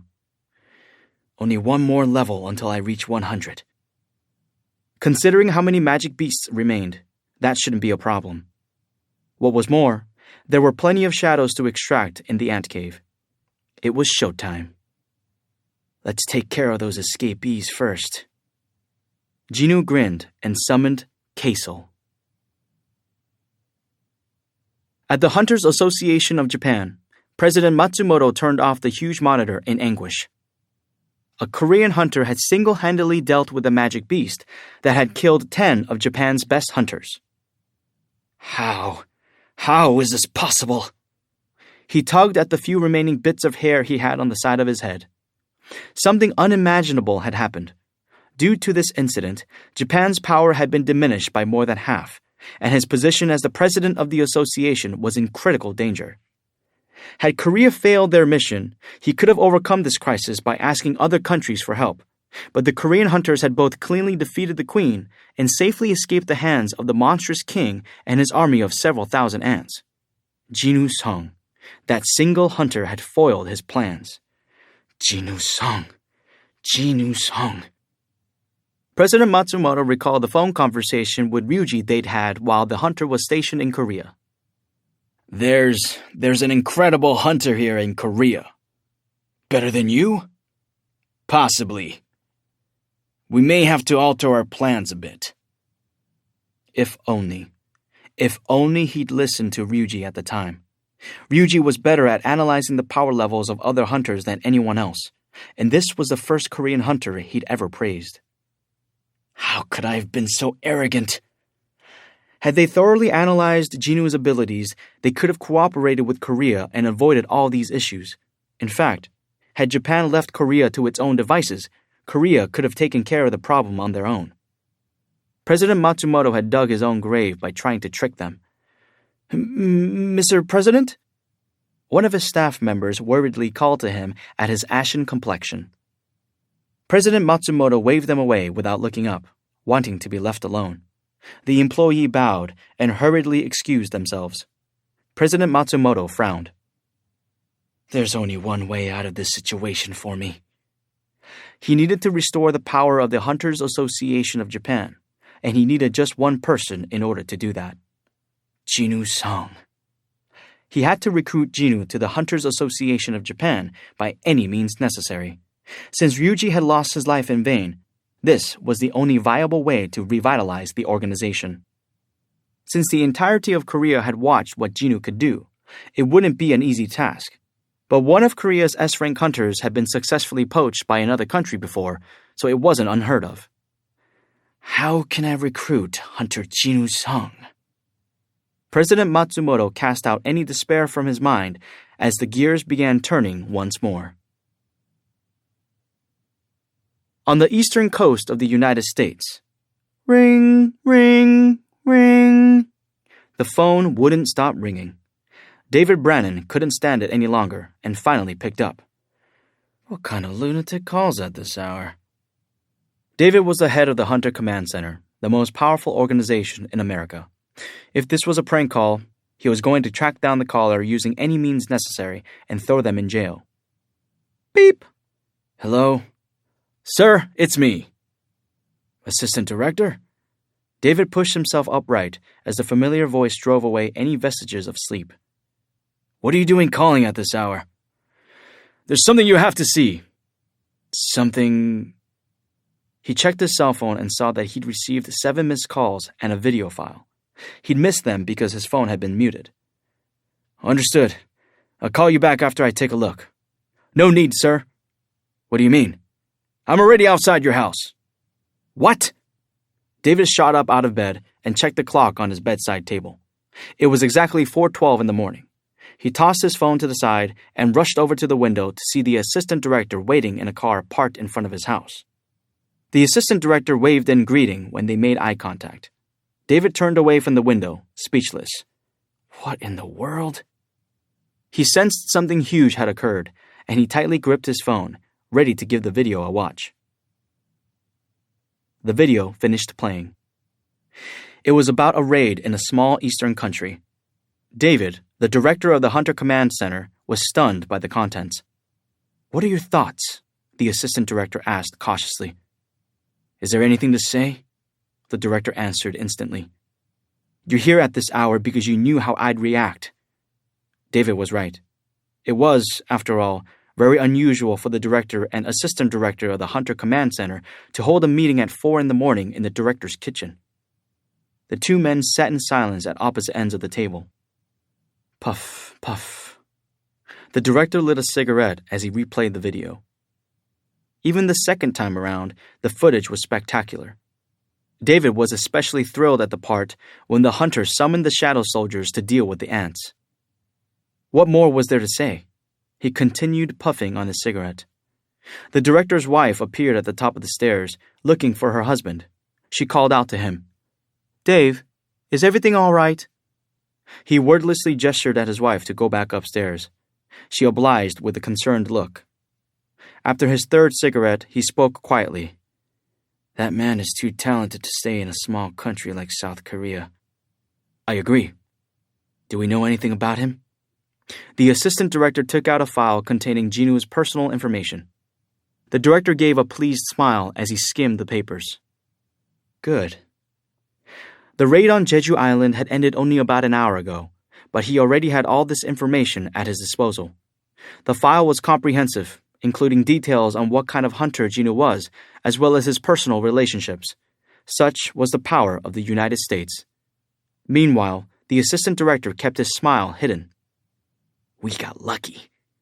Their intelligence network was certainly impressive, but luck had also been on their side this time, thanks to the previous Ilhwan-song incident. They hadn't been sure if the unidentified being discovered in the dungeon was a human or a magic beast. Said unidentified being had insisted that he was a South Korean hunter. The center had retained all the information they'd collected on him at the time. At this moment, other than Korea, no one else knew anything about Hunter Jinu Sung, much less his name. America was 2 steps ahead of everybody else. God bless the United States of America.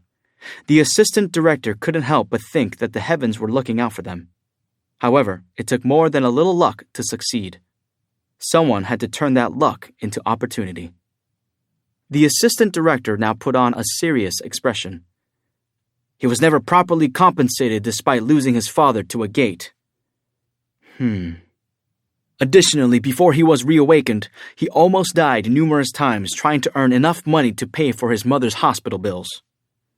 Well, that's unacceptable. A hero had died while fighting magic beasts for his country, but his widow and son were neglected? This was unimaginable in the United States. Also, This is unconfirmed, but... The director looked up from what he was reading, and the assistant director spoke in a hushed voice. He hasn't joined a guild as of yet. That was interesting news. The director closed the file. This is different from the Dong Su Huang case. At the familiar name, the assistant director's gaze changed. The director continued. Poaching 2 S-rank hunters from the same country. That would be like turning our backs on our own. South Korea was a longtime ally of the United States. That meant whatever they did would cause a huge storm. Yet the assistant director confidently persisted. Still, isn't he worth it? Of course, the director couldn't deny it.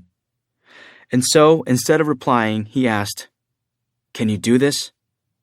The assistant director offered him the same answer he'd given when he'd been assigned to recruit Dong Su Huang. I'll do my best. That very response had gotten him promoted to where he was today. This wasn't his first rodeo. The United States already had 2 of the strongest hunters in the world, so powerful that they were classified as national-level hunters. But the director desperately wanted to bring this man to America as well. As he lit his 4th cigarette, the director proclaimed, Give him whatever he wants. Just bring him to me. Jinwoo used Kaisel to fly around, searching for and exterminating every ant that had escaped his shadow soldiers. Scrah! Another ant hit the ground with the throw of a dagger. Jinwoo easily recalled the blade without dismounting Kaisel by using Ruler's hand. I think it's almost time to level up. There weren't many ants left, and, if possible, Jinwoo wanted to level up here. 1 more level, and he'd reach 100. Jinwoo was partial to numbers that were multiples of 5, so 100 was a very special number to him. And without any gates booked, he currently had no other way to gain experience points. If he was lucky, he might receive a key from a random box, or a dungeon break might happen nearby. Is lucky the right word for a dungeon break? At least 1 strike squad would have to fail during a raid in order for a dungeon break to occur. In conclusion, it was better for everyone that he reached level 100 this way. There was something else weighing on his mind. When he was trying to extract Byung-gyu's shadow, he'd recalled a painful memory. Jinwoo had failed twice when trying to extract the shadow of Barca, the boss of the Ice Slayers. When he'd failed to extract Byung-gyu's shadow on the first go, his heart had sunk at the thought of failing once more. But somehow, I managed it on the second try. If at first you don't succeed. There was no way of guaranteeing success when he extracted the Ant King's shadow, especially since the ant's abilities were incomparably stronger than Byung-gyu's. Jinwoo wanted to level up at least once in order to increase his chances of a successful extraction even a little. Huh? Something caught his attention, and he ordered Kaisel to land. Cree! Kaisel slowed the flapping of his wings as he touched down. Jinwoo dismounted to inspect the area. It must be around here. Jinwoo searched the bushes, frowning each time he discovered a human corpse. The bodies of the Japanese hunters were scattered throughout the area. Some were headless, while others were damaged beyond recognition. Jinwoo looked at them closely. What strong magic power. They had clearly been powerful hunters, the likes of which shouldn't have been killed in a place like this. Even so, the Japanese hunters had been brutally murdered. It could only mean that their opponent had been just that powerful. This is probably the work of that monstrous ant. Jinwoo couldn't think of any other culprit. The first time the ant had struck him in the head, he'd felt actual pain in his jaw. Chances were, they had been knocked off their feet with a single blow. Jinwoo walked around the area with a bitter taste in his mouth, then abruptly stopped. This energy. He crouched to check the ground. It was sticky with a huge amount of blood. The residual mana was one he'd encountered before. Ryuji Goto. Jinwoo scanned the area. Although he could sense Ryuji's magic power, his body was nowhere to be found. It looked as if the ant had completely consumed him. Jinwoo shook his head as he stood. For the strongest hunter in Japan to die like this. Right then, the shadow soldiers he sent to hunt down the rest of the ants informed him that they were done. That's it? Any other Korean would cheer if they heard this news, but Jinoo pursed his lips in disappointment. That meant he wouldn't be able to level up. Since there were no more living magic beasts left, he had nothing else to do but return to the ant cave to extract shadows from the monstrous ant and his queen. But at that moment, Jinoo paused. Wait, there are still some left? His acute senses detected something promising in the area. Quite a few promising things, in fact. Jinoo's disappointment was replaced by excitement. He swung himself onto Kaisel's back. Let's go! It was as Jinoo expected. His face glowed as he entered the spawning grounds. Countless eggs filled the floor, the walls, the pillars, and the ceiling. Movement underneath the translucent shells indicated that these were definitely living magic beasts. I'm not sure how many experience points I can get from these, but these eggs might just be enough to cover the experience points he needed. Jinoo summoned shadow soldiers who specialized in wide-range attacks. Attention! Fang and 3 mage soldiers lined up according to rank. One by one, Jinoo inspected the 4 soldiers and then placed the Sphere of Avarice in Fang's hand. You know what to do, right? They all nodded, so Jinoo pointed at the eggs. Begin. Terrifying flames shot out of the enlarged Fang's mouth as the mage soldiers threw balls of fire everywhere. Krakoom! Kaboom! Boom! The defenseless eggs were incinerated. Scrah! Jinoo spotted some ant pupae in one corner. The pupae shells had melted away to reveal the almost fully grown ants inside, though they were now all dead. Every single one had wings. Imagine if these beasts had reached adulthood and crossed the ocean with that monstrous ant in the lead. Even if the Korean hunters had succeeded in eliminating the queen, neither Korea nor Japan would have been able to avoid the aftermath. Jinoo was glad he could put a stop to things here and now. Kaboom! Boom! He took the demon monarch's sword from his inventory after seeing his soldiers sweating profusely. Should I try this out? The impressive sword glowed with a blue light and sparked electricity with each swing. He had stashed it away in his inventory after acquiring it as a reward for defeating the demon monarch in the demon's castle. Its magic effect was the only reason he pulled it out now instead of his usual daggers. Shing! Jinoo swung the sword with all his might. Krakoom! A storm of blue lightning raged in the room. Oh, Jinoo was delighted. The sword didn't have the same destructive power or the stun effect as when the demon monarch had wielded it, but it was strong enough to incinerate the eggs. It's a waste to just let this sit in my inventory, isn't it? Jinoo didn't think he'd use the sword much in the future, since he preferred daggers, but it was too good a weapon not to pull out now and then. How long had he been dealing with these eggs? Eventually, he heard a welcome sound. Ping! You have leveled up. Finally, Jinoo exclaimed to himself. He returned the demon monarch's sword to his inventory and headed to the queen's den after leaving his soldiers behind to finish with the spawning grounds. Naturally, the monstrous ant was still lying in the same spot where he died. Jinoo stood before the corpse. His heart pounded due to how badly he wanted the ant's shadow as a soldier. However, he'd come to realize the importance of concentration when he'd extracted Byung-yu's shadow. I need to calm down. He breathed slowly until his heart calmed, and he gazed coolly upon the ant's remains. Okay. Jinoo was in the right frame of mind. He looked at the ground. Frighteningly thick plumes of smoke, the likes of which Jinoo had never seen before, rose from the Ant King's body. Was this because the beast's magic power was on a different level compared to previous opponents?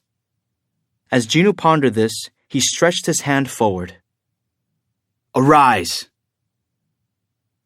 The area switched between bright to dark in quick succession, much like a flickering light bulb at the end of its life. Jinoo looked up.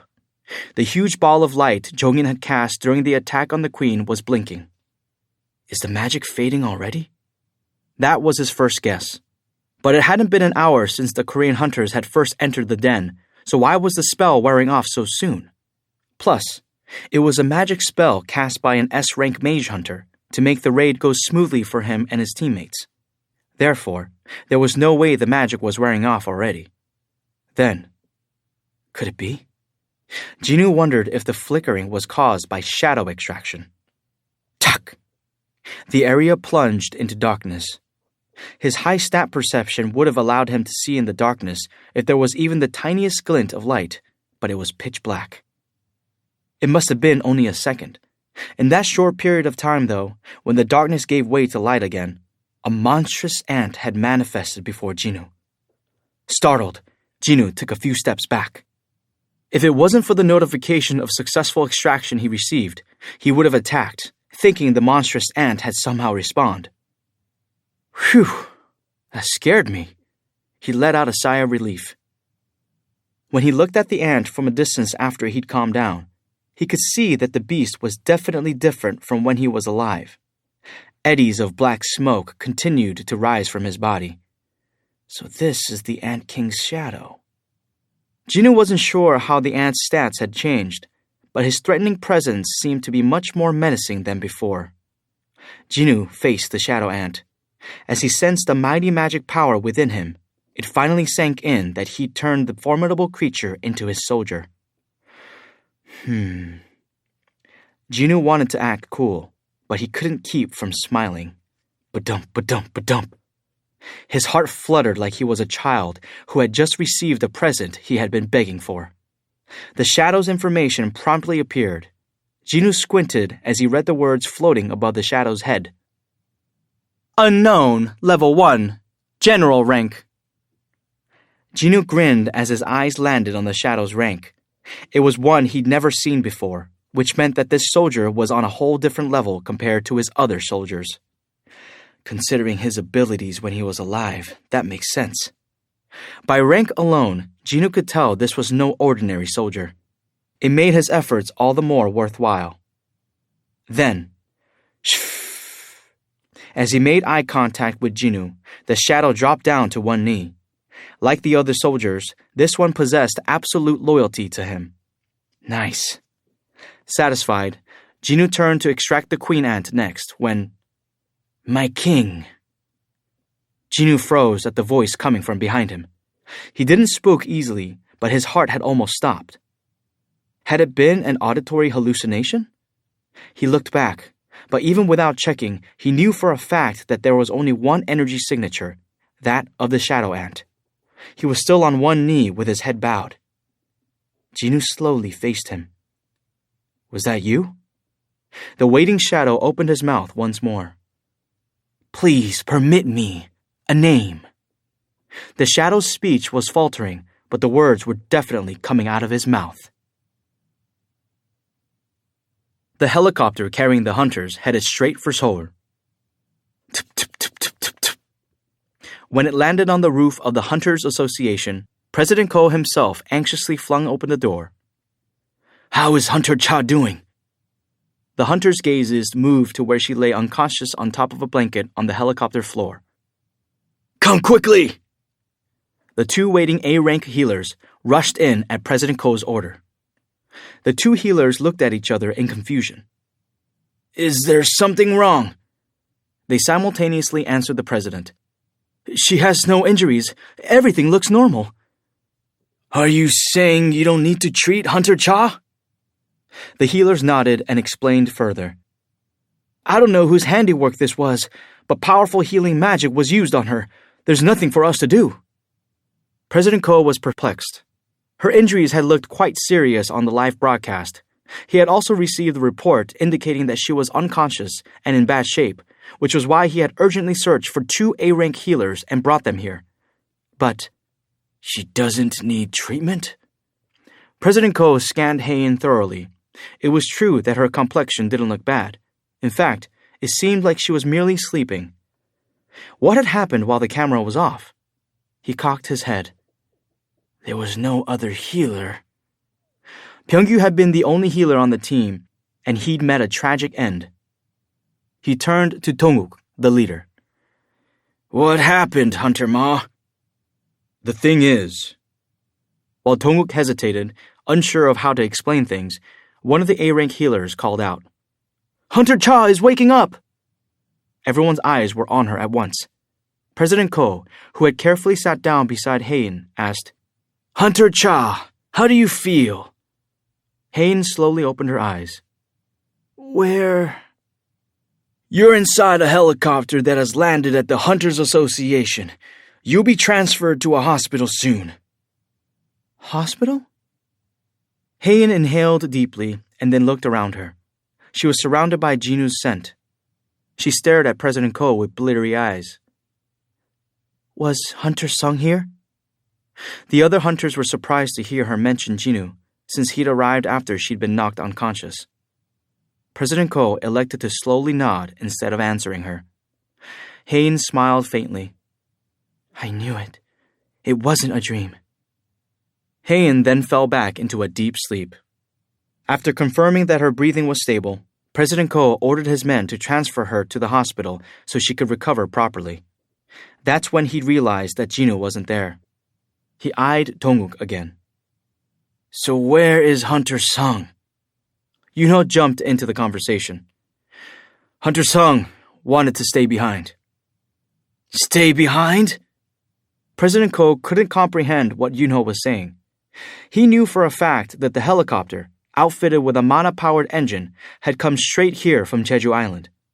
It hadn't made any stops along the way, so where exactly was Jinu staying? President Ko asked again, Where on earth do you mean? Hunter Sung still has some business to take care of on Jeju Island.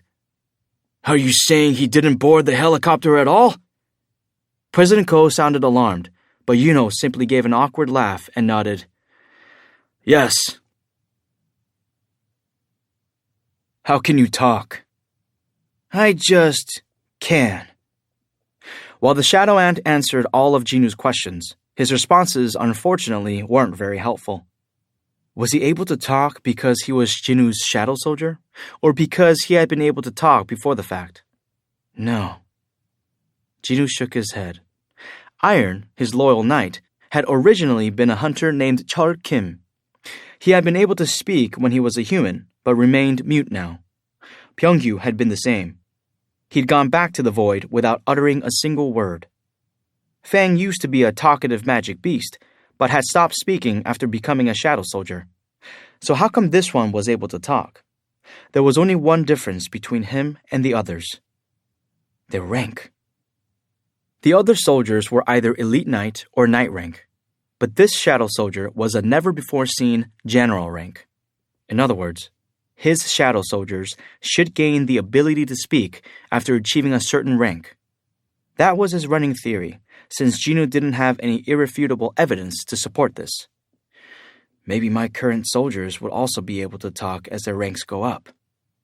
It seemed Jinu had gained one more reason to increase his soldiers' ranks. He thought about it for a moment, then decided to ask the ant something he'd always been curious about. I was the one who killed you. So why do you follow me so easily? The shadow's answer was completely unexpected. I didn't die. I was reborn by my master's power. The soldier lifted his head. He looked Jinu square in the eyes and continued. Within my body now, there is overflowing joy. I will follow only my master for eternity. Badump. Why was his heart beating so fast? Was it because Jinu could feel the shadow's sincerity? When the shadow ant swore his eternal loyalty, Jinu's heart began to race. He had to place his hand on his chest to calm it. His heart quickly slowed to its normal speed. The shadow soldier lowered his head once more. My king, please permit me a name, he desperately asked Jinu. And so, the conversation had come full circle. It was a strange experience to be prompted by a soldier rather than by the system. A name. Until now, Jinu hadn't put much thought into his soldiers' names. But it's not like I can just call this shadow ant or bug, can I? Jinu had several shadow ants already in his ranks, so if Jinu named him Ant, it wouldn't have the authoritative ring befitting a general. so Jinwoo actually pondered for a bit before grinning. Beru. He'd be named after the famous French author of the science fiction novel about an empire of ants. He didn't waste time agonizing over this decision. Your name is Beru. Beru bowed his head even lower than before in gratitude. Thank you, Master. The information above Beru's head reflected the change. Beru, level 1, general rank. Done. Jinwoo regarded the new name with pride and then turned. It was time for the queen. The shadow extraction from the queen went smoothly as Jinwoo's confidence had received a boost from Beru's successful summon. Arise! Scream! A shadow beast identical to the queen rose up with a deafening screech. Nice! Jinwoo was about to celebrate his success, but blinked after sensing something strange. As soon as the queen's shadow was created, the connections between Jinwoo's shadow ant soldiers grew faint, like the lines connecting him and the soldiers were covered in fog. Beru was already at his side before he could finish calling his name. Tak! If it wasn't for Jinwoo's increased perception stat, he wouldn't have been able to follow Beru's movements at all. For such a beast to be Jinwoo's loyal soldier now, Jinwoo's confidence soared. Do you know what's happening here? Jinwoo gestured toward the queen with his chin. Beru knew how the ants worked better than any of his other soldiers. Beru stood at attention as he answered. Ruling the army of ants is the queen's unique ability. Ah, so this meant the control of the ants had immediately transferred to the queen. Though the queen answered to Jinwoo, he felt somewhat inconvenienced by the situation. He wouldn't be able to give them orders directly. Jinwoo rubbed his chin and thought. And why did the queen's magic power decrease? Most of the queen's magic power is for breeding. Breeding isn't possible without a physical body, so... Jinwoo cut Beru off. That's why her magic power is half of what it used to be? That is correct, Master. After putting everything together based on Beru's information, Jinwoo concluded that the queen wouldn't be useful to him after all. In the end, Jinwoo decided to release the queen. There wasn't any reason to keep a subordinate who just took up space in his army, was there? Scream! The queen's shadow turned to smoke and dispersed into the air. Number of shadows stored, 570 out of 570. He had already maxed out his soldiers. All that's left is collecting essence stones, right? Jinwoo looked around. Essence stones of the highest quality, the likes of which could be found only in S-rank dungeons, were everywhere like ordinary pebbles. With no one to stop him, he could have kept all the essence stones for himself if he so chose. But Jinwoo reined in any selfishness. He'd been told that these essence stones would be used to compensate victims and rebuild Jeju Island back to its former glory. Jinwoo wasn't desperate enough to claim something of which he had no ownership. Still, I can take this one, can I? He removed the gem from Beru's corpse. It was a beautiful jewel-like essence stone that was pitch black in color. He pocketed the stone and summoned Kaisel. Cree! Kaisel flapped his wings, ready to fly. Jinwoo mounted the dragon's back and briefly scanned the queen's den. Silence had settled in the once clamorous space. The Jeju Island expedition was finally over. Jinwoo turned toward the exit. Let's go home. With that, Kaisel soared into the sky. 7. All eyes on Jinwoo. Kaisel landed in front of the Hunters Association headquarters.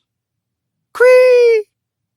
The Hunters Association was a busy hub for hunters. Shocked members of the association ran out of the building as a huge magic beast appeared in the middle of Seoul and landed right in front of their workplace. Surveillance team hunters had tracked the approach of a being with magic power and so were ready with weapons brandished. Everyone was astounded to see Jinwoo dismounting from the beast. Return. Kaisel melted back into Jinwoo's shadow at the order. People recognized him immediately. Was that Hunter Sung's minion? A magic beast like that is also under his control? They'd seen on TV what Jinoo was capable of. In their minds, it wasn't unreasonable for him to be commanding a magic beast as well. Jinoo approached someone he recognized, a hunter from the surveillance team who usually accompanied President Ko. "I would like to see the president." President Ko wasn't a man someone could meet with on a whim. Even members of the government had to wait at least a week to see him. But how could you say no to this man? A hunter who had suddenly popped up in the middle of a raid he wasn't assigned to and dispatched a magic beast that was slaughtering S-rank hunters. Besides, the president of the Hunters Association was bound to want to meet with him as well. The subordinate informed him, "The president is currently at the hospital." "Is he ill?" Jinoo recalled that President Ko's health wasn't the best. His heart condition might have been exacerbated by the raid broadcast. "No, he went to check on Hunter Cha." Jinoo nodded. He realized he might not get to see President Ko today. The subordinate stopped Jinoo before he could walk away. "I'll contact him for you. Please wait a moment in the reception room." "Great. Thank you." Jinoo was relieved. He had something he wanted to tell President Ko as soon as possible. Hain had been admitted to the official hospital of the Hunters Association. President Ko was waiting to hear from the doctor. "How is she doing?" the president asked as soon as he saw the doctor. "We haven't done a thorough examination, but she seems to be stable. She's sleeping comfortably now." "I see." President Ko nodded. Nothing he didn't know. Hain's current condition was confusing to the doctor as he, too, had been watching the raid right next to President Ko. Her face was pale from the loss of blood. How was Hunter Cha able to recover to this extent? The president had received a detailed report from her fellow hunters, but he didn't share it with the doctor. "Even if I told him the truth, would he believe me?" Would the doctor believe that Jinoo had treated Hain by using the power of a deceased healer? Besides, Jinoo had asked for the camera to be turned off so as to keep this ability of his hidden, so President Ko knew better than to spread the information around. Naturally, the other hunters had agreed with this decision. "The A-rank healers I had on standby treated her." Her condition looked quite critical, but I'm glad they made it. Fortunately, it appeared as though the doctor believed President Ko. "Oh," the doctor recalled something. "About Hunter Sung." Jinoo's name got the president's attention. "What about him?" As President Ko's eyes sharpened, the doctor spoke quickly. "You're aware that his mother was hospitalized here, right?" "She had the eternal sleep disease, no?" "Yes."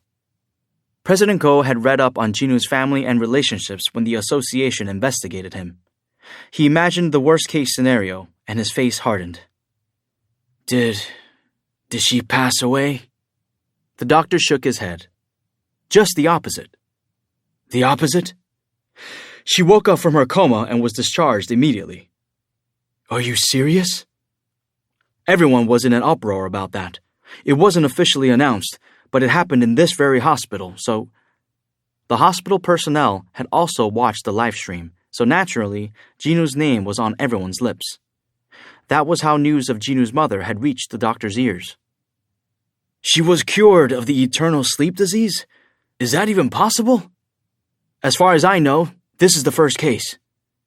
"When did Hunter Sung's mother wake up?" "I think..." The doctor went over the date in his mind. "It should have been about 5 days ago." President Ko finally fit all the puzzle pieces together. He had invited Jinoo to join the raid team around the same time that his mother had recovered. Hunter Sung's father went missing in a gate, didn't he?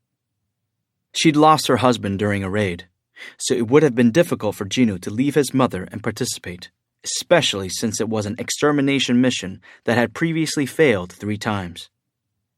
President Ko reflected on his failure to look into Jinoo's situation more thoroughly. That's why Hunter Sung passed on joining the raid. Between Jinoo's home situation and his performance in the mission, the potential misunderstanding had been fully cleared. President Ko was extremely pleased. Jinoo was a rare young man, a type one would be hard-pressed to find these days, and President Ko had come to favor him quite a bit. At that moment, an association employee approached. "Sir, what's the matter?" "Hunter Min's family isn't answering our calls." "You mean his mother?" "Yes." That was understandable. Her son's death had been announced on national TV. Her voice had trembled when she'd called the association. They'd had no choice but to gently confirm his death to her. "I will visit her myself." "You're going to see her personally?" "A mother lost her son, and a funeral will be held without his body. Do you think she's in the right state of mind to answer a phone call?" "True, but..." "I'll personally go and give her my condolences as well as news about the raid." "Understood, sir." The somber employee was about to leave when their phone rang. It was a call from the association, so they answered it with President Ko's permission. "Pardon? Someone wants to see President Ko?" "What? He does?" President Ko shook his head. "I don't want to see anyone today." The employee covered the phone receiver with their hand. "Sir, the person who wants to see you is Hunter Song." "Hunter Song?" President Ko's eyes widened, and he retracted his previous statement. "Tell them I'll be there right away." An employee escorted Jinwoo to the president's office. Jinwoo took a seat. "Would you care for a drink?" asked the employee. Jinwoo was going to decline, but he suddenly realized how thirsty he was. Thinking back, he hadn't had a sip of water after all that fierce combat. "Some water, please." "Thank you." What was the employee thanking Jinwoo for? The nervous employee's face flushed at the mistake. They set a small bottle of water in front of Jinwoo and bowed. "Please, let me know if you need anything else." "Okay." The employee seemed more attentive and cautious than the last time Jinwoo had been in this room. "I bet it's because of the broadcast." Jinwoo guessed that most people would look at him or treat him differently because of it. Soon, the president of the association entered. "Hunter Song!" Jinwoo was about to get up, but President Ko stopped him. Jinwoo had just come back from Jeju Island. He'd fought a terrifying magic beast ant that almost killed all their S-rank hunters. Jinwoo was the VIP of VIPs now. After Jinwoo had saved all those hunters' lives, President Ko wanted to treat Jinwoo as an equal. He sat opposite Jinwoo instead of at the head of the table. "I heard what happened in the ant cave." "Oh, yes." Then this conversation will go fast. Jinwoo was glad to hear it. President Ko continued. "And I also heard how you got here." Many people from the association had seen Kaesol, so there was no way it hadn't reached the ears of the president of said association. "Did you ride that beast to Jeju Island?" Jinwoo had traveled to the island using Shadow Exchange, but there was no need to reveal all his cards. Jinwoo chose his words carefully. "Something like that." He had basically confessed that he was the culprit behind the magic beast seen in the skies over Seoul a few days ago, but this would let him ride Kaesol more freely in the future. "I see." It was as President Ko had thought. He nodded. Jinwoo could utilize the powers of dead magic beasts. If he had slain a magic beast capable of flight, it made sense that he could use it to get around. With his curiosity satisfied, it was now time for President Ko to get down to business. "I was told you wanted to see me." "Yes." "May I ask what about?" "I got rid of the ants on Jeju Island." "Pardon?" President Ko sprang up from his seat. "Are you saying you killed every single one?" "Yes," Jinwoo answered firmly.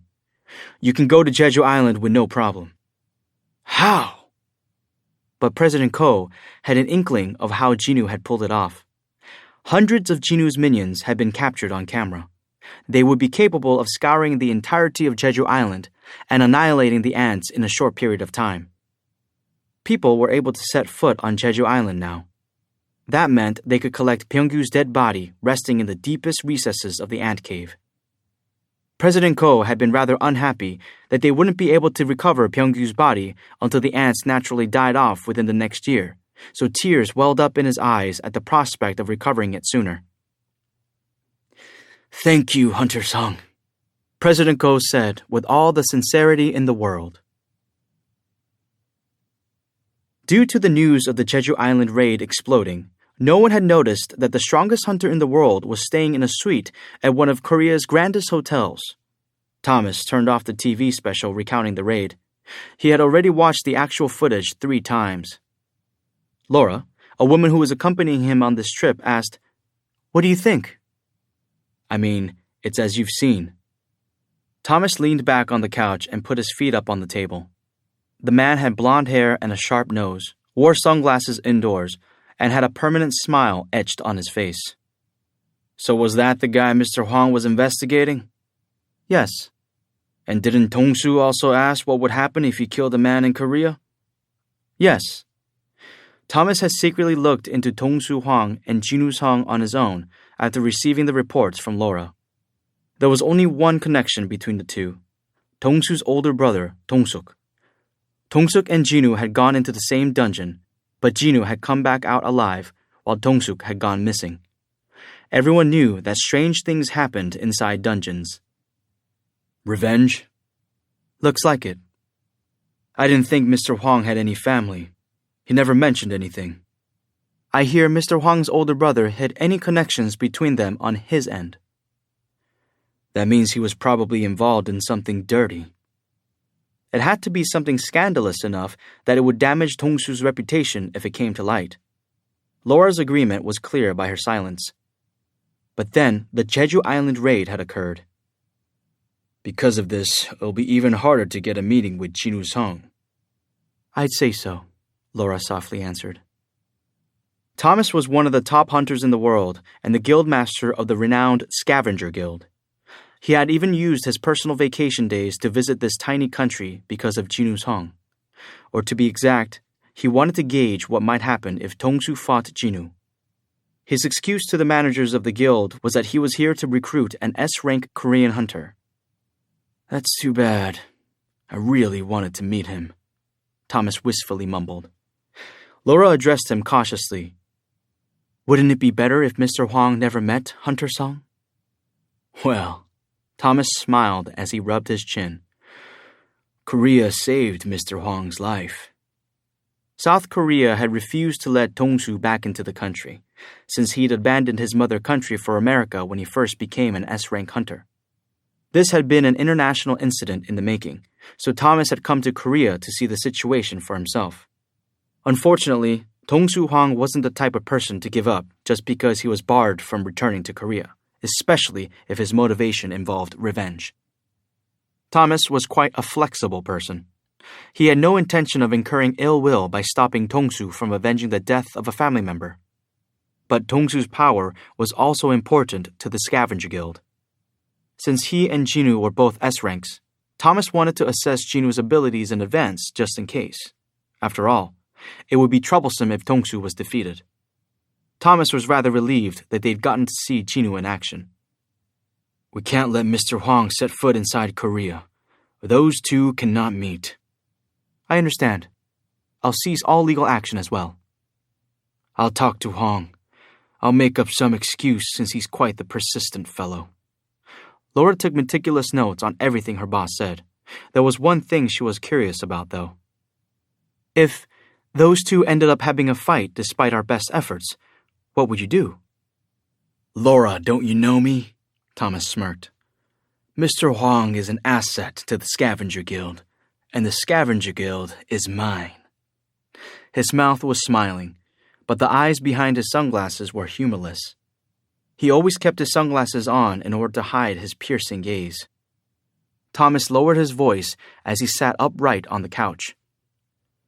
No one puts their hands on my assets, not even the American government. Thomas Andre, one of 5 national-level hunters. The man was the power of a country personified. We'll escort you home, Hunter Sung, President Ko quickly told Jinwoo as the other man made to stand up. Pardon? If you wait a moment, one of our men will bring a car around. Why don't you let us drive you back to your place? Jinwoo felt the Hunters Association's and President Ko's appreciation for what he'd done, but he didn't want them going out of their way for such a small matter. His apartment wasn't that far, and it certainly wasn't worth the trouble of borrowing a car. Besides, he'd get home quicker by riding Kaisel or sprinting, so Jinwoo politely declined the president's offer. "No, thank you. I'm fine." President Ko shook his head. "I think it'll be more convenient if you took the car." "What do you mean?" The president walked over to the window instead of answering him. "If you would." Jinwoo joined him. That's when he saw what was waiting for him. The entrance of the association's headquarters had been quiet just an hour ago, but now it was absolutely crawling with people. "All those people came after hearing of your visit." Jinwoo didn't have to ask how they knew. "I rode Kaisel to get here, didn't I?" Everyone had at least one camera on them these days. Footage of Jinwoo dismounting Kaisel at the Hunters Association had quickly spread on social media, and those pictures had naturally reached the eyes of journalists. It had taken a single sentence. The article wasn't even that long. "Magic Beast landed on Hunters Association property. Owner is..." The article stated that the Magic Beast didn't seem like an ordinary monster and was black like a shadow, and when compared to the minions summoned by Jinwoo, there was a high possibility it belonged to the new S-rank hunter. Some of the people waiting in front of the association had come to confirm the rumor, and others had come to see Jinwoo himself. Jinwoo felt a range of emotions after seeing the crowd. President Ko quietly looked down at the people before speaking calmly. "As you well know, we Koreans have hungered for a victory." The great tragedy had occurred 4 years earlier. Because of the dungeon break on Jeju Island, Korea had become the only country in the world to have been forced to cede land to the magic beasts. Many countries had publicly expressed their condolences, but laughed derisively in private at the incompetence of the Korean hunters. After 3 different extermination missions had failed, public morale reached its lowest point. 2 years passed as people lived in shame. Then came the news of the 4th attempt with Japan. Some criticized Korea for being unable to deal with the magic beasts without outside help from Japan, but that was the truth of the matter. But when Japan, with its 20-plus S-rank hunters, turned their backs on Korea and retreated from the raid, Jinwoo had shown up with his army of shadow soldiers.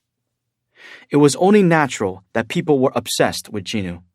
For people so thirsty, he was an oasis in a desert. The public had taken to the streets because they couldn't contain their joy at home. Then they'd heard Jinwoo was in the vicinity and had rushed over. "Of course, you can ride the magic beast home," said President Ko with a gentle laugh. "But could you please consider going down there for them? Those people, they need a hero." Jinwoo pushed open the glass door of the association building. The noisy crowd instantly quieted.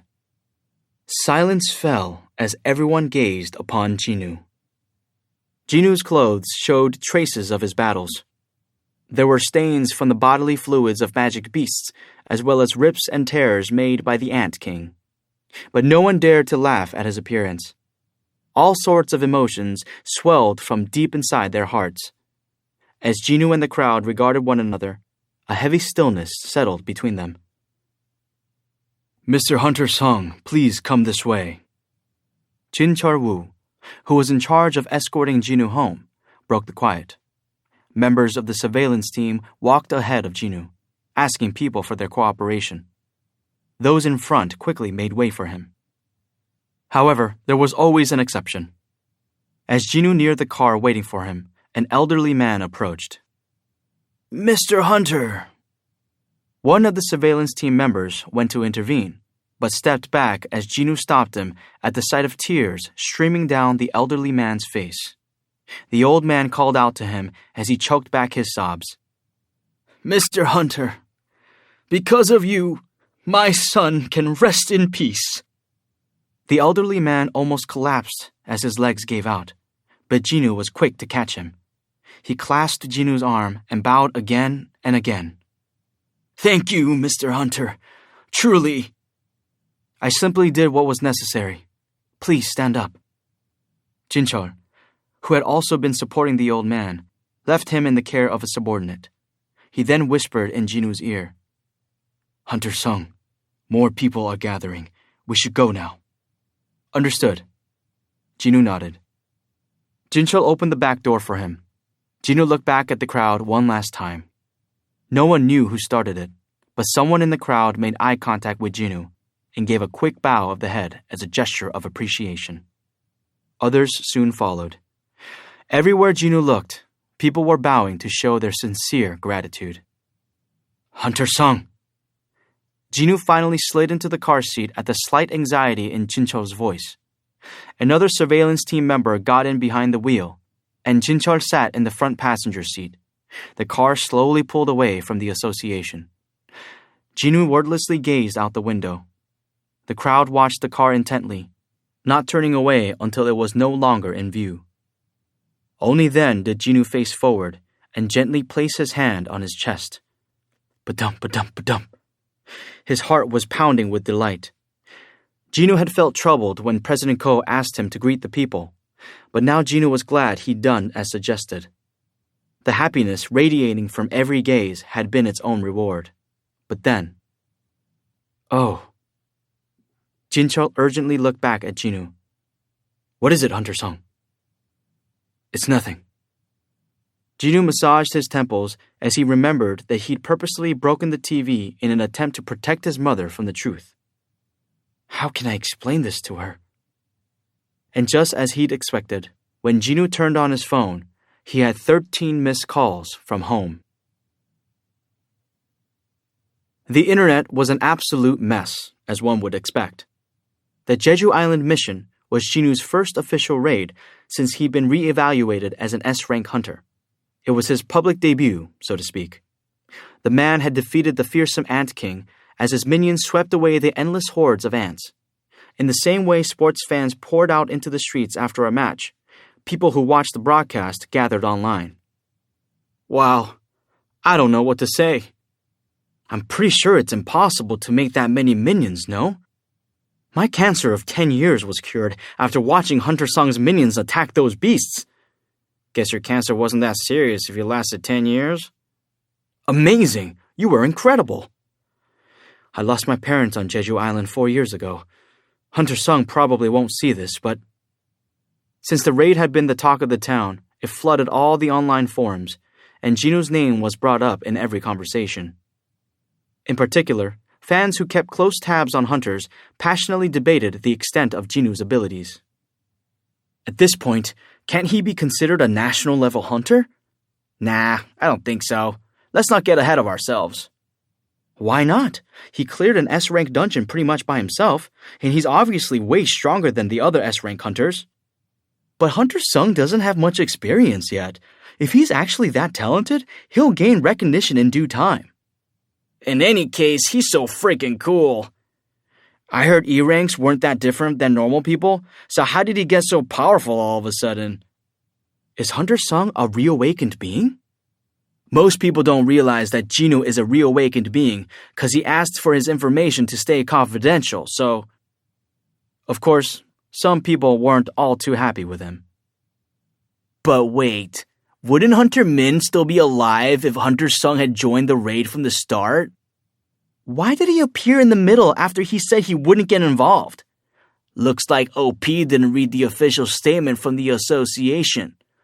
What statement? Link, please. The statement offered the following reason. Although Jinwoo was an official S-rank hunter, he had no previous experience with high-rank dungeons, so the association had decided to keep him nearby in case of emergency and insert him as needed, rather than making him part of the official raid team. Although this statement from the association was a rush job, it was good enough to assuage the public. This is all I can do for Hunter Sung. With this quick response, President Ko managed to both protect Jinwoo's privacy and shield him from any blame. While some criticized the association's incompetence for not recognizing Jinwoo's abilities, none of the backlash was directed at Jinwoo himself. Instead, Jinwoo's reputation increased. As far as the public knew, he jumped into the fray without a single complaint, even when the Korean team was facing annihilation, and the Japanese team, who was supposed to buy them time, had withdrawn. If I were him, I would have been too scared to go in there even if they tried to force me. Who'd willingly go in there knowing other S ranks were dying? Same. How did he persuade himself to do it? Jinwoo Sung is pretty much the paragon of hunters, don't you think? All the bastards who called him out for not joining the raid need to check themselves. LMAO, yeah, don't talk shit about people if you don't know the full story. Despite having applied to seal his records, Jinwoo was taken aback at having unexpectedly become the most famous hunter in South Korea because of this raid. 2 days later, an army unit and several hunters landed on Jeju Island in order to retrieve Byung-gyu Min's body. Even though the Knights Guild of the Yeongnam area was a top 5 guild, it wasn't able to participate in the raid because it lacked S-rank hunters. Thanks to them volunteering for this mission in order to give their reputation a much-needed boost, things were progressing smoothly. The specially trained soldiers hesitated as the hunters led the way. Come on, keep up. We told you, we don't sense any mana. Seriously, you don't believe us? The hunters walked far ahead of the soldiers, waving at them to hurry along. The soldiers finally followed them with extreme caution. Though frustrating for the hunters, the soldiers' trepidation was understandable. Ordinary people couldn't detect mana, nor could they defend themselves against magic beasts. An abundance of caution was all they had at their disposal. The guildmaster of the Knights Guild clicked his tongue as he scanned their surroundings with his hands on his hips. Oh. His jaw hit the ground. The closer they got to the ant cave, the more dead ants they saw littering the ground. Corpses were even piled up in hills in some places. The vice master of the guild, who was also a close friend and longtime colleague, shook his head. Boss, do you see this? Can you believe one hunter did all this on his own? The Knights Guild had participated in the 3rd Jeju mission, so they knew firsthand how terrifying the ants were. To see those creepy crawlies in this state. Yeah, that dude, Jinwoo Sung or whatever his name is definitely on another level. The Vice Master continued to marvel. How was he able to exterminate every single ant in an area this large? Right? The elite members of the Knights Guild had their fair share of experience with magic beasts, yet they were amazed by what they saw. They continued to be impressed as they made their way to the entrance of the ant tunnels. Boss, is that it? Yeah. The hunters stopped just outside the entrance to the ant cave and waited for the soldiers to catch up. The guildmaster lit a cigarette, since he had nothing else to do to pass the time. Likewise, the vice master also raised a cigarette to his lips. However, the guildmaster frowned as he watched the cigarette fall from the vice master's lips. Hey, what's the matter? Boss! The vice master urgently tapped the guildmaster's shoulder and pointed straight ahead. The guildmaster finally sensed something wasn't right and turned around. Whoa! A human's shadow was visible at the entrance to the caves. The shocked guildmaster raised his voice. You! Who are you? Jong-soo Park, the guildmaster of the Knights Guild, couldn't believe what he was seeing. A seemingly normal foreign male walked out of the entrance to the ants' cave. But that was impossible. This mission is top secret, isn't it? The ground was covered with the highest quality essence stones. The association had decided to delay announcing the end of the mission until they figured out a way to prevent a mad rush to collect them. Therefore, very few people knew that there were no longer any magic beasts on the island. Only the association, the soldiers, and the one who'd exterminated the beasts, Jinwoo Sung. But Jong-soo was willing to bet every earthly possession he owned that the man standing in there wasn't Jinwoo. How could he forget Jinwoo's face? He was the most talked about hunter in Korea right now, and his name was on the very top of the Knights Guild's recruitment wish list. Jong-soo addressed the figure again. I asked who you are. What were you doing in there? Jong-soo wasn't sure if the man couldn't understand him or simply didn't want to respond, but the only answer he received was a smile.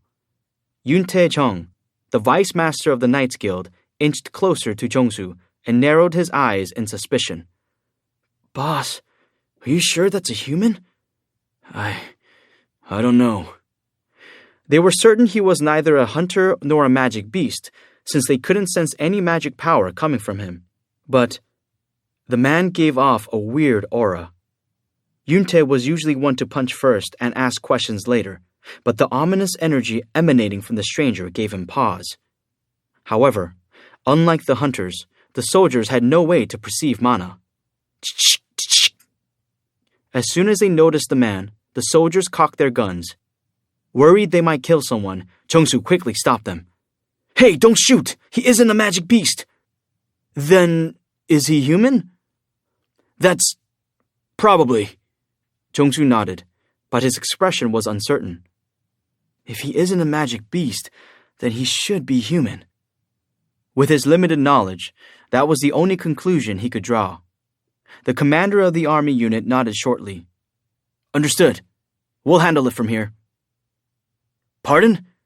Aren't you guys just here to collect Hunter Min's body? We also have orders to supervise the situation on Jeju Island. Chongsu nodded and withdrew. If an opponent wasn't a hunter or a magic beast, there was no need for the Knights Guild to interfere. Chongsu thought it would be best to stand down, observe, and not get involved. The commander shouted at the man, You have entered a restricted area. If you do not follow our instructions, we will open fire. The man's smile didn't budge. Gulp. The soldiers swallowed hard. Should we shoot? Considering they'd never fired a gun at a human before, their reactions made sense. The hunters were tense as well.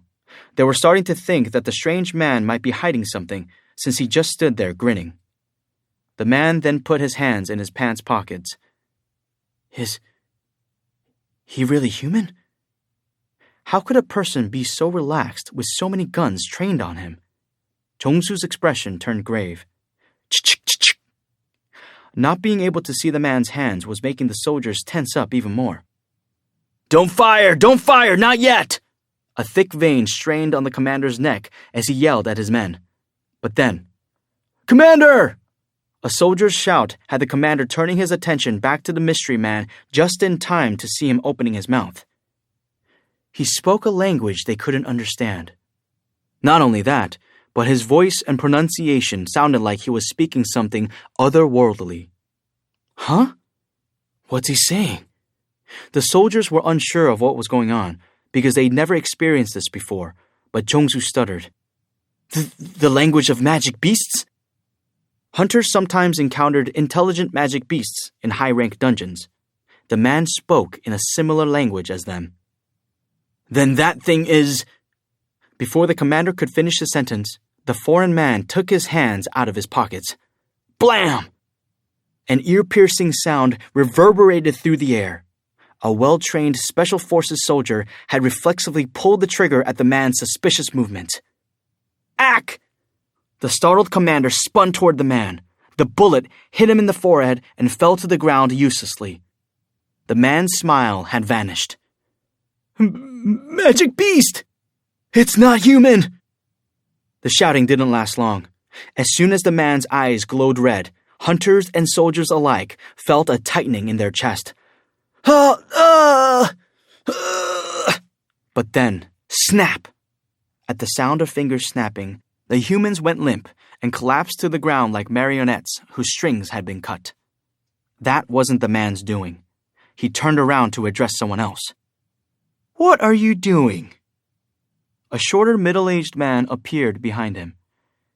There's no need to cause trouble. I just put them to sleep.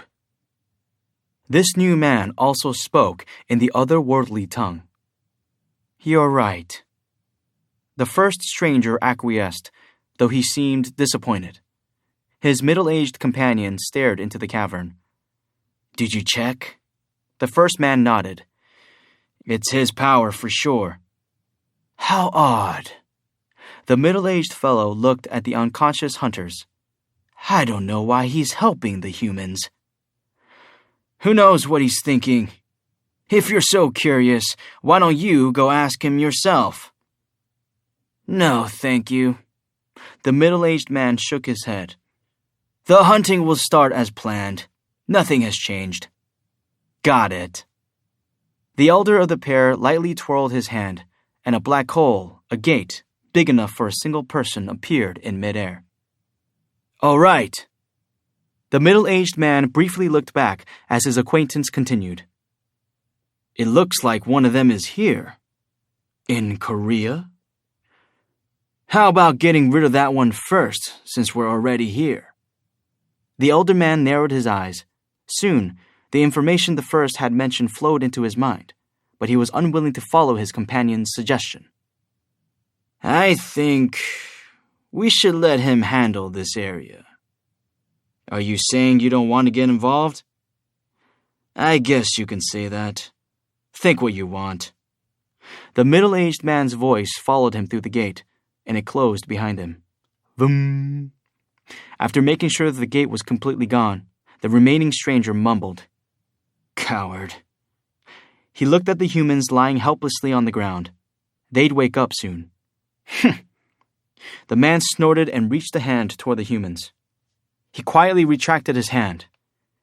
Well, I guess there's no need to cause trouble. The enigmatic figure soon disappeared through another gate. Later that night, Jinwoo sat on the floor in his bedroom inspecting a dagger. It was the Demon Monarch's dagger, which had performed excellently during the battle against the Ant King.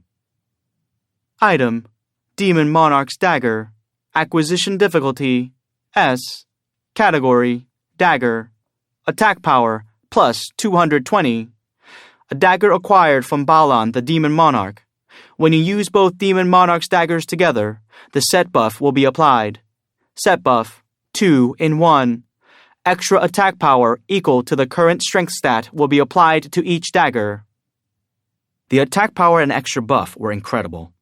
Jinwoo reread the dagger's information screen multiple times. His reaction was understandable. As his former weapon of choice, the A-rank Barca's dagger had an attack power of only 110.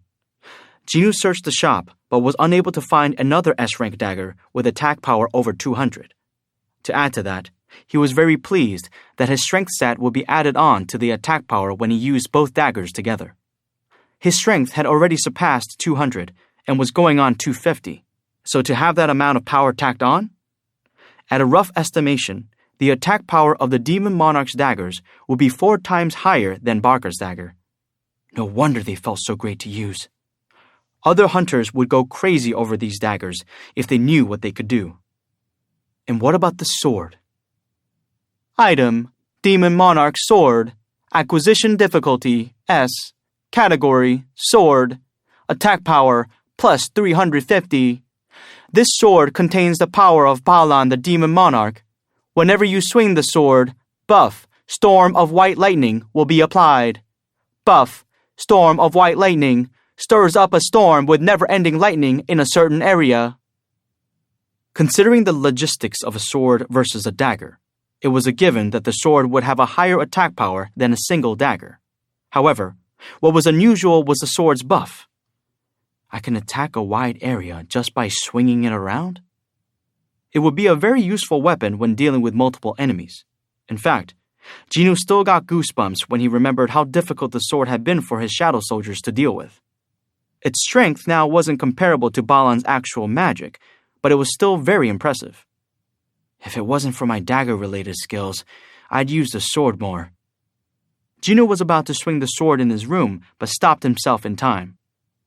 Despite the late hour, having lightning strike in the next room would wake anyone, and he didn't want to give his mother more reasons to be stressed. He gently lowered the sword. Speaking of, that's a huge relief. His mother hadn't objected to his job. When he'd returned home, Jinwoo had spilled everything to his mother except for details regarding the system. He told her that he'd become an S-rank hunter after being reawakened by chance and that he wanted to continue working as a hunter. She had been worried at first, but eventually gave Jinwoo her blessing. I'd like for you to do whatever you want to do, Jinwoo. Her one condition was to not overdo it. Though if a situation ever arises that I can't easily handle. Jinwoo shook his head to stop any dark thoughts. Then he remembered something his mother had said.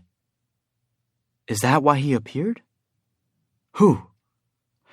I heard your father's voice when I was asleep in the hospital." "What did he say?" "That's..." She then explained that she had never heard anyone's voice in her dreams before then, nor had she heard any after.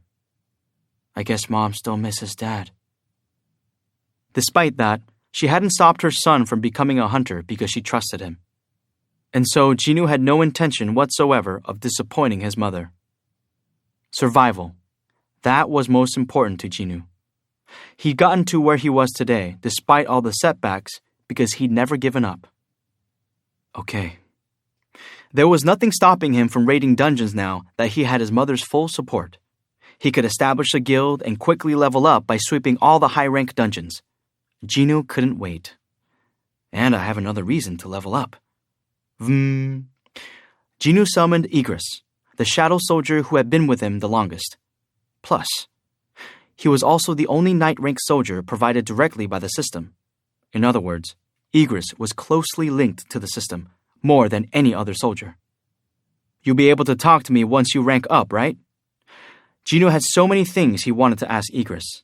Of course, he didn't receive an answer to his question. Igris was silent as usual.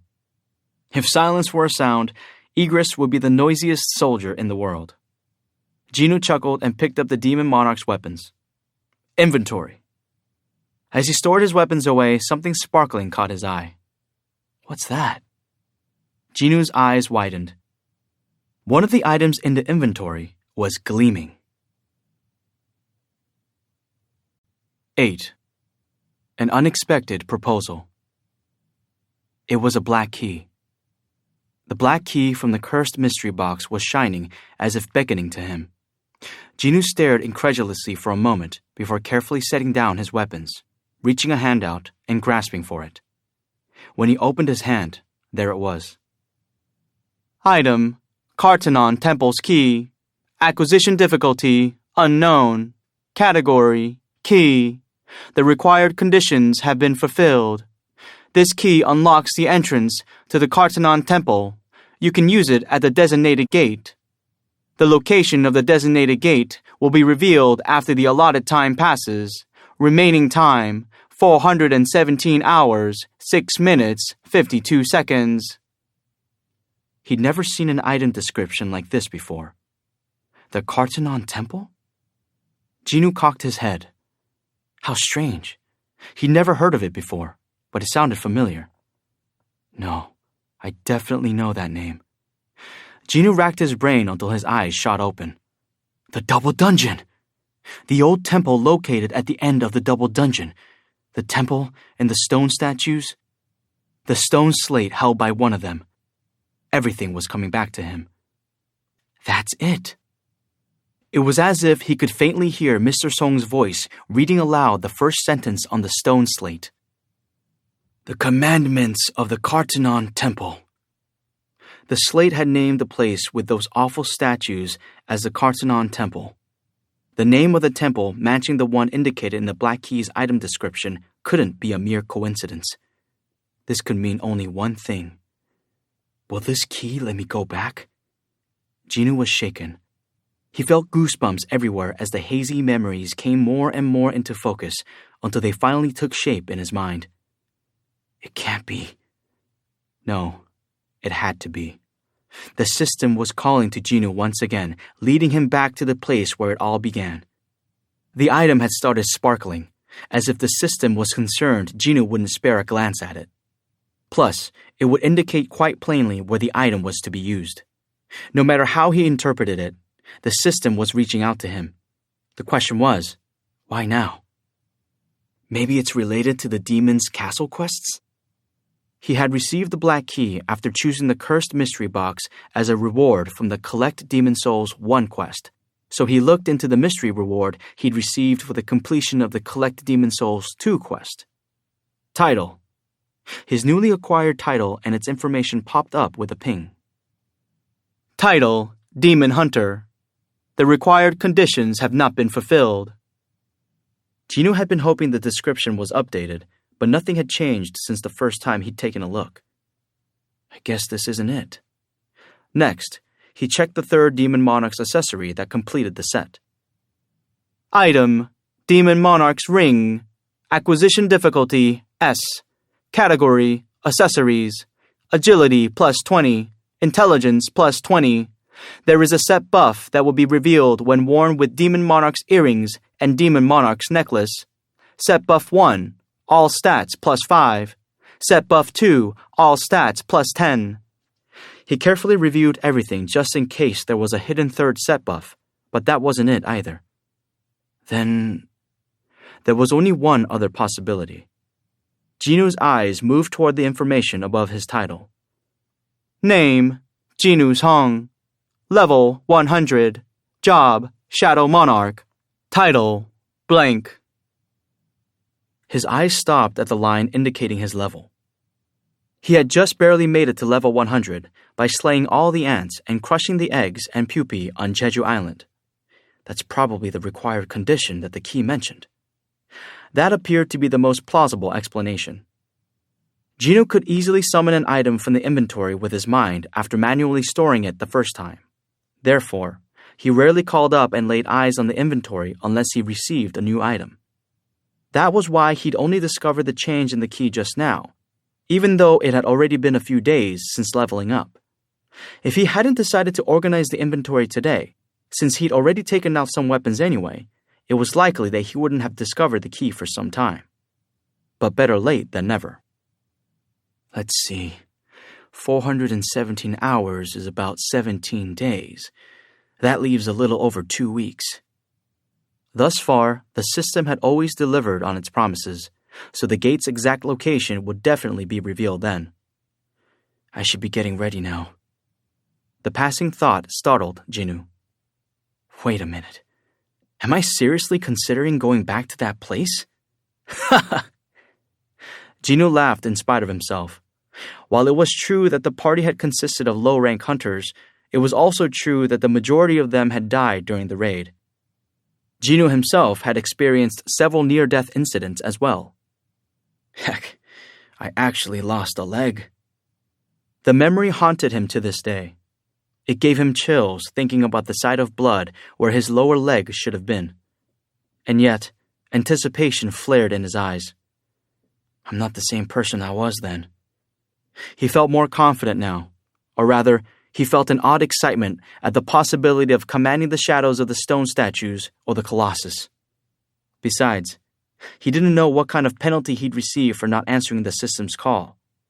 Based on his experiences with the first penalty quest and the urgent quests, he knew full well that the system could be both his enemy and his ally based on whichever decision he made. The hand holding the key grew sweaty. Gulp. Jinu swallowed nervously, then shook his head. Don't get too worked up. He had to keep calm. He waited for his heart to slow and took deep breaths before slowly opening his eyes. Okay. If the system had some business with him, this could be another opportunity. The cursed mystery box.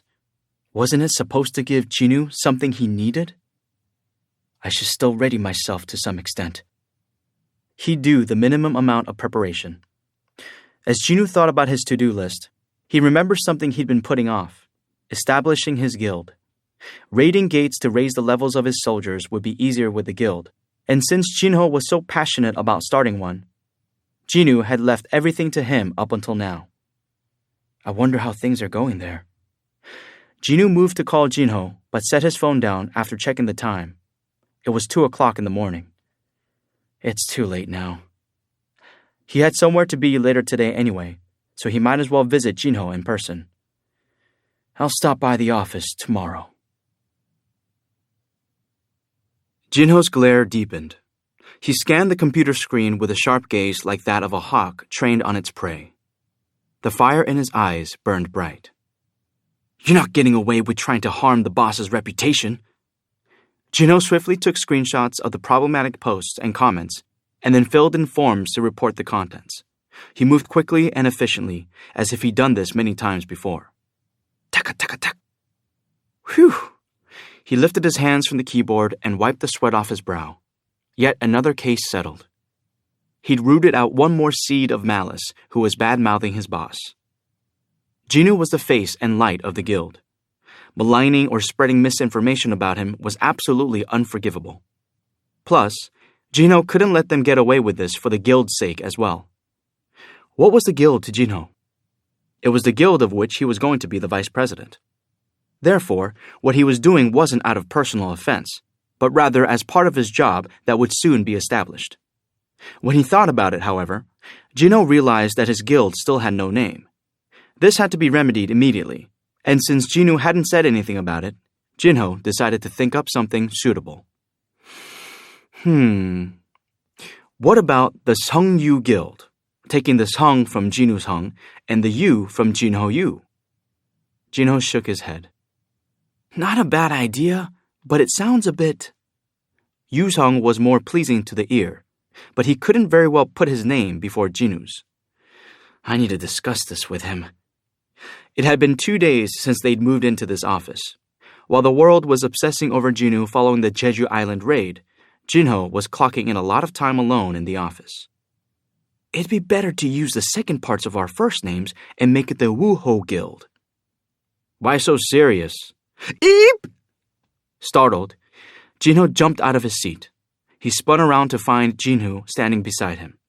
Boss! Jinwoo raised an eyebrow, not understanding why Jinho was so skittish. Jinho patted his chest to calm down. When he conceals his presence, I can't sense him even when he's standing right next to me. Jinho hadn't necessarily been lost in thought, but he still hadn't heard a thing. Jinwoo's stealth was improving by the day. Feeling a little embarrassed at his overreaction, Jinho scratched the back of his head. When did you get here, boss? Just now. Jinwoo answered casually and turned to look at the computer screen, but Jinho quickly stood in front of the monitor to block his view. You don't need to worry about those jerks. I'll take care of them, boss. Jinwoo looked at Jinho's earnest face in disbelief. That was you? Jinwoo had heard there was someone threatening to sue people if they posted hate comments about him online. Who knew that someone would be so close to him? Jinho blushed at having accidentally busted himself. Geez, boss, I'm just doing what's necessary, you know? Jinwoo couldn't help but chuckle at the twinkle in Jinho's eyes that were eagerly awaiting Jinwoo's praise. All right, good job. Jinho interpreted Jinwoo's smile to be one of satisfaction, so he resolved to work even harder for him. As he did... Did you have somewhere to be today, boss? Jinho noticed that the other hunter wasn't dressed in his usual clothes. Jinwoo answered nonchalantly, I have an errand to run. I see. Jinho internally marveled at the sight. Jinwoo usually preferred casual attire he could easily move around in, so the sight of him decked out in a black suit and tie was both foreign and surprising. Jinwoo glanced at his watch, not bothering to elaborate further. It's already this late? He looked up and asked, I don't need to bring anything with me for the Guildmaster's license, right? That's right, boss. You'll get the license after a simple test at the association. Cool. Ah, so Jinwoo was going to the association? That outfit's a bit much just for a visit to the association, though. Jinho, who was trying to guess Jinwoo's destination, soon arrived at a logical conclusion. Since he's a celebrity now, he has to pay attention to what he's wearing. Fame could be both great and tiring. Jinho knew quite a few public figures personally, so he could sympathize with the unseen burden that many of them carried. Regardless of what Jinho was thinking, Jinwoo pointed at the desk that lay out of his reach. I'll be taking the van. He indicated the key. Please feel free, boss. Jinho made to grab the key for him, but then watched in awe as it flew into the other man's hand on its own. Boss, what was... Jinho cut him off. A skill. Jinho was at a loss for words. At this point, Jinho could start flying around the room and Jinho wouldn't find it odd. Is there anything he can't do? As each layer of the onion that was Jinho was peeled back, there was more and more to be impressed about. Hang on, there's no time for this. He came back down to reality. There were a few things he'd wanted to ask Jinho, and since he was in the office, this was a good chance. Jinho could see that Jinho had something to say, so he paused. Yes? I received a mountain of applications for the job posting I uploaded yesterday, so I've made a list... Oh, let's talk about that when I get back. Jinwoo was already cutting it close. Because Jinwoo was obviously in a rush, Jinwoo hurriedly continued. Oh, boss, then have you decided on a name for our guild? This was definitely a priority. They needed a name for the job posting and any other official orders of business. I wonder if he already has a name in mind. Jinwoo fidgeted as he waited for Jinwoo's answer. He had a few suggestions ready in case Jinwoo had trouble coming up with something. Seongyu, Jinjin, Wooho. I hope he likes at least one of those. While Jinwoo looked on expectantly, a grin spread across Jinwoo's face as an idea popped into his mind. How about Solo Play Guild? What? Jinwoo stared at the older man. Was he supposed to laugh here? It didn't look like Jinwoo was joking, though. With that, Jinwoo started to head out. Perhaps he hadn't been expecting much of a reaction from Jinwoo anyway. Okay, see you. Jinwoo watched him exit the office. I guess there actually are things he can't do. The boss was only human, after all. While he was a bit worried that their guild name might actually be Solo Play, Jinwoo was also somewhat comforted by this proof that Jinwoo wasn't perfect. Jinwoo arrived at the funeral of Hunter Byung-gyu Min. It was originally going to be held in private for family members only, but it was made open to the public because tons of people had expressed the wish to pay their respects. A huge number of the public visited the funeral parlor to honor Hunter Min's sacrifice, including Jinwoo. Whoa, is that... Oh, isn't that man Hunter Song? It's really him. Murmur, murmur. People who recognized Jinwoo started whispering among themselves. Jinwoo normally didn't care about being stared at, and he didn't mind being recognized as long as no one bothered him. What others were saying about him was none of his concern. However, they need to remember where they are and why they're here. Jinwoo frowned. Wasn't this about remembering Hunter Min's sacrifice? It was supposed to be a solemn occasion, and he didn't want it disrupted because of him. Jinwoo released a small amount, a tiny fraction of his magic power for a short period of time. That was more than enough. The air grew heavy, and the room fell silent. The mourners were made to be mindful of every breath they took. Everyone's mouth simultaneously snapped shut, and the flurry of conversation gave way to silence. Good. Satisfied with the atmosphere he'd created with his display of power, Jinwoo continued on his way, only to be blocked by a middle-aged woman who wasn't quite of age to be called a grandmother. It was Hunter Byung-gyu Min's mother. The murmurs started up again, seeing the two of them standing face to face. Uh-oh. Is she going to yell at him and kick him out? The mourners' concerns were unfounded for one simple reason. You came, Hunter Song.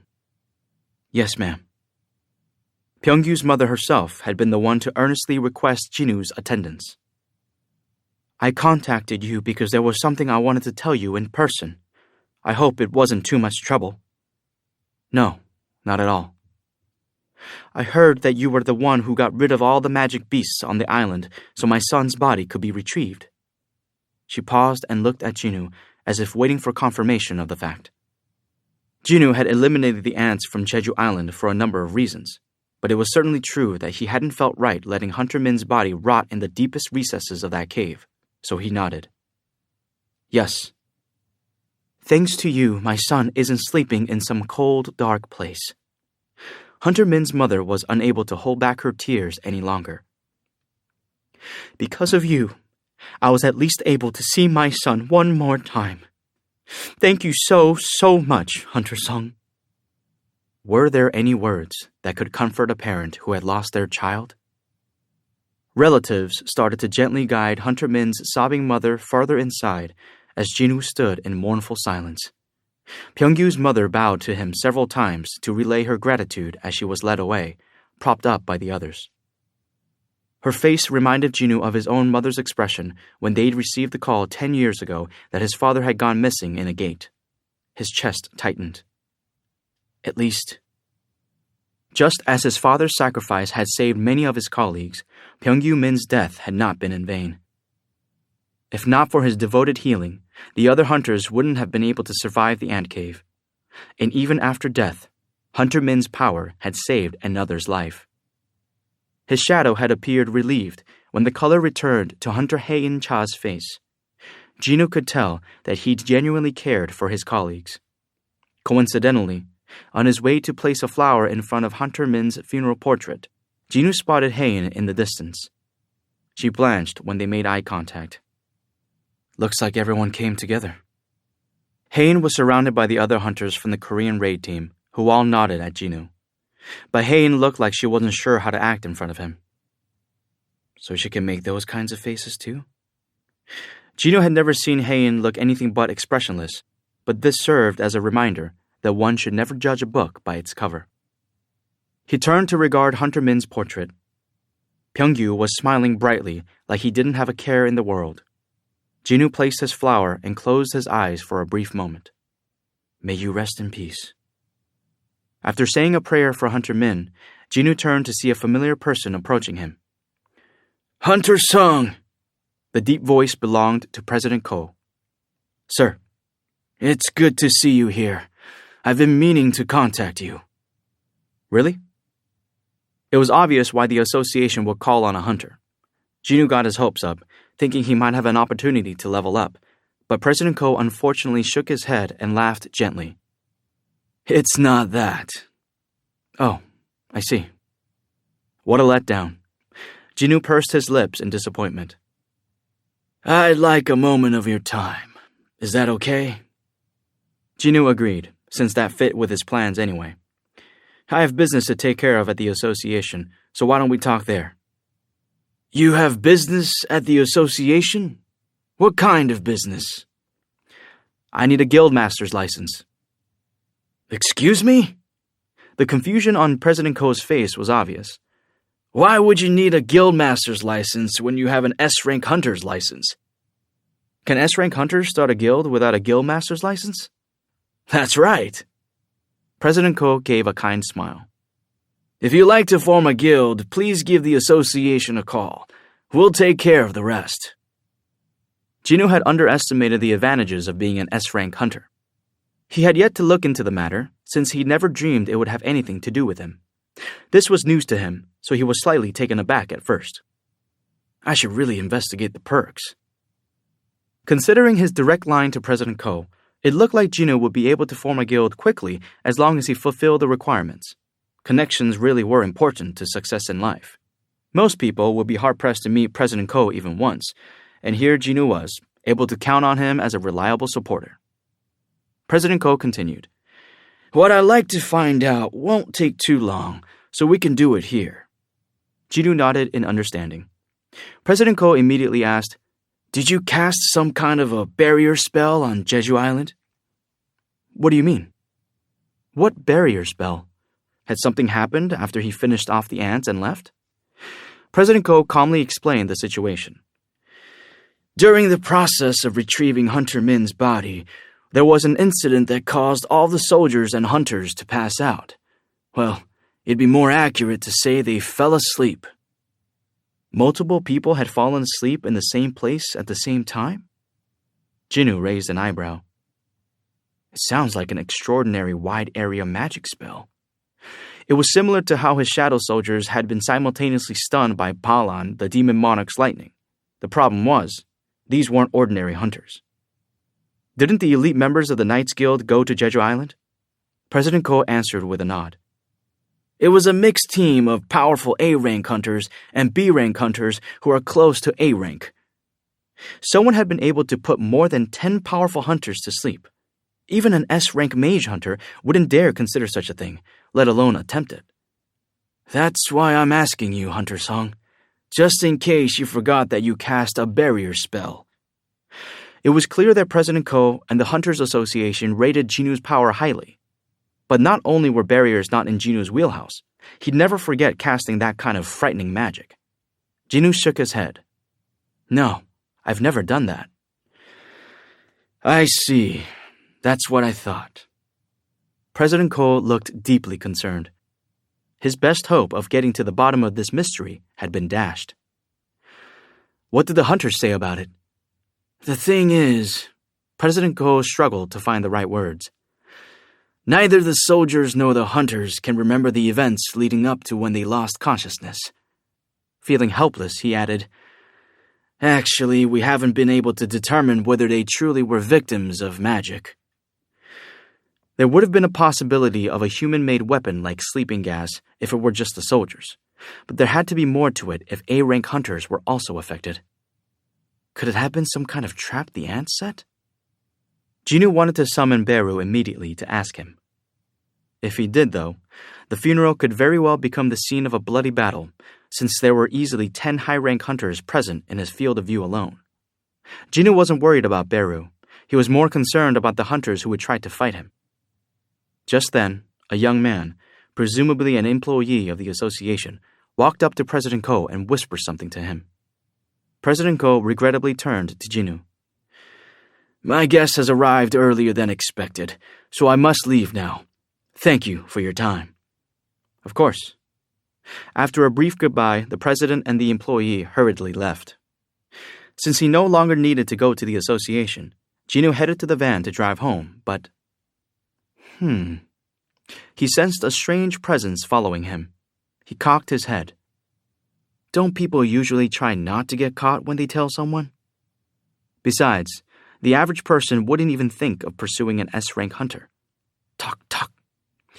He couldn't hear any kind of camera equipment, so it couldn't be paparazzi, which made sense, since whoever it was didn't seem to be trying to hide their presence anyway.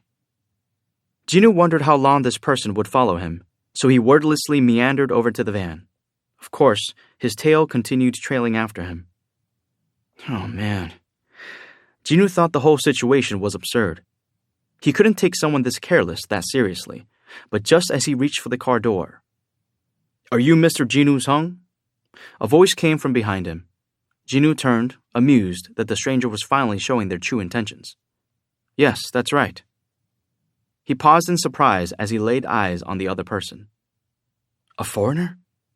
He hadn't expected this, as the speaker's Korean pronunciation was impeccable. Standing before him was a young man of Western descent, wearing a sharp, fashionable suit. His sunny smile shone as brightly as his blonde hair. This is me. He took a business card out of his inside jacket pocket and handed it to Jinoo. His name, phone number, and place of employment were written in a large font. Hunter Command Center of America, Adam White, Senior Agent. Hunter Command Center? What did an elite agent from the most powerful organization in the United States want with Jinoo? Though there could be only one reason for them to approach Jinoo, wasn't there? When Jinoo looked up from the card, Adam introduced himself in a clear voice. Please just call me Adam, Hunter Sung. Adam White. Jinoo raked his gaze over the young American who'd revealed himself to be an employee of the Hunter Command Center. He could tell they were interested in him by the look in Adam's eyes. The United States was widely known for luring hunters from around the world with their enormous financial power. So Jinoo fully thought Adam was going to invite him to his country. However, what Adam said next was completely unexpected. I have some information I would like to divulge to you. Information? It's the kind of intel only we, the Hunter Command Center, can provide. Jinoo had to wonder why this man would want to reveal top-secret data to a foreigner he'd never met before. Why give me such important information? Adam smiled at Jinoo's question. When it comes to certain special people, there are benefits we can reap, even in simple acts like providing information. Special people. So Jinoo was one of these special people now. Jinoo's curiosity was piqued. I'm listening. That's all I'm allowed to say. Our assistant director will tell you the rest. The assistant director of the Hunter Command Center, a man who held more influence than the ministers of most governments, was here in Korea? I guess this is something huge. Adam surmised that he had successfully hooked Jinoo. He proceeded to tell Jinoo his main reason for being here. His car is nearby. Would you like to meet the assistant director? It was entirely up to Jinoo. Information. It would probably be one of two types. News that would benefit Jinoo, or a warning that someone was after him. But Jinoo didn't feel like he needed to urgently know either way. If it was advantageous news, he would rather focus on the black key, and if it was a warning, he was confident he could destroy whoever was aiming for him. On top of that, I don't even know if I'll be able to trust the information that they give me in the first place. It was also possible that the whole thing about tipping him off was a ruse in and of itself. What was the point of getting dragged around if he wasn't sure they had anything at all, much less something he needed? He swiftly made a decision. "I'll think about it and get back to you." Adam was shocked, looking like someone had just slapped him. No way. The assistant director of the Hunter Command Center himself has come all the way to Korea to give him confidential information, but he just ignores it and walks away? He realized Jinwoo might not be bluffing when the Korean man opened the van door. Adam broke out in a cold sweat. He didn't know when he'd get another opportunity to connect with Jinwoo or whether he'd get one at all. Adam couldn't be sure if this was a ploy to get him to reveal their hand, but the fact remained that the Americans had more to lose if they let him go. "Okay, see you." As Jinwoo was about to get in the van, Adam called out desperately, Please wait!" Jinwoo spared him a glance, so he kept talking to hold Jinwoo's attention for as long as he could. "Upgrader." "Upgrader?" Adam resignedly explained. "Have you heard of the awakened being who can upgrade other awakened beings' abilities?" He should have opened with this. Jinwoo realized that what Adam and the assistant director of the Hunter Command Center wanted to share with him was far more valuable than simple information. An awakened being who can upgrade other awakened beings. Jinwoo finally felt like hearing them out. He stepped away from the van and slammed the door shut. Adam let out a long sigh of relief. Phew. He then looked up to see Jinwoo already standing right in front of him. "Oh, geez!" Adam jumped back, startled. Jinwoo asked him, "Where to?" Screech! The black sedan stopped in front of a famous luxury hotel. "Here we are." Jinwoo noted that this was the same hotel that had been written on the note he'd gotten previously. "Jinwoo told me that an English-speaking foreigner was looking for me. Was it this guy?" Jinwoo followed the agent up to the room where the assistant director was waiting for him. Michael Connor couldn't hide his glee as soon as he recognized the Asian man behind his subordinate. Yes! The most difficult part of any negotiation was getting the other side to come to the table.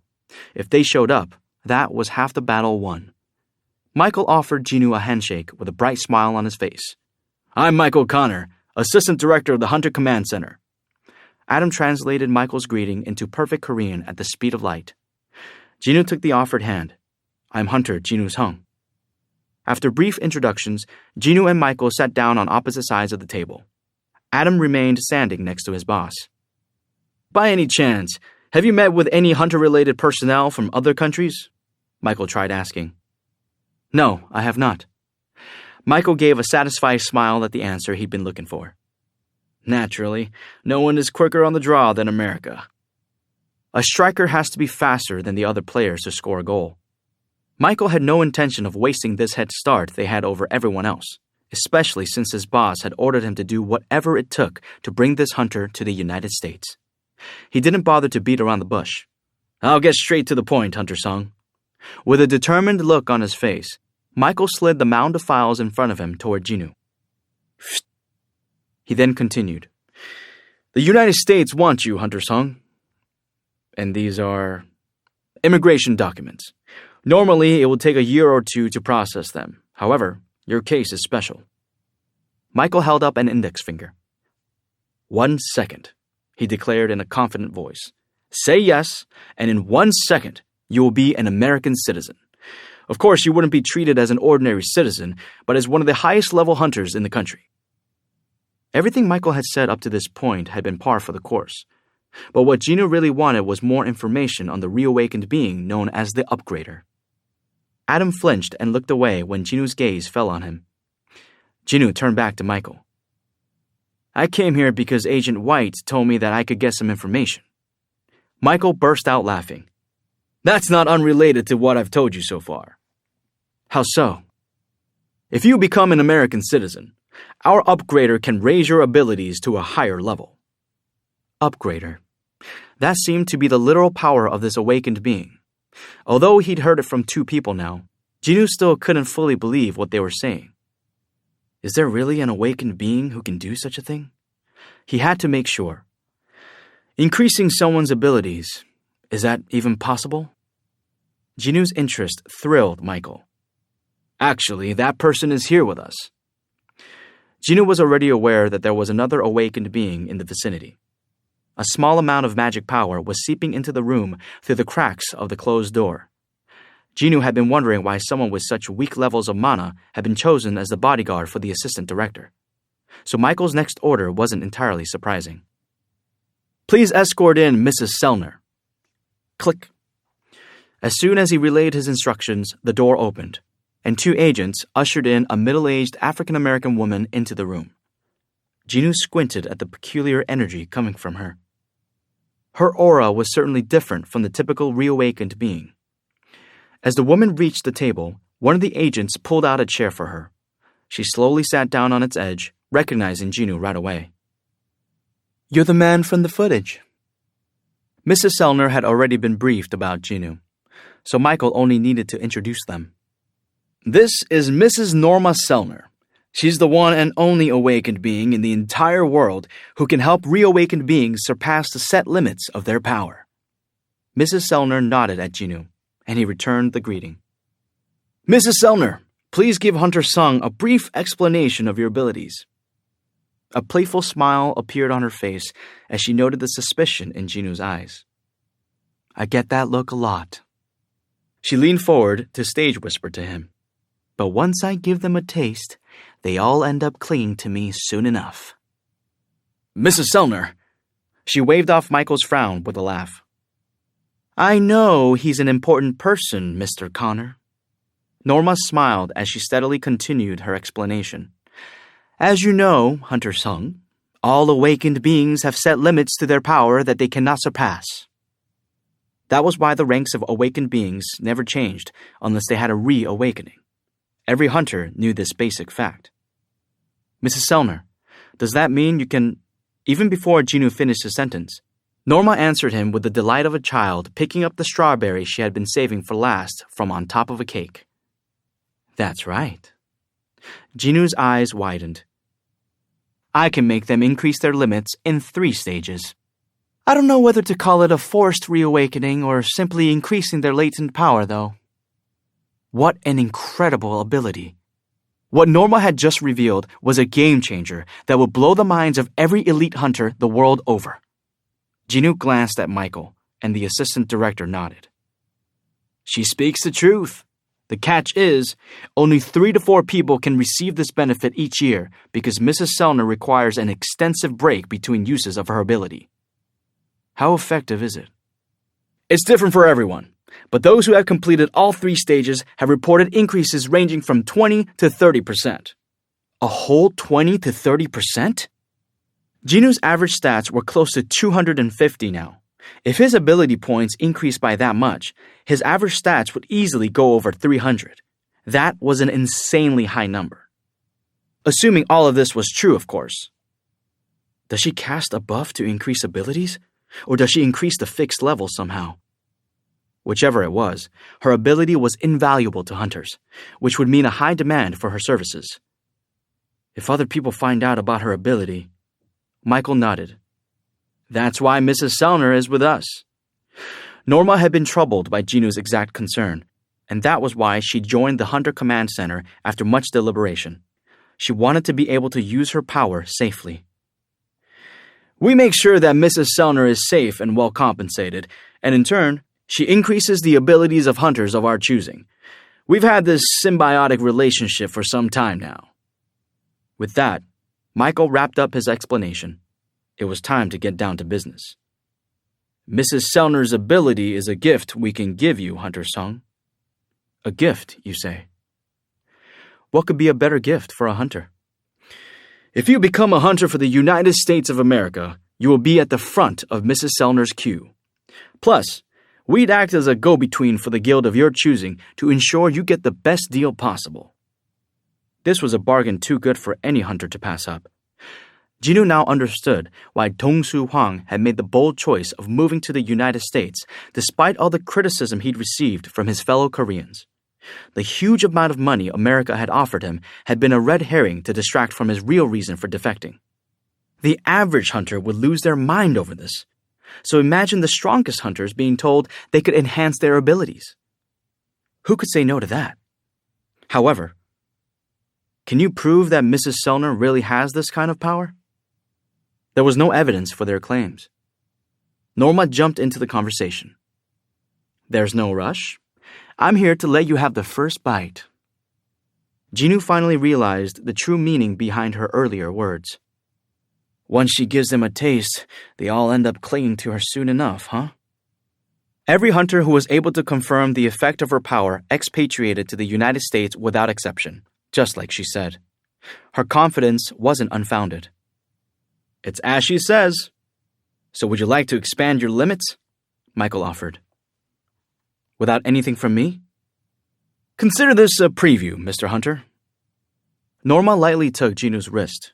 When Jinoo looked at her, she gestured with a benign smile for him to come closer. Please look deeply into my eyes. That's the first step. Were her claims real? Jinoo decided to follow Norma's lead in order to confirm their purports. The assistant director crossed his arms and leaned back in his chair as he watched them. We did it! He's in! Game, set, and match. Michael noted that Jinoo's cool demeanor had yet to change, but he figured that it wouldn't last. He was confident Jinoo would be in touch with them once the first stage was complete. Heck, Jinoo might sign the immigration papers on the spot if he happened to be impatient. Michael's attention was now elsewhere. I wonder what his limit is.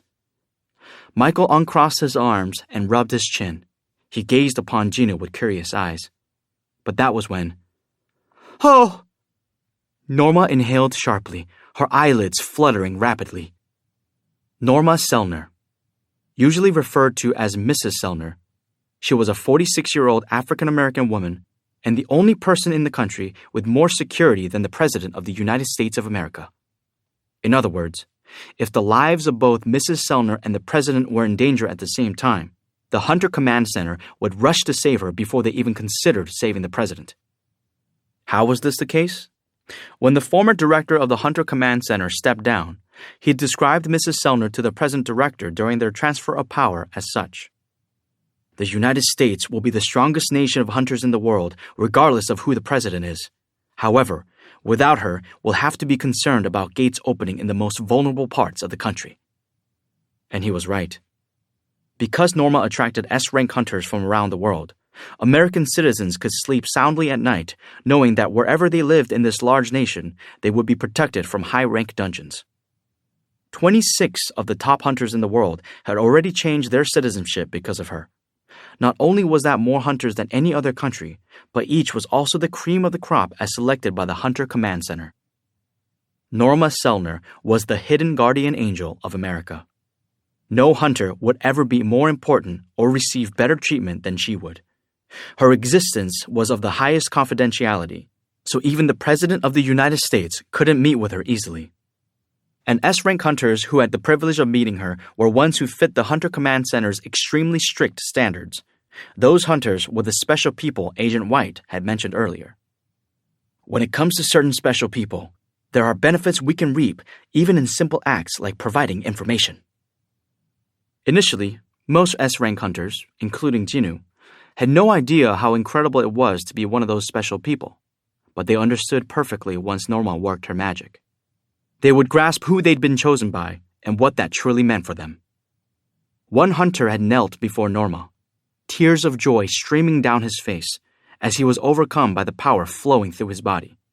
He was from Congo, but became a United States citizen the very next day. That's how it always goes. So Michael Connor, the current assistant director of the Hunter Command Center, didn't suspect anything would be different with Jinoo. He expected Jinoo to scream out in ecstasy as the power welled up inside him and then cling to her for more. Honestly, there was no better way to describe it. Michael had nothing but confidence. However, the screaming this time came from an unexpected source. Ah! Norma, who had been peering into Jinoo's eyes, fell off her chair, screaming like she'd seen something she shouldn't have. The two agents guarding her immediately drew their guns and pointed them at Jinoo. Stop! Are you crazy? Michael yelped at the foolhardiness of the agents. He leaped to his feet and pushed their guns down, snapping at them. Do you know who this is? Lower your weapons! But Mrs. Sellner is idiots! If you're worried about her, take care of her first. Sorry, sir. The agents quickly put their guns away and rushed to assist the woman trembling on the floor. Her face had grown worryingly pale. Michael bowed deeply to Jinwoo. My apologies, Hunter Sung. What our agents just did was extremely rude. Gone was his relaxed posture.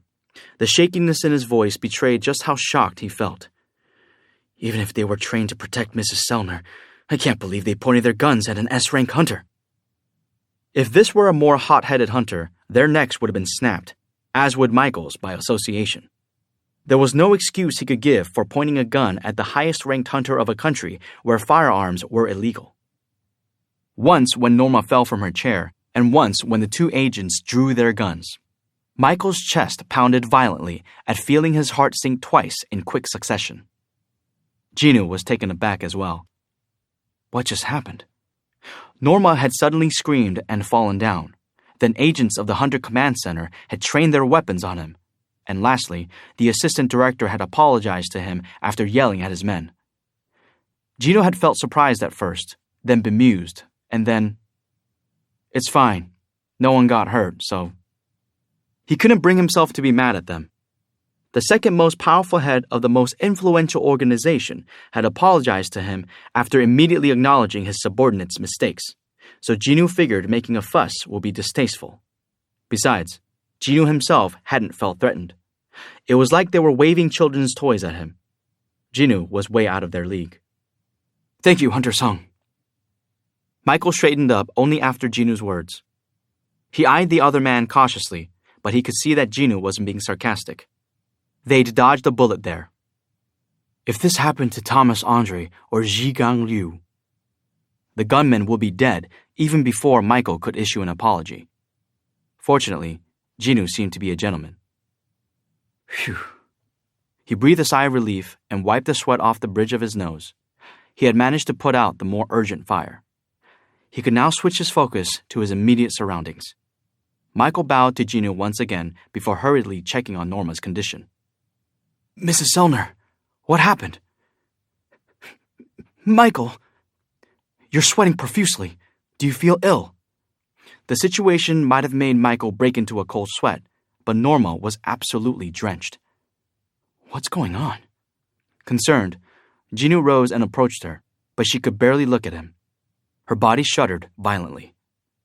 Michael chewed his lower lip. We can't continue with her in this state. They'd gotten Jinwoo to the table, but couldn't play their winning card. Norma was in no condition to use her power. Michael turned to Jinwoo with a solemn expression. Mrs. Sellner seems to be in rough shape. May we get in touch with you later?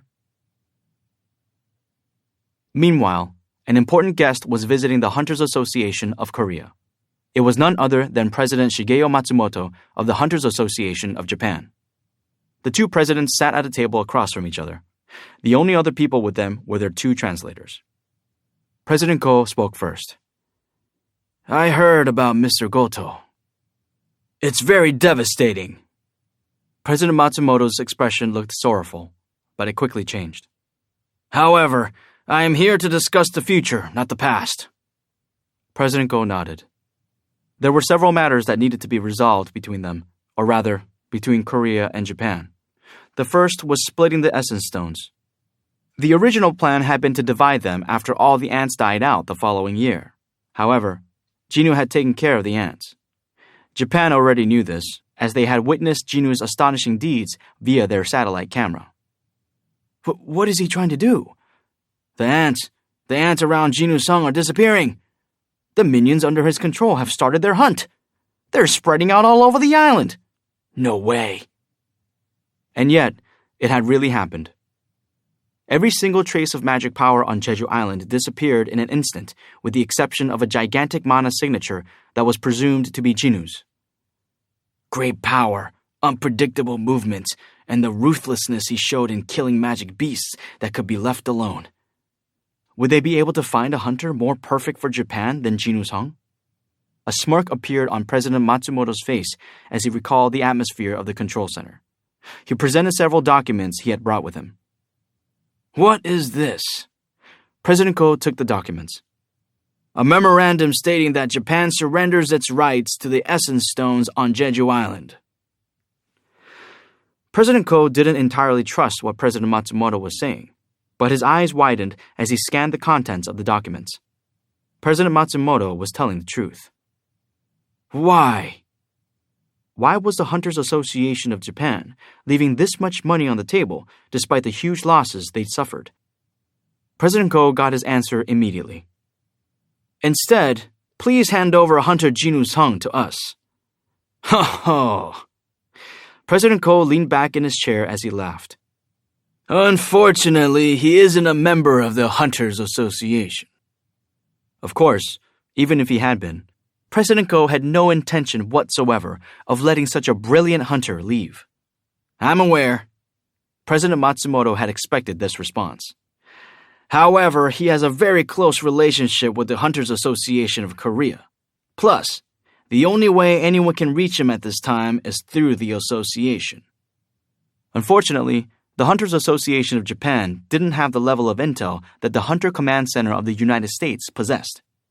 In other words, President Matsumoto had to convince the Hunters Association of Korea to reach out to Jinu in his stead. I'm not making any demands. I simply want a chance to negotiate with him.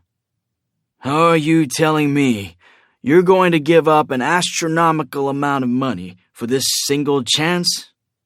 President Matsumoto was quick to confirm. Japan had lost 10 of its highest-ranked hunters on Jeju Island. They urgently needed to recruit replacements, and they still had the hazard pay that was supposed to go to the hunters who'd lost their lives, so they had money to burn. If it meant he could convince Jinu to come to Japan, the Essence Stones would be a small price to pay. However, I refuse. He hadn't expected this response from President Ko. Excuse me? Did you say you refuse? President Matsumoto was shocked. While he was confident that he could convince the hunter to defect, at this point in time, he was merely asking President Ko for an audience with Jinu. It hadn't crossed his mind that President Ko would be the one to reject his proposal. Are you that worried you'll lose Hunter Sung to Japan?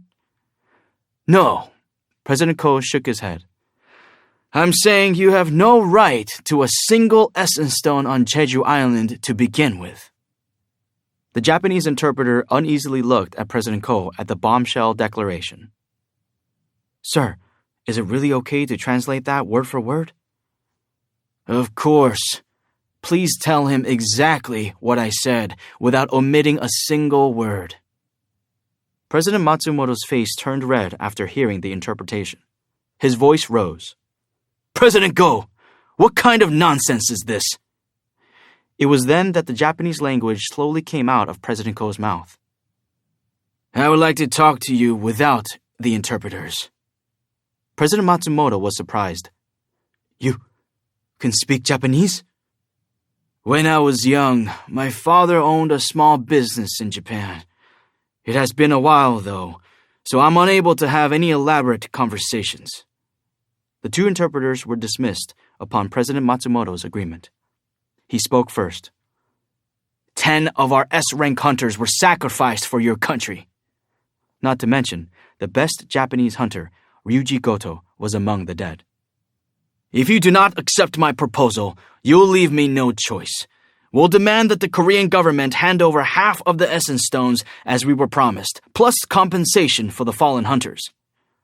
President Ko sneered at this. President Matsumoto, you seem to mistakenly assume that you have the upper hand. President Ko! President Matsumoto stood abruptly, anger flaring in his eyes. We fought for your country! Unlike the heated Japanese man, President Ko coolly answered, I'm curious about one thing. President Matsumoto slowly sat back down as President Ko's composure helped him collect himself. President Ko waited and then said, Despite Japan's inclination to be in the international spotlight, you let us take on the raid's most integral task, bringing down the Queen. That was clearly because Korea didn't have the power to provide a suitable distraction for the army of ants. Yes, but wouldn't it have been wiser to assign the Koreans as one of the 4 squads to buy time and send in your most elite team to destroy the Queen? Indeed. President Matsumoto's gaze shifted. What are you trying to say, President Gunhui Ko? For some reason, he addressed President Go by his full name. The retreat of your hunters. It had nothing to do with that monstrous ant, did it? You were planning to withdraw from the start. You're crazy! You're the crazy ones. What were you planning to do after abandoning our hunters to the slaughter? President Ko's eyes narrowed. President Matsumoto burst into laughter. Ha ha ha ha! After a while, he removed a recording device from his pocket, shaking his head. Everything you said just now has been recorded. You accused the Japanese hunters without any evidence and refused to pay what you promised. There was an insidious smile on his face. I'll let the international community judge you. The recording will be good enough to cover up the fact that the Japanese hunters had retreated during the mission. It would definitely sway public opinion. President Ko had made a critical mistake with this haphazard accusation. President Matsumoto wondered if President Ko would be furious enough to get physical. That would be even more damning.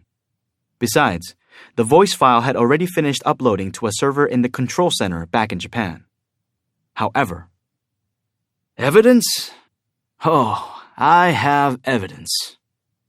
President Go took out a black cube about the size of a stamp from his inside jacket pocket. Hunter Sung discovered this at the scene and gave it to me. President Matsumoto deflated a bit as he sensed that something was off. What is that? President Ko grinned at President Matsumoto's perplexed expression. This is the black box from a communication device.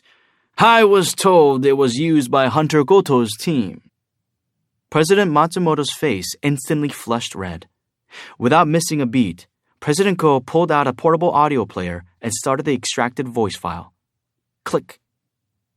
How long has it been since the Koreans went in? Hold on, please. It's been a little less than 10 minutes. 10 minutes. It's about time to start retreating.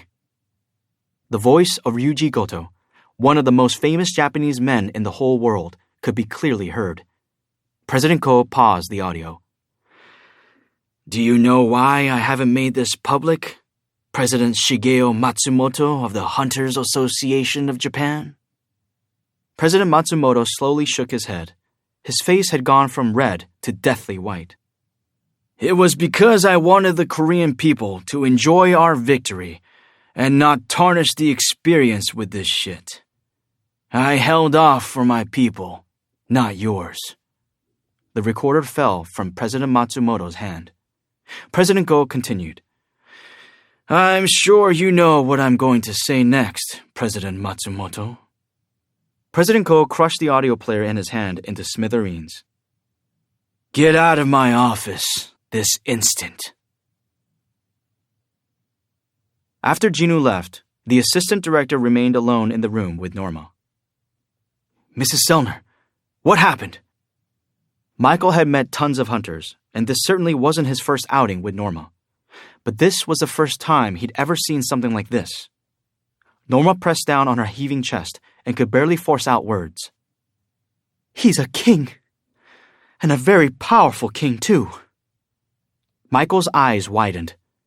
Only 3 people in the world knew exactly how Norma's power worked.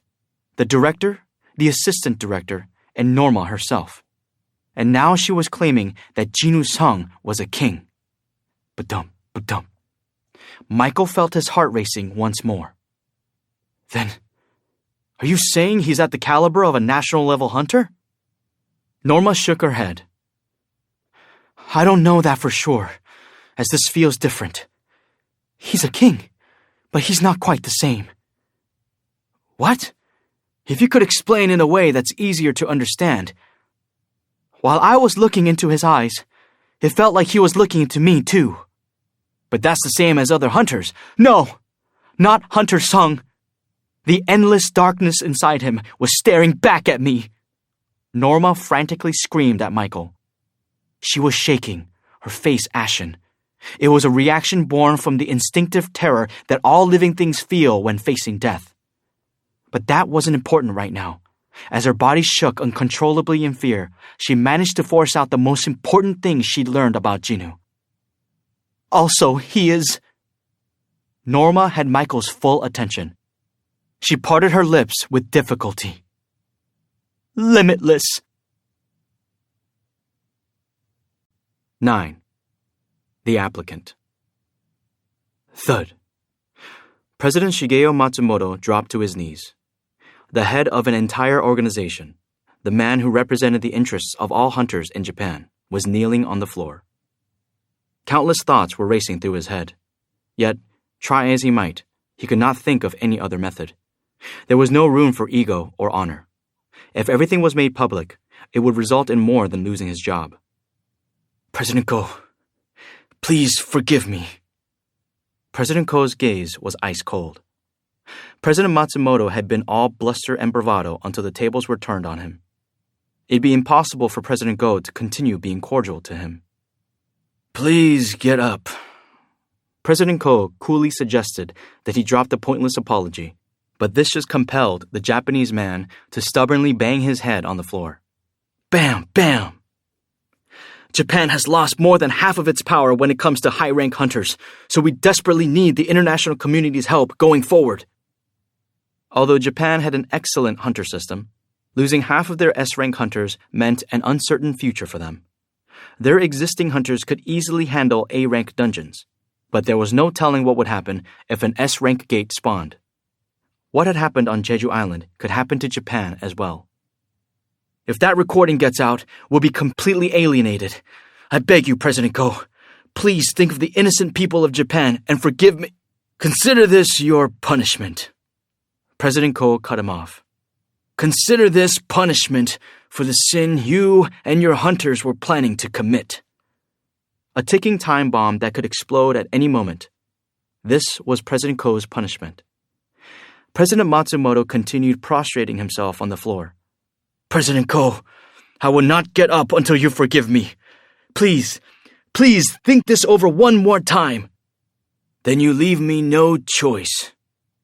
With a displeased look on his face, President Ko took out his cell phone. You have 5 minutes. What was that supposed to mean? He looked up at President Ko, unable to ignore his curiosity. The Korean man waved his phone. If you don't leave here in 5 minutes, every reporter in this contact list will receive a text message saying that the president of the Hunters Association of Japan is on his knees begging me for forgiveness. If President Matsumoto was going to drag this matter out due to fear, then President Ko was ready to detonate this time bomb right here and now. This was more of a warning to the Japanese man than an actual threat. But he bit his lower lip. President Ko was an unyielding person who wasn't about to bend to emotional pleas. President Matsumoto had realized this fact too late. He had sacrificed his pride to shoot his last shot, and it had backfired on him. As he rose helplessly on wobbly legs, President Ko set down his phone. Be thankful to Hunter Sung. President Ko's glare was like that of a beast. Because if our hunters had been hurt by your decisions instead of that monstrous ant, you wouldn't have made it out of this room alive. President Matsumoto packed his things with shaking hands and fled the association building without looking back. The confidence he displayed the last time he'd visited Korea was nowhere to be seen. Phew. President Ko leaned back on the couch. He felt immensely satisfied, but he wasn't done yet. It was no exaggeration to say that he held the fate of the Hunters Association of Japan in his hands.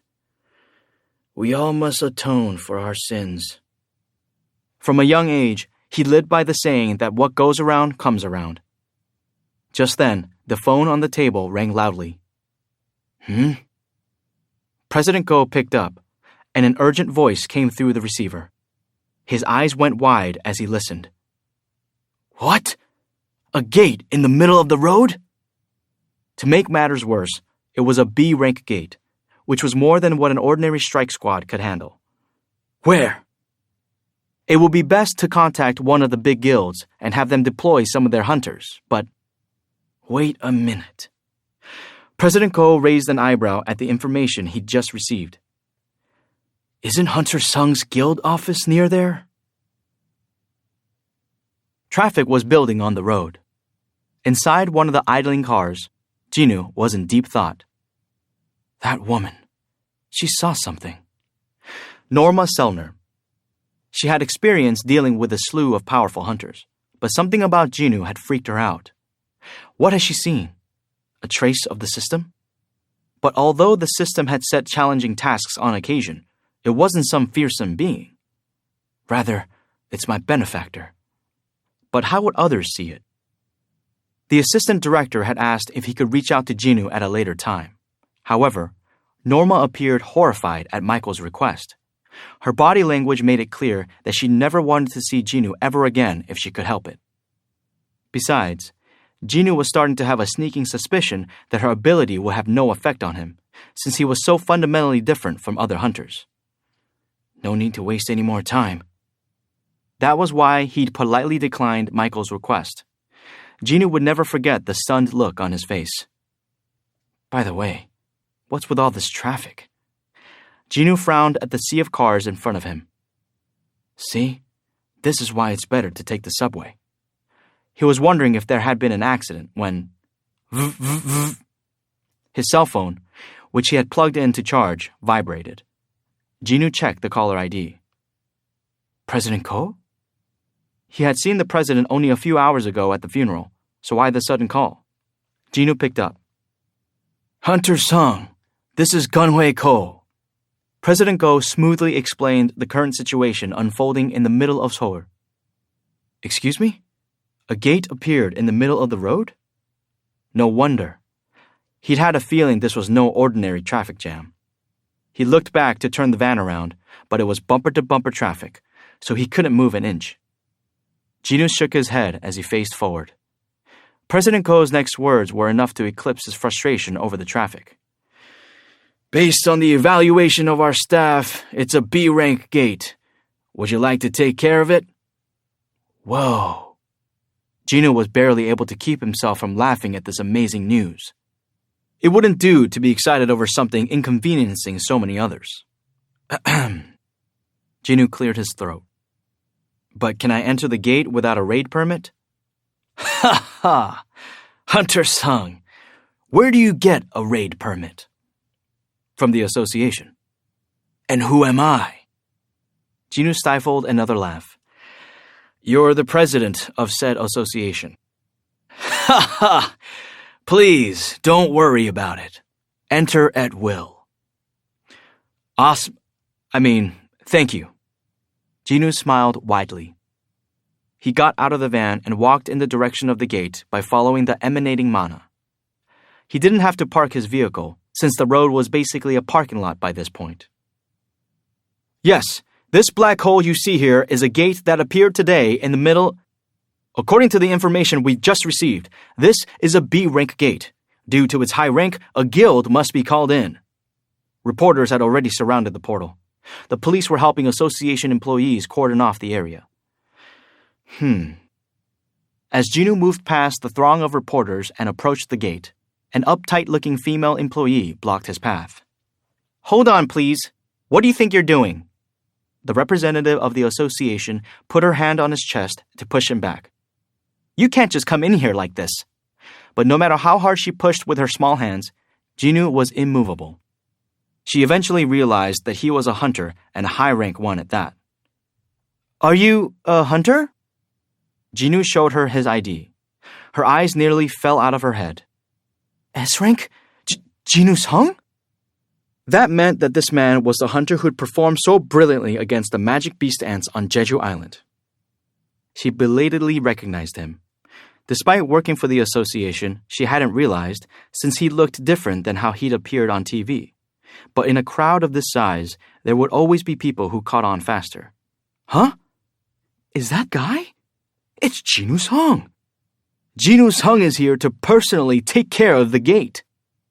The frustrated civilians perked up with delight at the sight of him. Being late for appointments was the furthest thing from their minds as they cheered Jinwoo on. Regardless of this reaction from the crowd, however, the adamant attitude of the association rep didn't change. She hesitated before probing Jinwoo.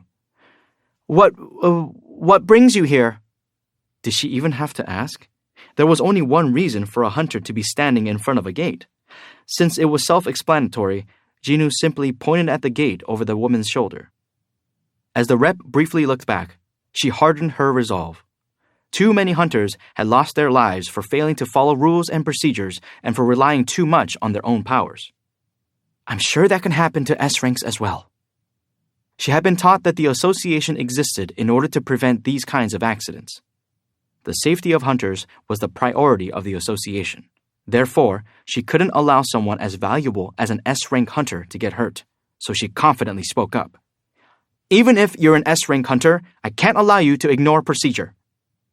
Jinwoo was speechless as he stared at her, dumbfounded. He hadn't expected this reaction. She began to think that she had gotten through to Jinwoo. Do you have a raid permit? Jinwoo shook his head. Well, even if you did, I can't let you go inside the gate without the minimum number of required squad members. She stood firm. But Jinwoo didn't think it came from a place of malice. She was simply a by-the-book type. Jinwoo scratched the back of his head. It seemed as if he had no other choice. Please give me a second. Jinwoo made an urgent call. As the call connected, he handed it to the rep. Here. She eyed the phone. Please, this call is for you. The association representative looked at Jinwoo suspiciously. Who is it? Another person you probably wouldn't allow in. She took the phone, and her eyes widened as soon as she checked the caller ID. Gunhwae Ko? Was the person on the other end really... Hello? She answered the phone nervously. A deep voice replied on the other end. This is President Ko. And sure enough, she didn't know where to look, and her head kept bobbing up and down. Yes, sir. Yes, sir. No, sir. Yes, sir. Yes, sir. Will do, sir.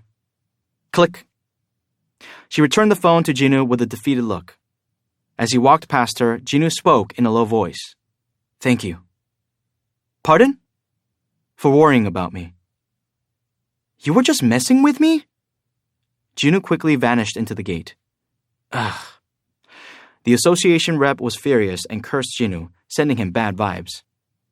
Please, God, make him fall and twist his ankle in the dungeon. But Jinwoo's tongue had returned from Jeju Island without a scratch when it was overrun with S-rank magic beasts. What could possibly happen to him in a B-rank dungeon? At that very moment, screams rang out from every direction. Huh? What's happening? Why is the gate turning red? The black surface of the gate turned blood red after Jinwoo entered. It was a red gate. The name alone could send shivers down the spine. Oh! The rep panicked at the sight. Is this because of me? Of course, that wasn't possible, but she still felt guilty.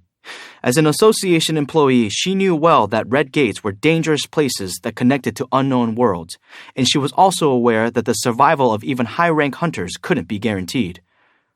Oh no. The color drained from her face as she imagined the worst-case scenario. If he really gets hurt... How many minutes had passed? As she continued to blame herself, she looked up from the ground, since she suddenly felt someone else's presence nearby. There was Jinwoo standing in front of her. Oh my! She startled like she had seen a ghost. Jinwoo grinned at her as he walked on by. The representative's face was even redder now than after her exchange with President Ko. Jinwoo looked around and then approached the driver of a truck filled with potatoes. Sir, could you please sell me a sack? Excuse me? A sack of potatoes? Jinwoo shook his head. No, just the sack, please. Jinho Yu, the vice president, recruitment manager, legal representative, and accountant of the guild tentatively named Solo Play, brightly greeted Jinwoo as he entered the office. Welcome back, boss! Anything to note? No, boss. By the way, one of the applicants to be a founding member... Oh, right. Give me the list. I'll take a look, too.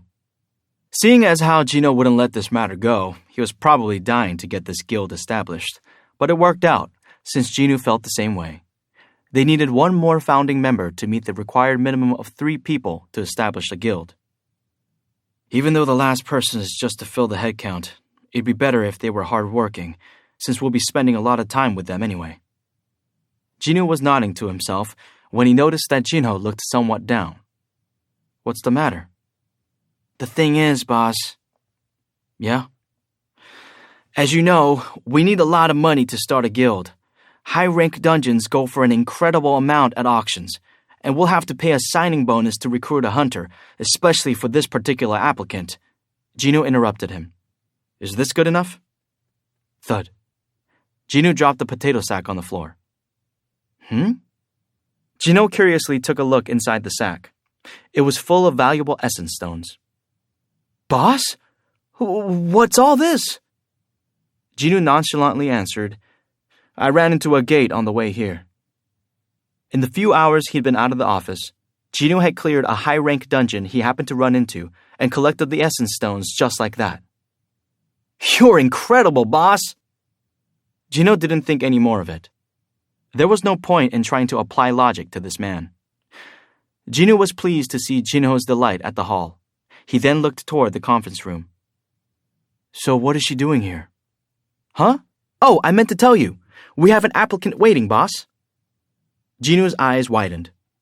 An applicant? Yes, boss. Who is it? The person in the conference room, boss. Did she say that herself? Yes, boss. But that didn't make any sense. Gino strode over and opened the door to the conference room. The woman sitting inside had been quietly drinking the canned coffee Gino had rushed out to buy her from the convenience store nearby since they had nothing in the office. She now turned to face him. What are you doing here? Gino was flabbergasted. Hain calmly gazed up at him. Well, I wanted to join the guild. Had he heard her right? Maybe something was wrong with his ears. Hain Cha, the vice president of the best guild in Korea and one of the country's most powerful hunters, wanted to join a guild that hadn't even taken its first steps yet? The only conclusion Gino could come to was that someone else was forcing her to do this. The thing was, who could possibly make Hain Cha do anything? Only one person in Korea could order her around like this.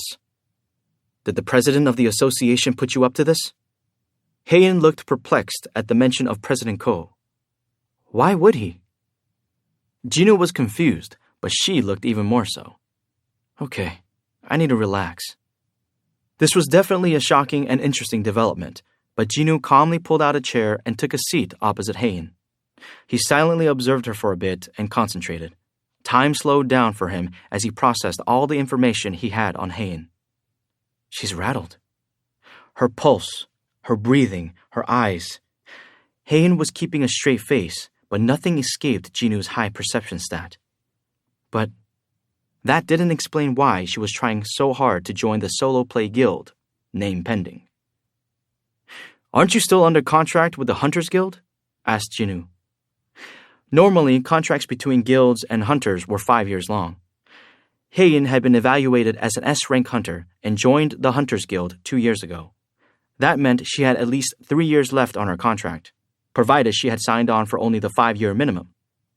I can afford to pay the penalty fee. Gino raised an eyebrow at Hain's casual answer. The penalty for breaking a contract was between 2 to 3 times the signing bonus. Considering how much the Hunters Guild must have paid to recruit an S-rank hunter like her, the penalty had to be a staggering amount of money. Gino's attitude became more businesslike. The solo play guild can't afford to pay for the kind of signing bonus someone of your level warrants, Hunter Cha. Is the name of the guild Solo Play? That's the name the vice president and I agreed on. Do you have an issue with it? No, not at all. Hain gave a small sigh before going on. I don't mind. I'm fine with not receiving a signing bonus. She was willing to pay an enormous penalty to leave the hunters and agree to a new contract without a signing bonus? What is she up to? Gino narrowed his eyes. They stared at each other for a while, but Hain had to look away. Her heart was beating even faster than before. Gino focused on what he was hearing. His keen ears didn't miss the physical changes. Is she hiding something? Since things had come this far, Jinwoo couldn't continue without being direct with her. Why are you willing to go to such lengths just to join our guild? Like he thought, Hae-in pursed her lips, unable to answer easily. Considering how her face was turning red, he was now certain she was keeping something from him. Wait a minute. Jinwoo thought back to how differently Hae-in had been acting at the funeral. He wasn't sure what her end goal was, but it seemed like she'd been planning this for some time. Jinwoo waited for her to answer, but she wordlessly kept her head bowed for a while. But what could she have said? That although the monstrous ant had knocked her out, she could still sense Jinwoo by her side? That even as she plunged into darkness, his scent had comforted her? There were no words to describe how she'd felt at that time. Whatever I say, he'll think I'm crazy. Her heart had skipped a beat when she found out after the fact that Jinwoo had actually been on the island. She had been truly relieved that it wasn't just her imagination, and she realized that if, in 1,000,000 to 1 chance, she ever found herself in a situation where death was inescapable, she'd like for Jinwoo to be by her side. I want you to be with me until the end, or something like that. How could she speak such cheesy words when just thinking them made her blush? Hae-in wasn't the romantic type, so spouting words like that seemed an impossible task for her. So she gave him a prepared response instead. She finally looked up and met his eyes. I'd like a simpler life. This wasn't exactly the truth, but it wasn't a lie either. While she couldn't stand the smell of other hunters, just being near Jinwoo helped her unwind. That was what she meant by simpler. Although Jinwoo interpreted her words differently, it still made sense to him. He nodded in understanding at her reply. He figured she meant that working with a smaller guild and leaving one as large as the Hunters would make her life easier. From what he remembered, Hae-in was only 22 or 23 years old. The burden of being an S-rank hunter has probably been too heavy for someone so young. And doubly so when having to constantly face life-threatening situations like Jeju Island. Jinwoo himself had wanted to pack up and quit countless times when he worked for the association, so he could sympathize. Unfortunately, I feel bad for Hae-in, but Jinwoo still couldn't bring himself to just accept her. There was a reason he wanted to name the guild Solo Play. He planned to clear every dungeon they booked for the guild by himself. He'd asked Jinwoo to find someone to fill the quota like they'd done for the C-rank dungeons, only because the rule about the minimum number of members was unavoidable. All this was so that he had a method of leveling up. However, letting Hae-in join the guild would only invite trouble. Even if she didn't want a signing bonus, they'd still have to pay her a salary, wouldn't they? Signing on an expensive S-rank hunter they'd have no use for would be a waste for the country, since she wouldn't have anything to do. However, it'll look suspicious if I turn away an S-rank hunter for no reason, especially if she's waiving her signing bonus. So Jinwoo came up with a clever plan. Actually, there's a test to join our guild. Pardon me? The job listing didn't say anything about... Jinwoo cut off the confused Hae-in. We only instituted the test recently, so our vice president seems to have forgotten to include it. Hae-in grew serious as soon as she heard the word test. What kind of test is it? Jinwoo was caught off guard. Is she serious? He'd expected her to walk out at the mere mention of a test, as a matter of pride. Yet here she was doing the opposite. It actually looked like he'd stoked her competitive spirit instead. By her stoic face, Jinwoo could sense a hidden passion burning. Is she one of those people who never turns down a challenge? Or was she just being stubborn? Either way, Jinwoo couldn't pretend he was joking and back down now. You have to battle a minion of my choosing. That was a definite blow to her self-esteem. Is your opinion of me really that low, Hunter Jinwoo Sung? Strangely, Jinwoo could almost hear those words in her voice despite her unreadable expression as they silently regarded each other. Which minion are you going to choose? I'll pick an especially strong one for you, Hunter Cha. Works for me. She didn't back down. but Heian would never in a million years be able to guess who she'd be going up against, or who the latest addition to his shadow army was.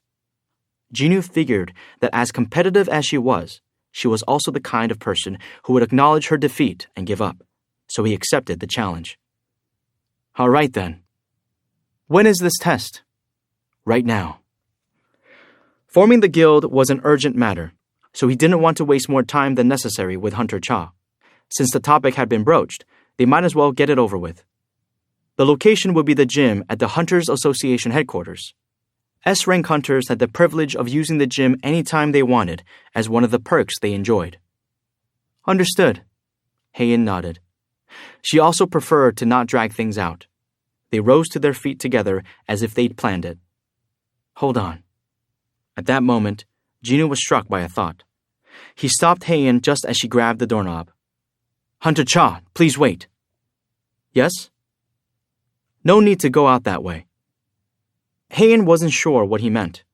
The room had only one door, and surely Jinwoo wasn't suggesting that they go out the window. Jinwoo approached Heian. There's an easier way to get there. Sorry? In order to do that, I have to stand close to you. Is that okay? Oh. Heian recalled something President Baek had mentioned to her. Just as the Korean strike squad had been on the brink of death, Jinwoo had popped into existence behind him. Is he going to show me how he did that? She felt a lump in her throat as Jinwoo's face drew closer than she'd expected. Excuse me. Jinwoo gently wrapped his arms around her. He'd carried her bridal style around the ant cave, so a hug wasn't that big of a deal to him. On the other hand, Heian's face instantly turned red, but she didn't push him away or try to break loose. What a nice scent. As Heian blushed, Jinwoo readied himself after carefully making sure she wouldn't slip out of his grasp. All right. There was something he'd wanted to test out, and this was as good a time as any. You might feel dizzy. It had happened to him the first time. At that, Heian wrapped her arms around his waist and whispered, Okay. Jinwoo looked straight ahead and wordlessly activated the skill. Shadow exchange. Vroom. Jinwoo and Heian soundlessly fell into their shadows.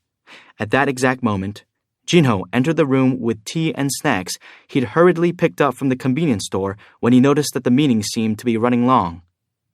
Please help yourself to... Jinho made eye contact with an embarrassed-looking high orc shadow soldier. Crash! Jinho dropped the tray he was carrying, and the glasses shattered into pieces. What the... Frightened, Jinho squeezed his eyes shut for a second, but when he opened them, the shadow soldier had disappeared without a trace. But I definitely saw... He rubbed his eyes hard, shook his head, and looked around, but he couldn't find any trace of the magic beast. Have I been pushing myself too hard lately? For him to be hallucinating... He cocked his head, then turned around in search of a rag before abruptly stopping dead in his tracks. Where did the boss and Hunter Cha go? As Jinwoo sank into the shadow, he could see the same thing happening to Heian. I knew it. Jinwoo's suspicion was correct. After using Shadow Exchange several times, he'd formed a theory about the true nature of the skill, and he had been proven right. Shadow Exchange created a gate, as evidenced by the fact that he and Heian were passing through together. The shadow on the ground serves as an entry point, with the exit being the destination. And the coordinates of the exit were determined by a soldier's location. The fact that he could create an actual gate, albeit with a 3-hour cooling-off period between uses, was amazing news. This meant that if he put his mind to it, he could travel back and forth from the other side of the planet every 3 hours. Jinwoo swallowed at the revelation. His surprise didn't last long, though. The darkness soon gave way to light, and before they knew it, Jinwoo and Heian arrived at the gym. Jinwoo had left the shadow the last time he was here, in the event he'd ever need to get to the association in a hurry. Chick, chick, chick, chick. The lights started to turn on as the sensors detected their mana, making the gym quite bright. Heian could see the brightness through her shut eyes, so she opened them. How? She couldn't help but be shocked. They were somewhere with which she was very familiar, but it felt like her surroundings had changed in the blink of an eye. How is this possible? Heian had no idea such a skill existed. Amazed, she looked around before her gaze settled on Jinwoo. You... She had a lot of questions but couldn't bring herself to ask them. She wasn't even sure how to articulate them. Besides, they were way too close together to have a proper conversation. You're safe now, so... Jinwoo let go of her wrist and waist. No need to hang on to me. Heian could only nod in silence as she rubbed the wrist Jinwoo had been gripping. Let's start. Jinwoo moved away from the corner where his high orc soldier had been hiding and walked to the center of the gym. Yes. As she joined Jinwoo, Heian realized she'd left her sword in her car. Despite it being essential to her work, she couldn't very well bring a sword to a job interview. She told him as much. I left my weapon in my car. Oh, you mean the pickaxe? Excuse me? You know, the one you were holding in the high orc dungeon? Heian flushed at the embarrassing memory she'd forgotten about. No, my weapon is... It dawned on her that he was teasing when he giggled. Jinwoo waved it off after taking in her red face. I'm only kidding. Enough joking around. But now what? Heian was great, but there was no way she could take on the soldier he had in mind with her bare hands. While Jinwoo wanted his soldier to win, he didn't want her getting hurt either. Don't worry about it. Heian looked toward the equipment room of the gym. They should have something I can borrow. Oh? Jinwoo's eyes twinkled at this bit of information. Heian walked over to the door and swiped her hunter's license on the keycard reader next to it.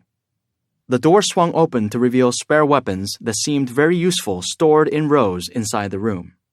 Jinwoo was amazed by the readiness of the Hunters Association. I didn't know they had something like this. Jinwoo had always wondered how the association dues were spent, but it looked like they put the money to good use. Heian inspected the weapons inside and came out wielding a sword similar in length to her own. I'm ready. Are you going to be okay with that? It's not your sword, so you might be uncomfortable with it. Heian shook her head. It doesn't matter what weapon I use. It's not like magic beasts attack hunters based on how they're armed. That was true. Jinwoo didn't object, since he fully agreed with that sentiment. He appreciated her straightforward nature. I guess it's time to summon a soldier. As if to show that she truly was ready, Heian released some of her mana. If Jinwoo summoned a regular soldier to oppose her, she would tear it in half in no time, so he played the best card he could. Come out. A smaller shadow separated from Jinwoo's own, and after moving several paces to the side, a knight noiselessly emerged. His armor and helmet were jet black, except for the waist-length red mane attached to the top of the helmet. It was Igris, the best swordsman in Jinwoo's shadow army. I told Hunter Cha that I'd summon my strongest soldier, but... Jinwoo thought summoning Beru would be going too far. Every member of the Korean team had been completely terrified of what Beru had been before becoming Jinwoo's shadow soldier. Heian herself had been sent to the brink of death by him. Jinwoo didn't want to potentially traumatize her, so he couldn't bring himself to summon the shadow ant. Fang was out, since there would be a real danger of him burning down the gym. Consequently, Jinwoo had landed on Igris. You're the only one I can count on. Looking at Igris's imposing figure, Jinwoo was certain he had chosen correctly. However, Mr. Sung. Jinwoo turned to Heian. How will you determine a win or a loss? Heian's voice was cold enough to freeze the heart of anyone who heard it, and it made Jinwoo start to second-guess his choice. He deliberated his answer before suggesting, let's say the test will last either until my minion gets destroyed or you surrender. Heian nodded in agreement to the proposed conditions and brandished the sword she'd taken from the equipment room. Even though she was wielding a blade of average rank that could be easily purchased anywhere, the energy coming from it because of her was incredible. She's definitely strong. Jinwoo could sense that Heian, who stood with the best of the best S-rank hunters, had resolved to give it her all. Igris drew his swords, holding one in each hand. Jinwoo had an inkling that Igris might actually lose to Heian, but then... Wait a minute. She said the weapon doesn't matter, right? Jinwoo smiled and addressed Heian. Could you please turn around for a second? Heian was baffled but turned as requested without protest. Jinwoo took the Demon Monarch sword from his inventory and handed it to Ygritte. "Use this." She'd said it didn't matter what kind of weapon she used, so that should also mean it didn't matter what her opponent used. Ygritte was so moved that the master himself would grant him a sword that he was about to kneel in gratitude, but Jinwoo abruptly stopped him. "I told you, you don't need to be so formal all the time." If only Iron had at least half of Ygritte's manners. In any case, Jinwoo called to Heian. "We're ready." Heian turned and spotted Ygritte holding a sword crackling with blue electricity, something he hadn't been holding earlier. "Shall we start?" Jinwoo asked to proceed without addressing the change in weaponry. "Yes." Heian reluctantly assented. "Then begin." With that, Ygritte made the first move by swinging the Demon Monarch sword. Vroom! A bolt of lightning flew straight at Heian. She flinched, but managed to avoid the blast as nimbly as a cat by bending her torso backward. Krakoom! The bolt struck the wall, leaving a blackened scorch mark. Heian straightened up and glared at Jinwoo, but he avoided eye contact and put on an innocent face. Heian wordlessly gripped her sword with both hands. As she did, Ygritte charged her at a terrifying clip, intent on making her surrender as ordered. However, Heian didn't bat an eye as she threw herself at Ygritte. President Ko's office was situated on the highest floor of the main association building. From this vantage point, he could see all the association buildings as well as the surrounding area. He had been reading confidential reports when something outside his window caught his attention. Lights were on in the supposedly empty gym. Confused, Gunwei buzzed his secretary. "You called, sir? Does someone rent out the gym for the day?" "I don't see a booking, sir." "Really?" Gunwei covered the receiver with his hand and sorted out his thoughts as he stared at the gym. He then spoke in a low voice. "Turn on the surveillance cameras and put the feed on my monitor." "Yes, sir." Soon, the TV that took up an entire wall of his office showed Jinwoo and Heian in the gym with their arms tightly wrapped around each other. Surprised, Gunwei coughed. No matter how many times he checked, it was definitely them. He cocked his head. "Are those two in a relationship?" But if he thought about it, when Heian had initially come to in the helicopter, the first person she'd asked about was Jinwoo. "I should have seen it." Gunwei was smiling fondly as he watched the two hunters on the screen. They both hated calling attention to themselves, to the point where they'd requested that their personnel files be sealed as soon as they became S-rank hunters. However, by this point, everyone in Korea knew who Jinwoo was, and the same could be said for Heian. The only place such a couple could spend time alone was in the association gym after hours. For youngsters like them to have a date at the gym, of all places, what a sound relationship they must have. Gunwei continued grinning as he shook his head a few times. He paged his secretary again. "I'm sorry, but could you please turn off the surveillance cameras in the gym?" "Sir, but..." "Note in the records that there was a maintenance check today." "Understood, sir." The TV turned off as soon as he hung up the phone. Gunwei gazed at the gym for a moment, then chuckled as he returned to his reports. But then, rumble. The water in Ko's glass rippled as a slight quake emanated from the gym. Ah. He didn't bother to look, but the smile on his face remained. Ah, to be young again indeed. Oh boy. Jinwoo massaged his temple at the growing headache. He appeared to have underestimated Heian. Although Jinwoo had bestowed the Demon Monarch's sword to Ygritte, Heian was still proving too much for the night. Jinwoo called off the match as soon as she severed Ygritte's left arm. "Stop!" While they could respawn, it wasn't pleasant seeing his soldiers get destroyed. Whew! Heian exhaled hard to get her breathing back under control. Though she'd won, egress had been tough enough that she was drenched in sweat. She wiped some of it from her brow with a pale, thin finger. It was unfortunate, but Jinwoo summoned egress back, easily accepting the defeat. I lost. Vroom.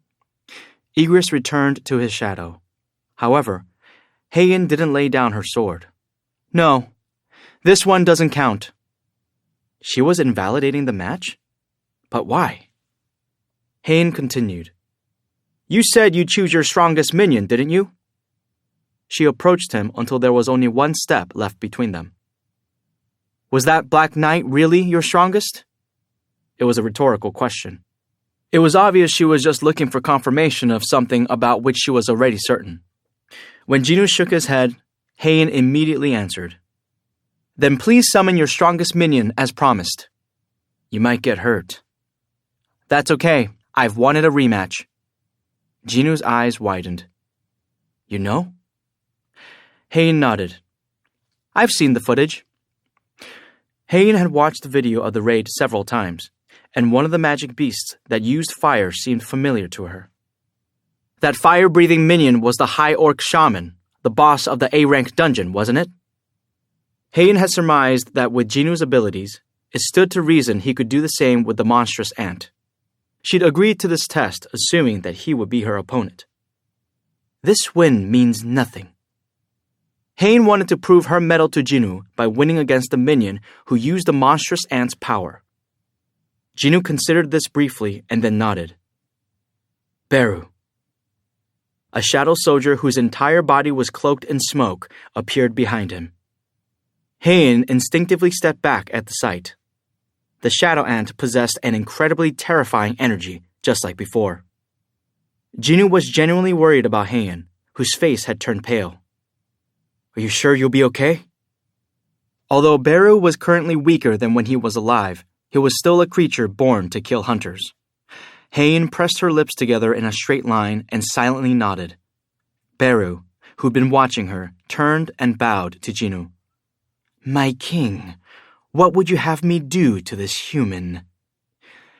Haein simply watched and waited as Beru wordlessly communicated with his master, almost as if she too could hear him.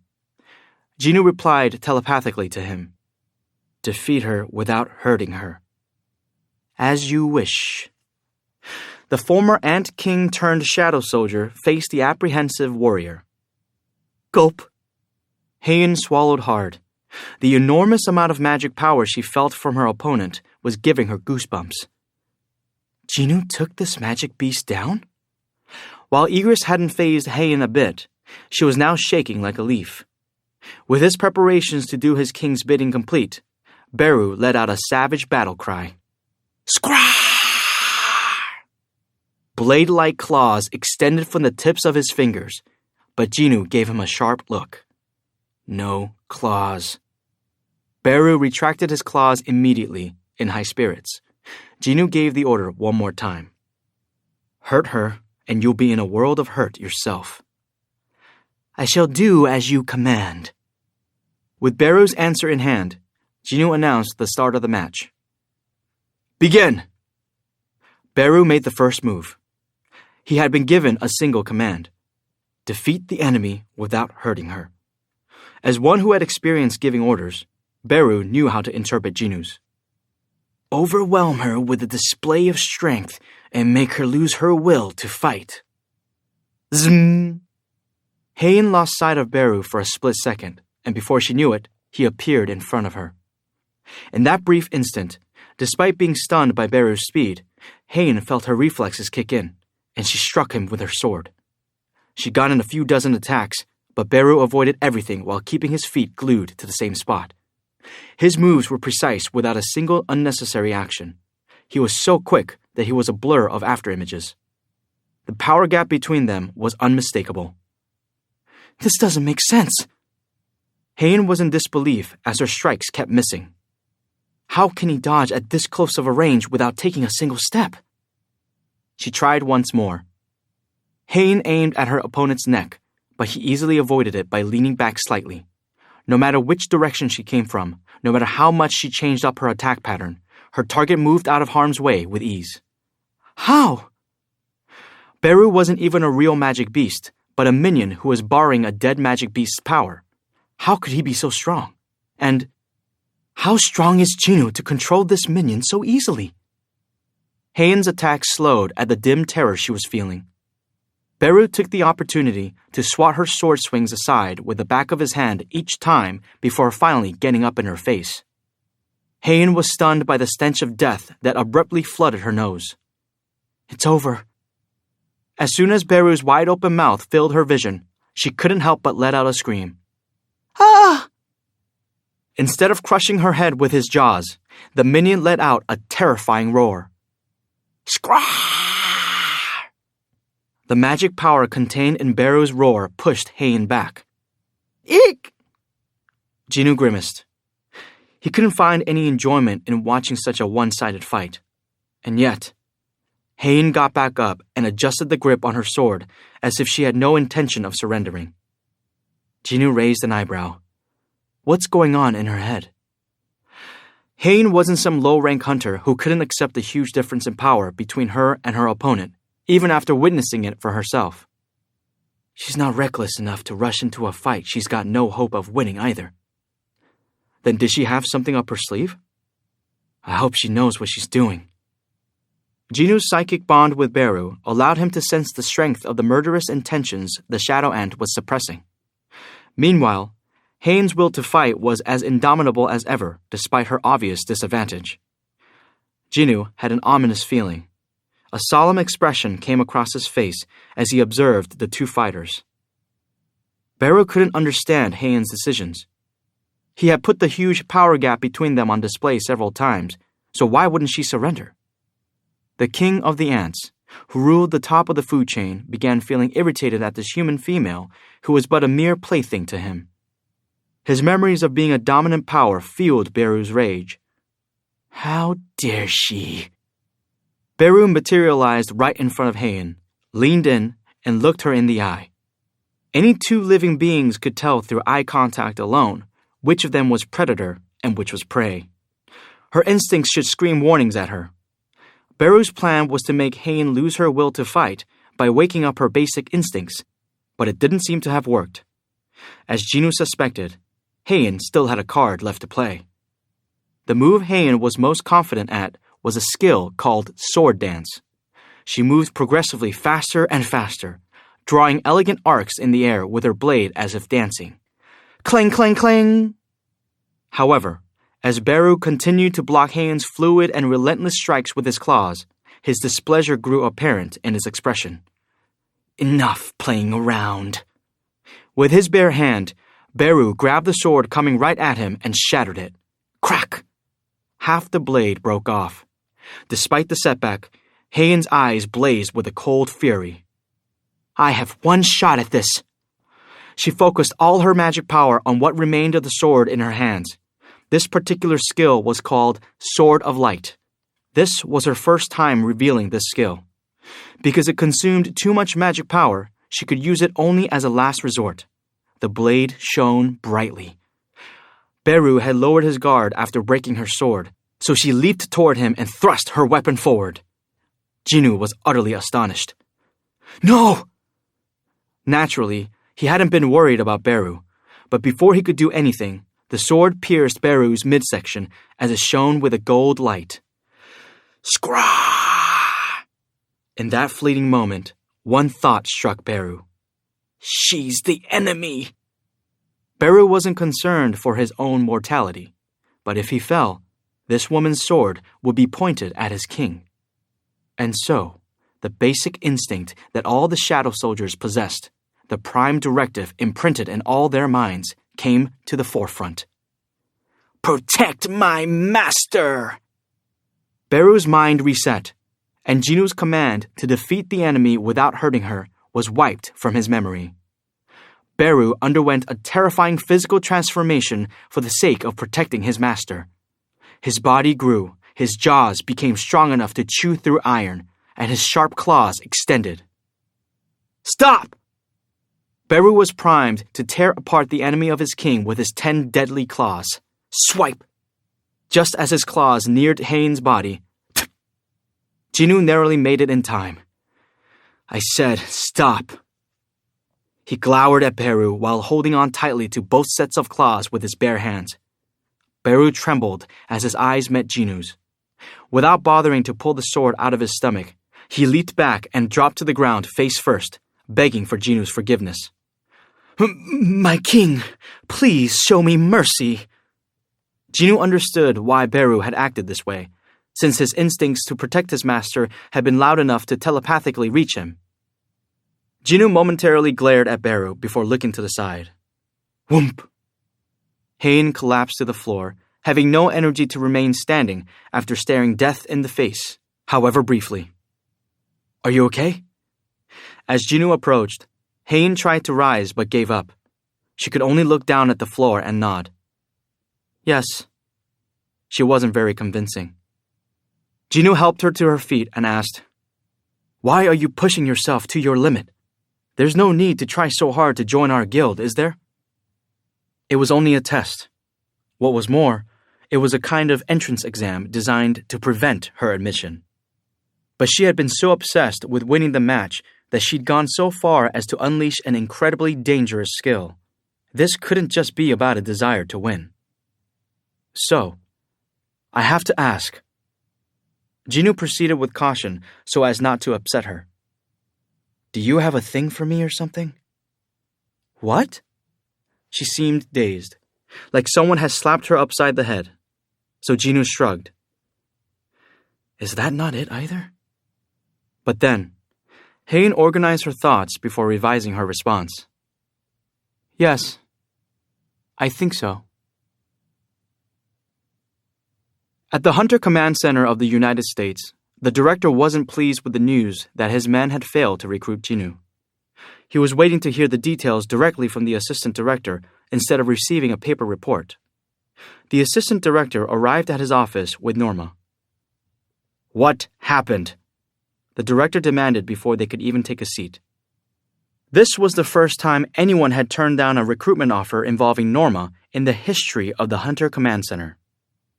Michael stood with a gloomy expression and lowered his head. I am so sorry, sir. I didn't call you here for an apology. The director pressed a button that locked the door and covered up the glass walls of his office. The room was totally soundproof now. They took measures to avoid leaks regarding Norma, including refraining from using phones or emails for matters involving her, so the director still had no idea what exactly had occurred in Korea. What happened over there? Michael looked at Norma. She slowly nodded, and only then did Michael speak. Mrs. Sellner observed Hunter Sung. And? The director understood how Norma's power worked, so the result of her observation was as important as the result of their recruitment efforts. According to Mrs. Sellner, Hunter Sung is... Michael licked his dry lips. A king. What? The director leaped to his feet. Out of all the strong hunters Norma had encountered, she had assessed only 3 as kings. The pinnacle of all hunters, each was powerful enough to shake up the global community, and Jinu had now been added to that short list. The director looked at Norma. Does this mean that Hunter Sung holds the power of a national-level hunter? She shook her head. Oh? The director furrowed his brow. Michael understood the director's reaction, as his had been the same. Norma let out a sigh. I should explain. She began without missing a beat. I know you're both aware of what my abilities entail. The director and the assistant director nodded simultaneously, and the director responded first. You said that awakened beings had connections to and could access the power on the other side. When Norma looked into the eyes of an awakened being, she was able to detect a passage connecting them to the other side.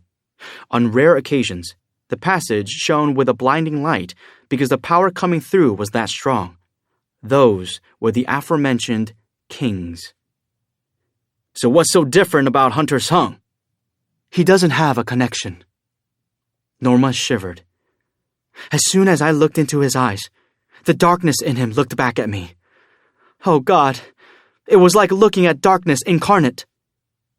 The assistant director argued. But he's helping tons of people as an active hunter. I don't think he's an evil person. If that was the case, Jinwoo would have instantly killed the 2 agents who had pulled their guns on him. However, the Korean man had easily let it go. Norma shook her head with a firm expression. It's not about whether Hunter Sung is good or evil. I'm talking about the source of his power. The director had been listening quietly to them with a hand under his chin, and he finally spoke up. But you're certain that he's a powerful hunter, right? Norma nodded. Hunter Sung doesn't get his power from somewhere else. His power doesn't come through the passage, but rather, it's within himself, so no connection limits his power. In other words, there's no limit to his power. Michael shivered as the words unintentionally tumbled out of his mouth.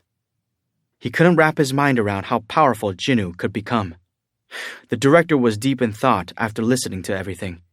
He eventually nodded as he came to a decision. Thank you, Mrs. Sellner. After seeing Norma off, he led the assistant director to the basement of the Hunter Command Center. Where are we going, sir? Sub-level 9. The filing room where documents are stored? There's more than documents down there. As he watched the elevator continue its descent, he continued. If Mrs. Sellner's skill won't lure him here, we'll have to find something else that will. Jinwoo was young and possessed enormous power. If he was as impossibly powerful as Norma claimed, it didn't matter whether the source of his skill was lightness or dark. A knife held in self-defense would just be seen as a weapon by others. The director wanted to own the knife known as Jinwoo's Hung. Upon arriving at sub-level 9, the director unlocked the door and ventured inside. A few employees greeted him as he passed, but he didn't even acknowledge them. Do you remember the first S-rank gate? Of course. How could Michael forget the horrific dungeon break that crippled the western part of the United States? The government had offered the best hunters in the world a handsome reward to get rid of the boss of that S-rank gate, and they'd succeeded. However, only 5 hunters survived the ordeal. One magic beast had killed off dozens of the world's best hunters. Without their sacrifice, the country would have ceased to exist. Thus, they had granted the 5 hunters who'd saved the country all the rights, privileges, and powers the United States had to offer, giving each individual the same level of power and influence as the country itself. It was from this that the term national-level hunter was born. The director uttered the name of the magic beast that had caused the worst disaster in history. Kamish the dragon. Mage hunters claimed that Kamish meant an undying flame. The director entered the last room on this level and opened the safe inside, revealing a heavily secured runestone. Michael was startled. Is that? Yes, it is. The director smiled as he placed his hand on the tempered glass box housing the runestone. This is the runestone that came from Kamish's remains. After Kamish was defeated, 2 of the national-level hunters had settled down in the United States, like a parting gift from Kamish. The United States had then established the Hunter Command Center and focused all their efforts on increasing the power of hunters so as to avoid a repeat of that tragedy. That was about 8 years ago. Since there were no mage hunters among the surviving national-level hunters, Kamish's runestone had been waiting a long time for a suitable master in the cold basement of the Hunter Command Center. A knowing smile came across the director's face as he gazed at the contents of the glass box. Kamish will give this wonderful country yet another invaluable gift. 10. How about Solo Play Guild?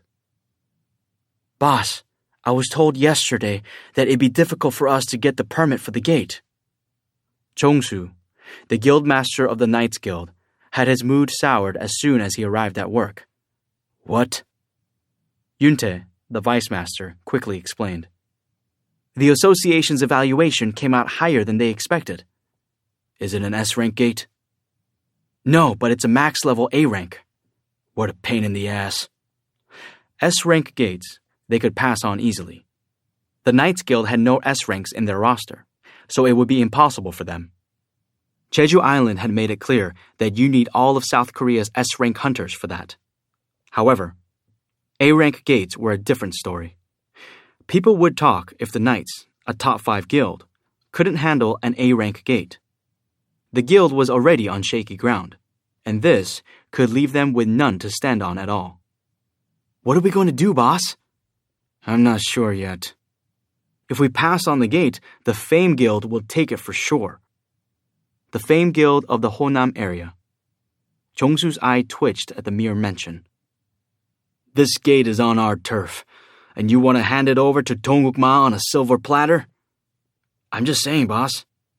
Over my dead body. So you're going for it? Enraged, Jongsu bit his lip.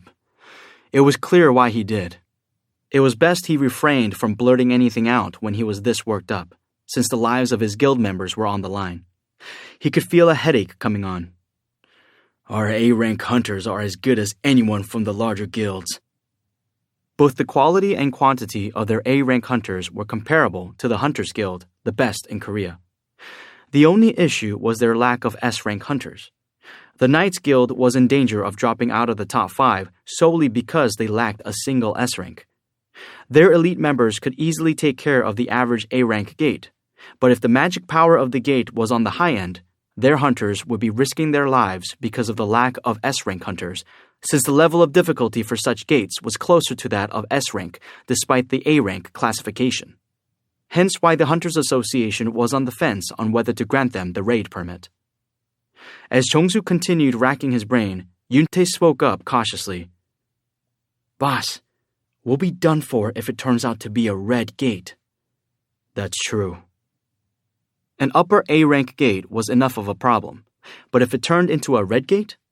The mere thought was horrifying. If they were lucky, maybe half of them would survive. Otherwise, the entire strike squad, including Jongsu himself, would lose their lives. The smart thing to do will be to let it go. However, their fate would be sealed if word got out that they'd given up an A-rank gate. What rookie would be willing to join a guild that didn't have an S-rank hunter and couldn't even clear an A-rank gate? How about we team up with another guild? Jongsu shook his head. Why would they agree knowing we only asked them because we couldn't handle it ourselves? Especially not when they could take the gate for themselves without bothering to involve anyone else. And even if another guild agreed to join forces, there'd be yet another problem. It'd be advertising to everyone that we're incompetent. As the two men grew more concerned. If not another guild, then what about another person? The men turned toward the female voice coming from the side of the room. It was Erim Jung, the A-rank healer assigned to the head strike squad. Healers got a huge say in matters regarding raids, especially if the healer was an A-rank with a variety of skills like Erim. Unfortunately, with the fate of the Knights Guild hanging in the balance, it was difficult for Jongsu to hide his helplessness. We're going inside a top-level A-rank gate, so what help would an Jongsu stopped. Oh. The face popped into his head of a man who could wipe out not only A-rank, but also S-rank magic beasts all on his own. Jongsu was so excited that he jumped out of his seat. What if Jinwoo Sung joined us on the raid? The man was able to easily defeat a magic beast that an entire group of S-rank hunters couldn't. If Jinwoo helped them, the safety of their squad members would be guaranteed. And that wasn't all. The Knights Guild would avoid the stigma of needing another guild's help. This would even boost our reputation. There was no downside to this. It would save the lives of their team members as well as restore the honor of the Knights Guild. Talk about killing two birds with one stone. Jongsu giddily asked, What's Hunter Sung up to these days? Neither Yerim, who had proposed the initial idea, nor Yoontae, who had been listening quietly, had a clue. Other than clearing that gate that appeared in the middle of the road, he's been pretty quiet, Yoontae said, recalling something he'd seen on the news recently. He took out his cell phone. Should I look up his contact info, boss? No, that's okay. Don't bother. What? We can't do something this important over the phone. We have to talk to him in person. I see. Chungsu grinned at Yuntae. We're going to Seoul. That night, Hae-in burrowed under her blanket and kicked herself in embarrassment. I think so? Did I really say I think so? That was basically a confession. She flailed around for a bit but suddenly froze as a thought crossed her mind. But then, how should Hae-in interpret Jinwoo's response? Then isn't there a better way to handle this than joining the guild? At the time, Hae-in had said she'd think about it in order to flee. Her brain stopped working every time she reflected on that moment. She flushed as she unwittingly recalled it again. When Hae-in had looked upon the crazed eyes of the enlarged minion, she'd felt as though death was inevitable. She'd felt absolute fear of the destiny of those who were prey. Hae-in had squeezed her eyes shut after seeing his claws coming at her from either side. But at that moment, she'd felt warmth behind her, and a familiar scent had wrapped itself around her. Oh. Hae-in had slowly opened her eyes and looked over her shoulder to see Jinwoo standing there, gripping the minion's claws and glowering at him. It was true that moment had made her heart pound. However, I have to ask, do you have a thing for me or something? Asking that question in that moment was cheating, wasn't it? Wait, no. Hae-in shook her head vigorously as if trying to banish the notion.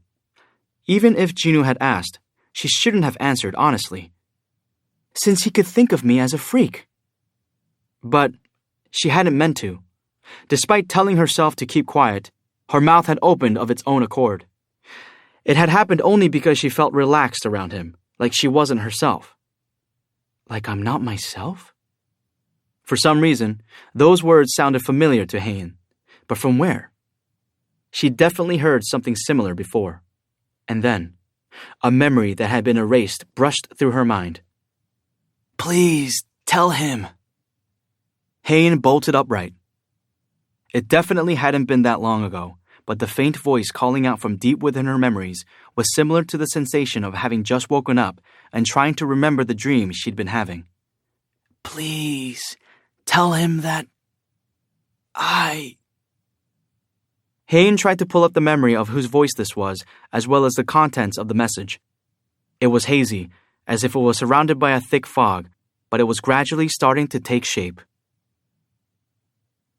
Please, tell him that he needs to be careful. I met Hunter Byung-gyu Min. When she was unconscious and had fallen into an endless darkness, the one who had pulled her out was Byung-gyu. At first, it had felt unpleasant as the peaceful darkness was disrupted, but that feeling hadn't lasted. She had found it strange that Byung-gyu was wearing black armor. The only part of him she could make out was his face, but his expression had been uncharacteristically sad. Hae-in felt a sudden chill run down her spine as she processed these memories. Byung-gyu had looked like he was trying not to cry as he spoke. Tell Hunter Jinwoo-sung. Tell Hunter Jinwoo-sung? Please tell him that he needs to be careful of the power he possesses. Jinwoo stood in front of the bathroom mirror after his shower. He certainly looked pretty good, but he still couldn't believe someone as beautiful as Hae-in had feelings for him and would be willing to change guilds for him. Am I that attractive? Jinwoo smirked as he continued staring into the mirror. He wasn't in any danger of becoming a vain, narcissistic person, but he did have one thing he was immensely proud of. As a result of not missing a single daily quest, he had bulked up quite a bit, and whether it was due to the system, he was definitely taller than before. But that just meant his body was the only thing he had going for him. His face was, well, apart from his steely gaze, he looked like the average guy on the street. However, wait a minute. Jinwoo's gaze turned serious as he peered at his reflection. He leaned forward to take a closer look. The Jinwoo in the mirror and the real Jinwoo stared at each other for a while. He'd found something interesting. He examined every part of his face, and as he suspected, things had definitely changed. His scars, moles, and blemishes had never been very pronounced, but they were nonetheless completely gone. Is this from the Spirit of Rehabilitation buff? One of the buffs Jinwoo had received as a reward for becoming a player was that any damage to his body would be repaired. The buff was powerful enough to regenerate the leg that had been severed by the stone statue, so the buff could definitely have improved his complexion as well. The thing that caught his eye was, I'm pretty sure I look younger than before. He was in his mid-20s, but inspecting himself now, Jinwoo figured he could be easily mistaken for someone in his early 20s or so. How amazing. He'd heard that mana slowed down an awakened being's aging, so perhaps this was a similar effect? Okay, that's enough. It felt silly to be staring at himself in the mirror for this long, so he exited the bathroom. Gina happened to emerge from her bedroom at the same time, so the siblings entered the living room together. Jinwoo grinned and called to her. Hey! What do you think about your big brother? What about you? Like, how attractive I am as a man. Huh? Gina raised an eyebrow. Where is all this unfounded confidence coming from? To me, you're just the same old brother I've always had. Well, gosh, thanks. Jinwoo pinched her cheek, and she retaliated with her usual kick in the shin. Of course, she only hurt herself in the process. Have you already forgotten who I am? How do you study with that brain of yours? Excuse you. Gina pouted and glared at Jinwoo. I was first place in the entire school on the last mock exam, I'll have you know. Jinwoo was amused by her reaction but tried not to laugh. One of the wonderful things about family was they treated you the same no matter how much you changed. Jinwoo dried his wet hair with a towel as he walked past his sister. Keep up the good work. You too. Jinwoo was about to go back to his room when he remembered something. Oh yeah, I'm thinking of forming a guild. Whoa! Gina's eyes twinkled in excitement. Are people gonna call you Mr. President now? If everything goes well. What's the name of your guild? I kind of wanted to ask you about that. Ooh! What is it? What is it? Seeing her fill with anticipation, Jinwoo cautiously asked, What do you think of Solo Play Guild? Huh? The contents of her response were the same as when they'd been joking around, but the tone was completely different. Gone was the playful teasing. Her confusion was genuine this time. Why? Does it sound weird? Why would you name your guild that? Because I like to work alone. It definitely fits you, but it doesn't really work with your guild. Why not? Don't you summon those soldiers in black armor? Yeah. So technically, you don't fight alone. She had a point. Jinwoo nodded. Even though, to me, it's just one of my skills, other people don't see it that way. That made sense. This guild might be part of Jinwoo's life forever, so he wanted a name that properly represented him. Hence, Solo Play. But if it's not resonating with others, then it doesn't matter. He needed something that represented him. Jinwoo thought of something else. How about Ajin Guild? Ajin? Gina tried saying the name aloud and brightened. It sounds like you just flipped my name, so I can get behind it.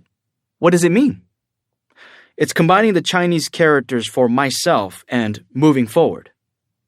It was a name that made it clear this was something only he could do, and a name he'd like to attach to the guild he planned to move forward with. When you combine the characters together, it makes Ajin, meaning I move forward. Oh! Gina gave him the best compliment she could give. That's not bad, I guess.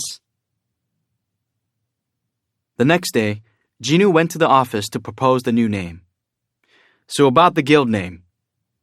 Jinho, who had been in the office all morning, smiled brightly. I really like it, boss. Just as how a swan looks peaceful floating on the surface of a lake, but its feet are desperately kicking like crazy underwater, so too was Jinho. I'm fine with whatever as long as it's not solo play. He had thought long and hard about it, but introducing himself as Jinho Yu, vice president of the Solo Play Guild, physically hurt him. Jinho didn't know why, but he could actually feel pain on one side of his chest. But how could he complain about a name his beloved boss had worked hard to come up with? So just as he'd resigned himself to his fate, along came a fleeting opportunity. "Let's go with that, boss!" With his partner's endorsement, the name was settled. That's taken care of. In his mind, Jinho was screaming for joy. Jinho rubbed his chin and thought, so all that's left is finding the last founding member. Oh, about that. Yeah? What happened with Hunter Cha yesterday? Hunter Cha won't be joining us. She's not what I'm looking for. Huh? Jinho swallowed his gasp. He knew Jinwoo had high standards, but he couldn't understand how he wasn't satisfied with a hunter like Haein. She was an S rank, young, and her abilities were amazing, bar none. On top of that, she was gorgeous. No matter how he looked at it, he couldn't figure out why she hadn't made the cut. That was, of course, by looking at it from an ordinary person's perspective. Jinwoo was anything but ordinary. He took down an S-rank magic beast almost entirely by himself on his first official raid after being re-evaluated. It made sense that Jinwoo wouldn't settle for just a mid-tier S-rank hunter. But then, what kind of hunter would meet his standards? Several hundred had applied to their guild after seeing Jinwoo's name in the description. But Jinwoo had a feeling none of them would do. I don't think we'll ever find a better candidate than Hunter Cha. Jinwoo was concerned that they'd never set up shop at this rate, so he carefully asked, boss, what kind of person are you looking for? Someone with a hunter's license but no interest in the guild's activities, and someone we can trust. Huh? Jinwoo knew the perfect fit. That sounds like... But at that moment, knock knock, someone was at the office door. Who is it? Jinwoo opened it to reveal two unfamiliar men standing there awkwardly. It was Chongsu and Yuntae, the guildmaster and vice master of the Knights Guild, respectively. They had come to Seoul on a whim to meet with Jinwoo. Chongsu smiled brightly upon recognizing the S-rank hunter. Ho! You're here! Jinwoo stood up. And you are? Apologies, I haven't even introduced myself. Chongsu strode over to Jinwoo and politely stretched out his hand. I'm Chongsu Park, the guildmaster of the Knights. Jinwoo nodded. No wonder Chongsu seemed familiar. Even people who weren't that interested in the world of hunters would recognize the masters of the top 5 guilds. They were on TV often enough. But the Knights Guild was located in Busan, on the opposite side of South Korea. Jinwoo looked quizzically at them. What brings you here? So the thing is... Chongsu hesitated and exchanged glances with Yuntae before speaking with much difficulty. We have to take care of this pretty big A-rank gate, and... He steeled himself and got to the point. May we have a minute of your time? I swear you won't regret it. The appearance of a huge gate at Kwangali Beach has caused a panic among civilians. Hunters Association deliberating whom to give permit to. The Knights Guild surrenders the Kwangali Beach raid permit? Is this a repeat of the Jeju Island nightmare? Chongsu clicked one of the many news videos and played it for Jinwoo. Over there, look! Are you filming this? Yeah, I am. Whoa, is that for real? How can a gate be so big? The video had presumably been taken by regular people whose voices were filled with fear, and understandably so, considering the enormity of the gate. It was taller than a 10-story building.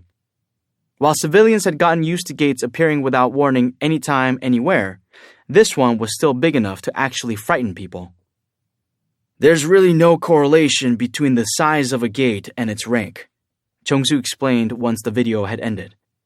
But we've confirmed that the incredible amount of mana coming from this particular gate matches its size. The news piqued Jinwoo's interest. We were told it wasn't impossible to rank this one, but it still came in just below the limit. This seems to be the biggest gate to ever appear in Busan. That meant the gate was as close to S rank as an A rank gate could get. So it should yield a good amount of experience points, shouldn't it? Unlike Jinwoo, whose heart was beginning to soar, Chongsu sounded glum. Like you've seen, the association doesn't want to give us the permit. Because it's too dangerous? As you know, we have no S-rank hunters in our guild. The association just doesn't trust us to handle the gate. Jong-soo paused to look at Jinwoo. If you're still looking for a guild to join... Jinwoo interrupted him by gesturing to the file sitting on the meeting room table. The words printed on the cover caught Jong-soo's eye. List of applicants for the guild's founding members. Jong-soo rubbed the back of his head in embarrassment. Jong-soo's plan to recruit Jinwoo for the Knights Guild had gone up in flames, so it was time to discuss the real topic at hand. The elite hunters of the Knights Guild rival those in the Hunters Guild. The only difference is we don't have an S rank who can lead them. The Knights had done well until now, but no one knew what could happen in this raid. In the event that something unexpected might occur, they needed a high-rank hunter in their party. The presence of an S rank could turn a situation around. The man sitting in front of him, Jinwoo himself, was a prime example of this. His sudden appearance had changed the fate of the Korean team when they were facing death. Seeing Jinwoo in person, he seemed like thoroughly reliable even in the eyes of a fellow hunter. Would he give me an autograph if I asked for one? Jong-soo understood why Yerim had suggested they ask Jinwoo for an autograph even if he rejected their proposal. Is there something on my face? No, nothing. Jong-soo laughed and waved it off. If you join our strike squad this one time, Hunter Sung, we can do this raid. Jinwoo crossed his arms and leaned back. Before Jinwoo could mull it over, Jong-soo hurriedly added, Of course, we will give you proper compensation. He produced the contract he had brought with him. We'll give you 20% of the profits.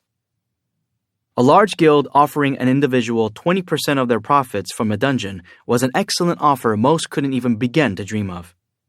When a large guild raided a dungeon, an S-rank hunter would usually receive around 10%, but the Knights Guild was offering Jinwoo double that. It was certainly a lucrative offer. However, Jinwoo had a different idea. 50-50. Jong-soo was in the midst of taking out a pen. His hand quivered. Pardon me? If you treat me as a guild and not a person, I'll cooperate. Jinwoo spoke firmly. Jong-soo agonized over the counterproposal. Gah!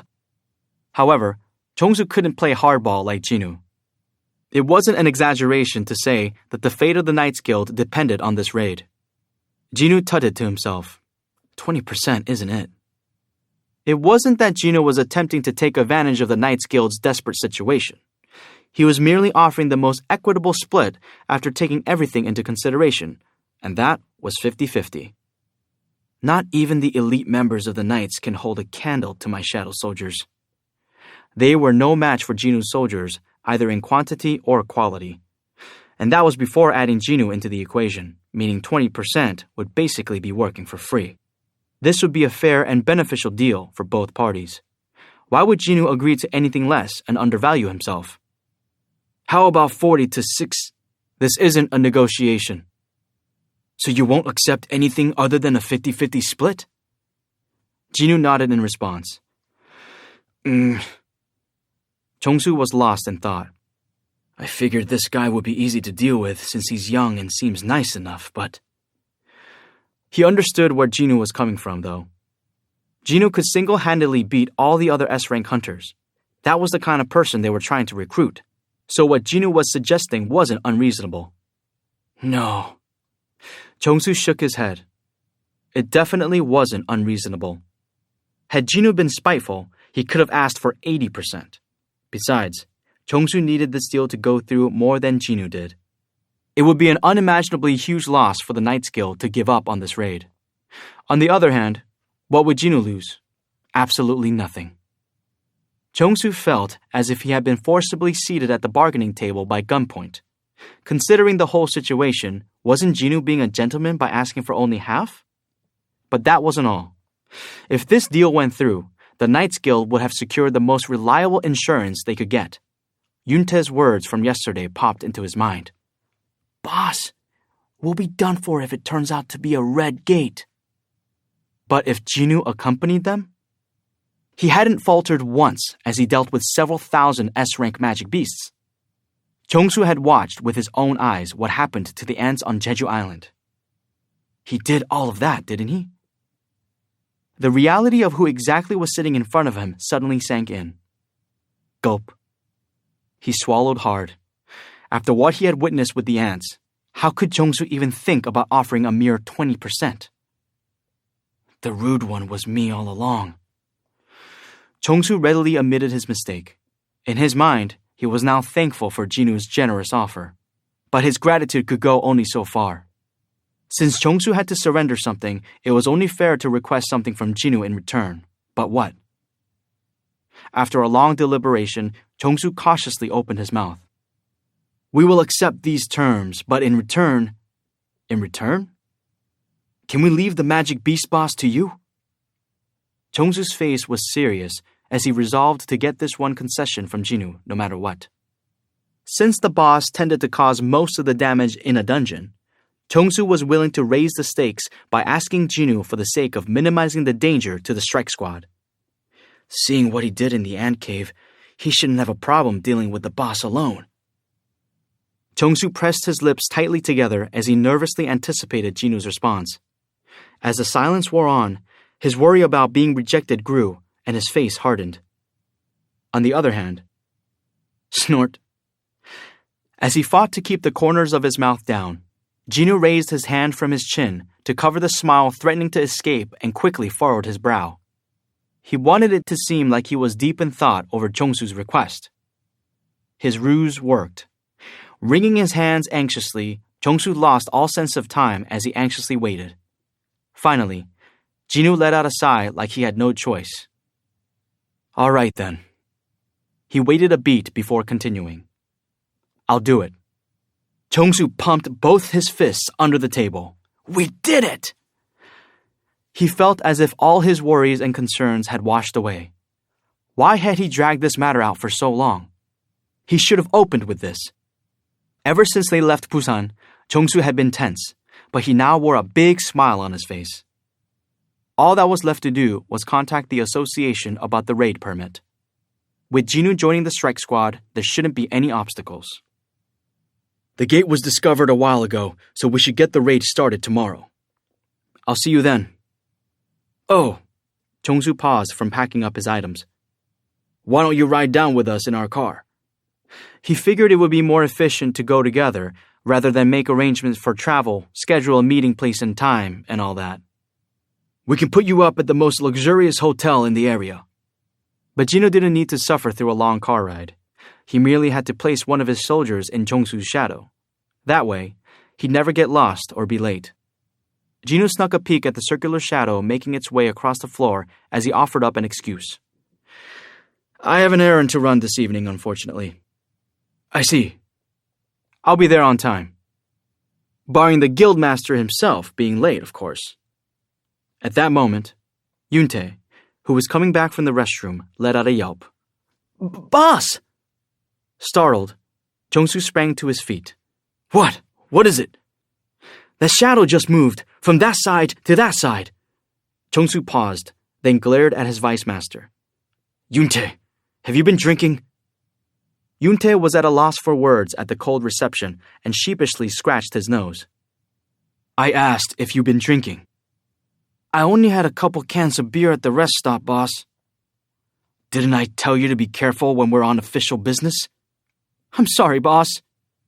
Yoon-tae bowed apologetically to Jong-soo and Jinwoo. My apologies, Hunter-song. Jong-soo bowed to Jinwoo as well as he kept Yoon-tae's head pushed down. Please allow me to apologize for the disruption. Yoon-tae is a good guy, but sometimes talks nonsense when he drinks. No, it's okay. Shadows can move around sometimes, I'm sure. As they were about to conclude the meeting on a good note, Jinwoo's cell phone began to vibrate on the table. Who is this? He checked the caller ID, but it was a number he had never seen before. Excuse me, I need to answer this. Please, go ahead. The nervous Jong-soo and noisy Yoon-tae simultaneously breathed out sighs of relief as Jinwoo politely excused himself from the room. Yoon-tae muttered, I'm telling you, that shadow was really moving. Drop it! Jong-soo's glare shut him up. After a brief silence, Yoon-tae's curiosity got the best of him. So how did it go? How do you think? Of course he decided to join the raid. That's great! Yoontae's expression went from anxious to excited. Smiling, he inquired, "By the way, did you ask him about joining our guild?" "Forget it. He said he was making his own and showed me this." Jong-soo picked up the file of applicants like Jinwoo had. Yoontae chuckled. "With all the guilds already established, how much can this guild be expected to grow? If he joined us, he'd be treated like a king. He's going through a lot of trouble for nothing." "I agree." As Jong-soo pursed his lips in disappointment and moved to put the file back, an application fell out. He winced and quickly picked it up, but then froze. Huh? The picture of a woman attached to the application was one he knew well. Oh! Yoontae was stunned as well. "Boss, isn't that..." He still couldn't believe what he was seeing, but Jong-soo nodded in confirmation. "Yeah, it's the vice president of the Hunters Guild." Yoontae quietly stared at Haeun's picture before glancing at the other man. "Boss, maybe we should let them acquire us." Jong-soo immediately scowled. "Oh, shut up!" Outside the office, Jinwoo answered the call, and a familiar female voice came from the other end. "Hello, dear." Upon hearing the voice, Jinwoo felt relieved and strangely disappointed at the same time. "Did you buy a cell phone, Mom?" "Yes. I called you because I had a sudden desire to hear my son's voice as soon as I bought it. Are you busy? I'm not interrupting anything, am I?" Jinwoo glanced back at the two waiting men from the Knights Guild and smirked. "Not at all." "That's a relief, but I'm not sure if this was a good idea. I still can't get used to this kind of thing." "Did you go to the store on your own? You didn't take Gina with you?" "Why bother her when she's busy with her studies?" It'd be nice if his mother thought less about her kids and more about herself sometimes. He sighed to himself as he ended the call. So, why was he so disappointed that it was his mother calling? Who was I expecting it to be?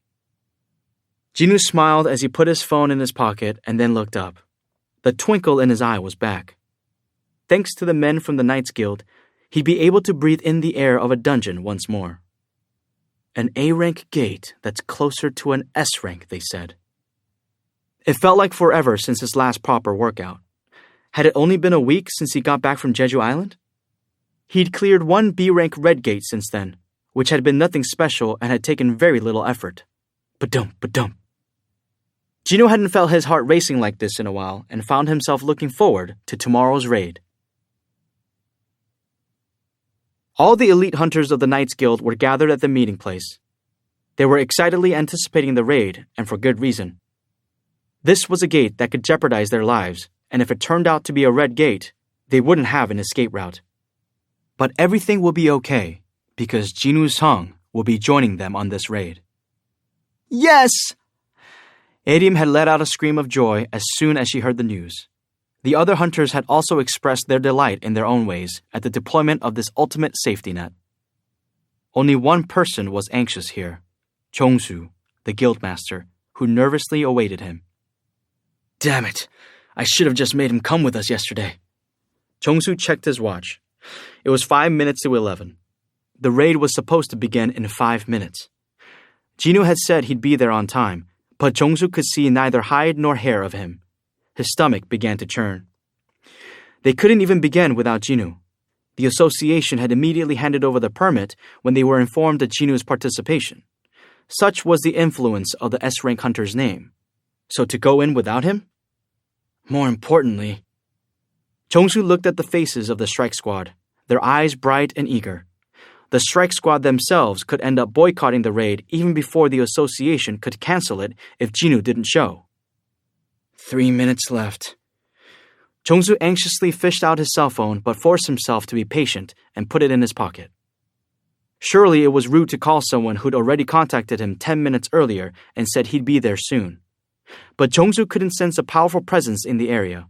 The guildmaster searched for something to calm his nerves and ended up with a cigarette in his mouth. Where in the world are you, Hunter Sung?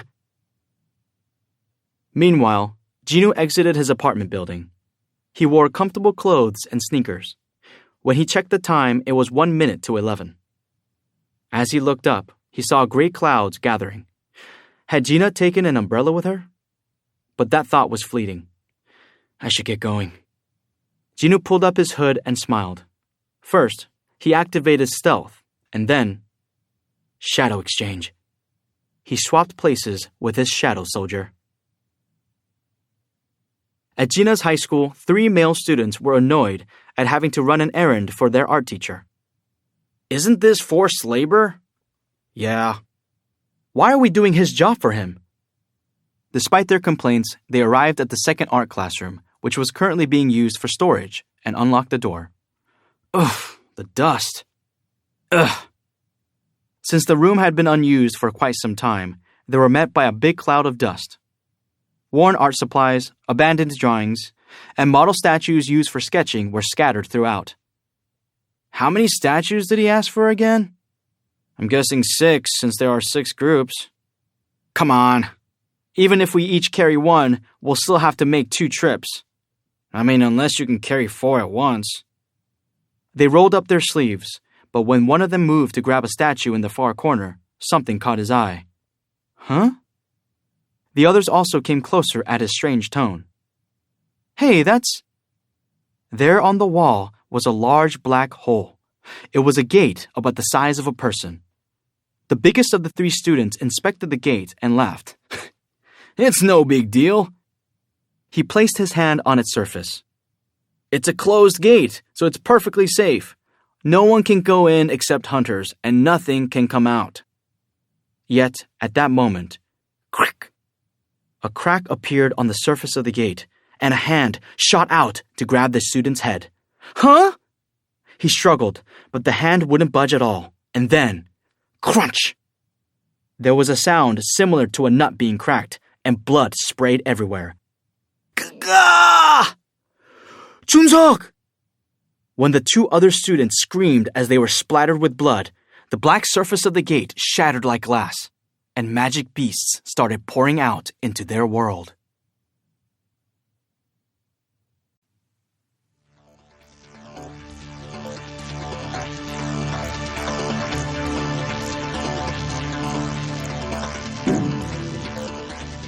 This has been a Yen Audio production of Solo Leveling, Volume 4. Written by Chu Gong.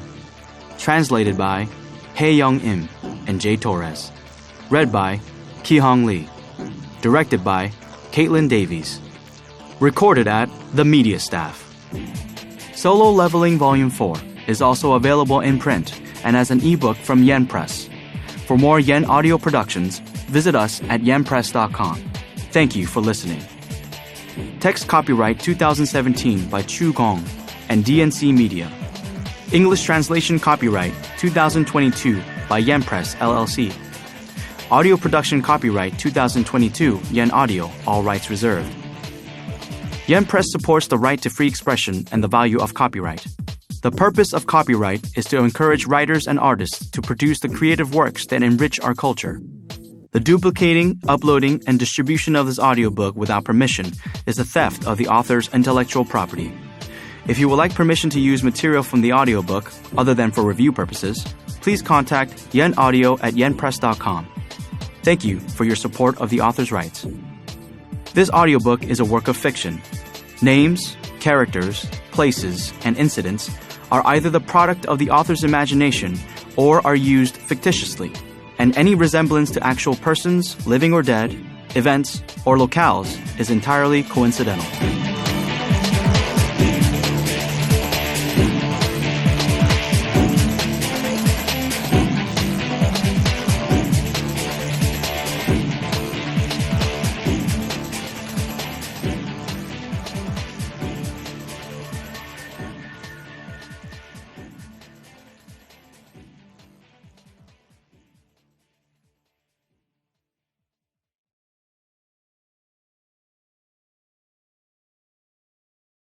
Audible hopes you have enjoyed this program.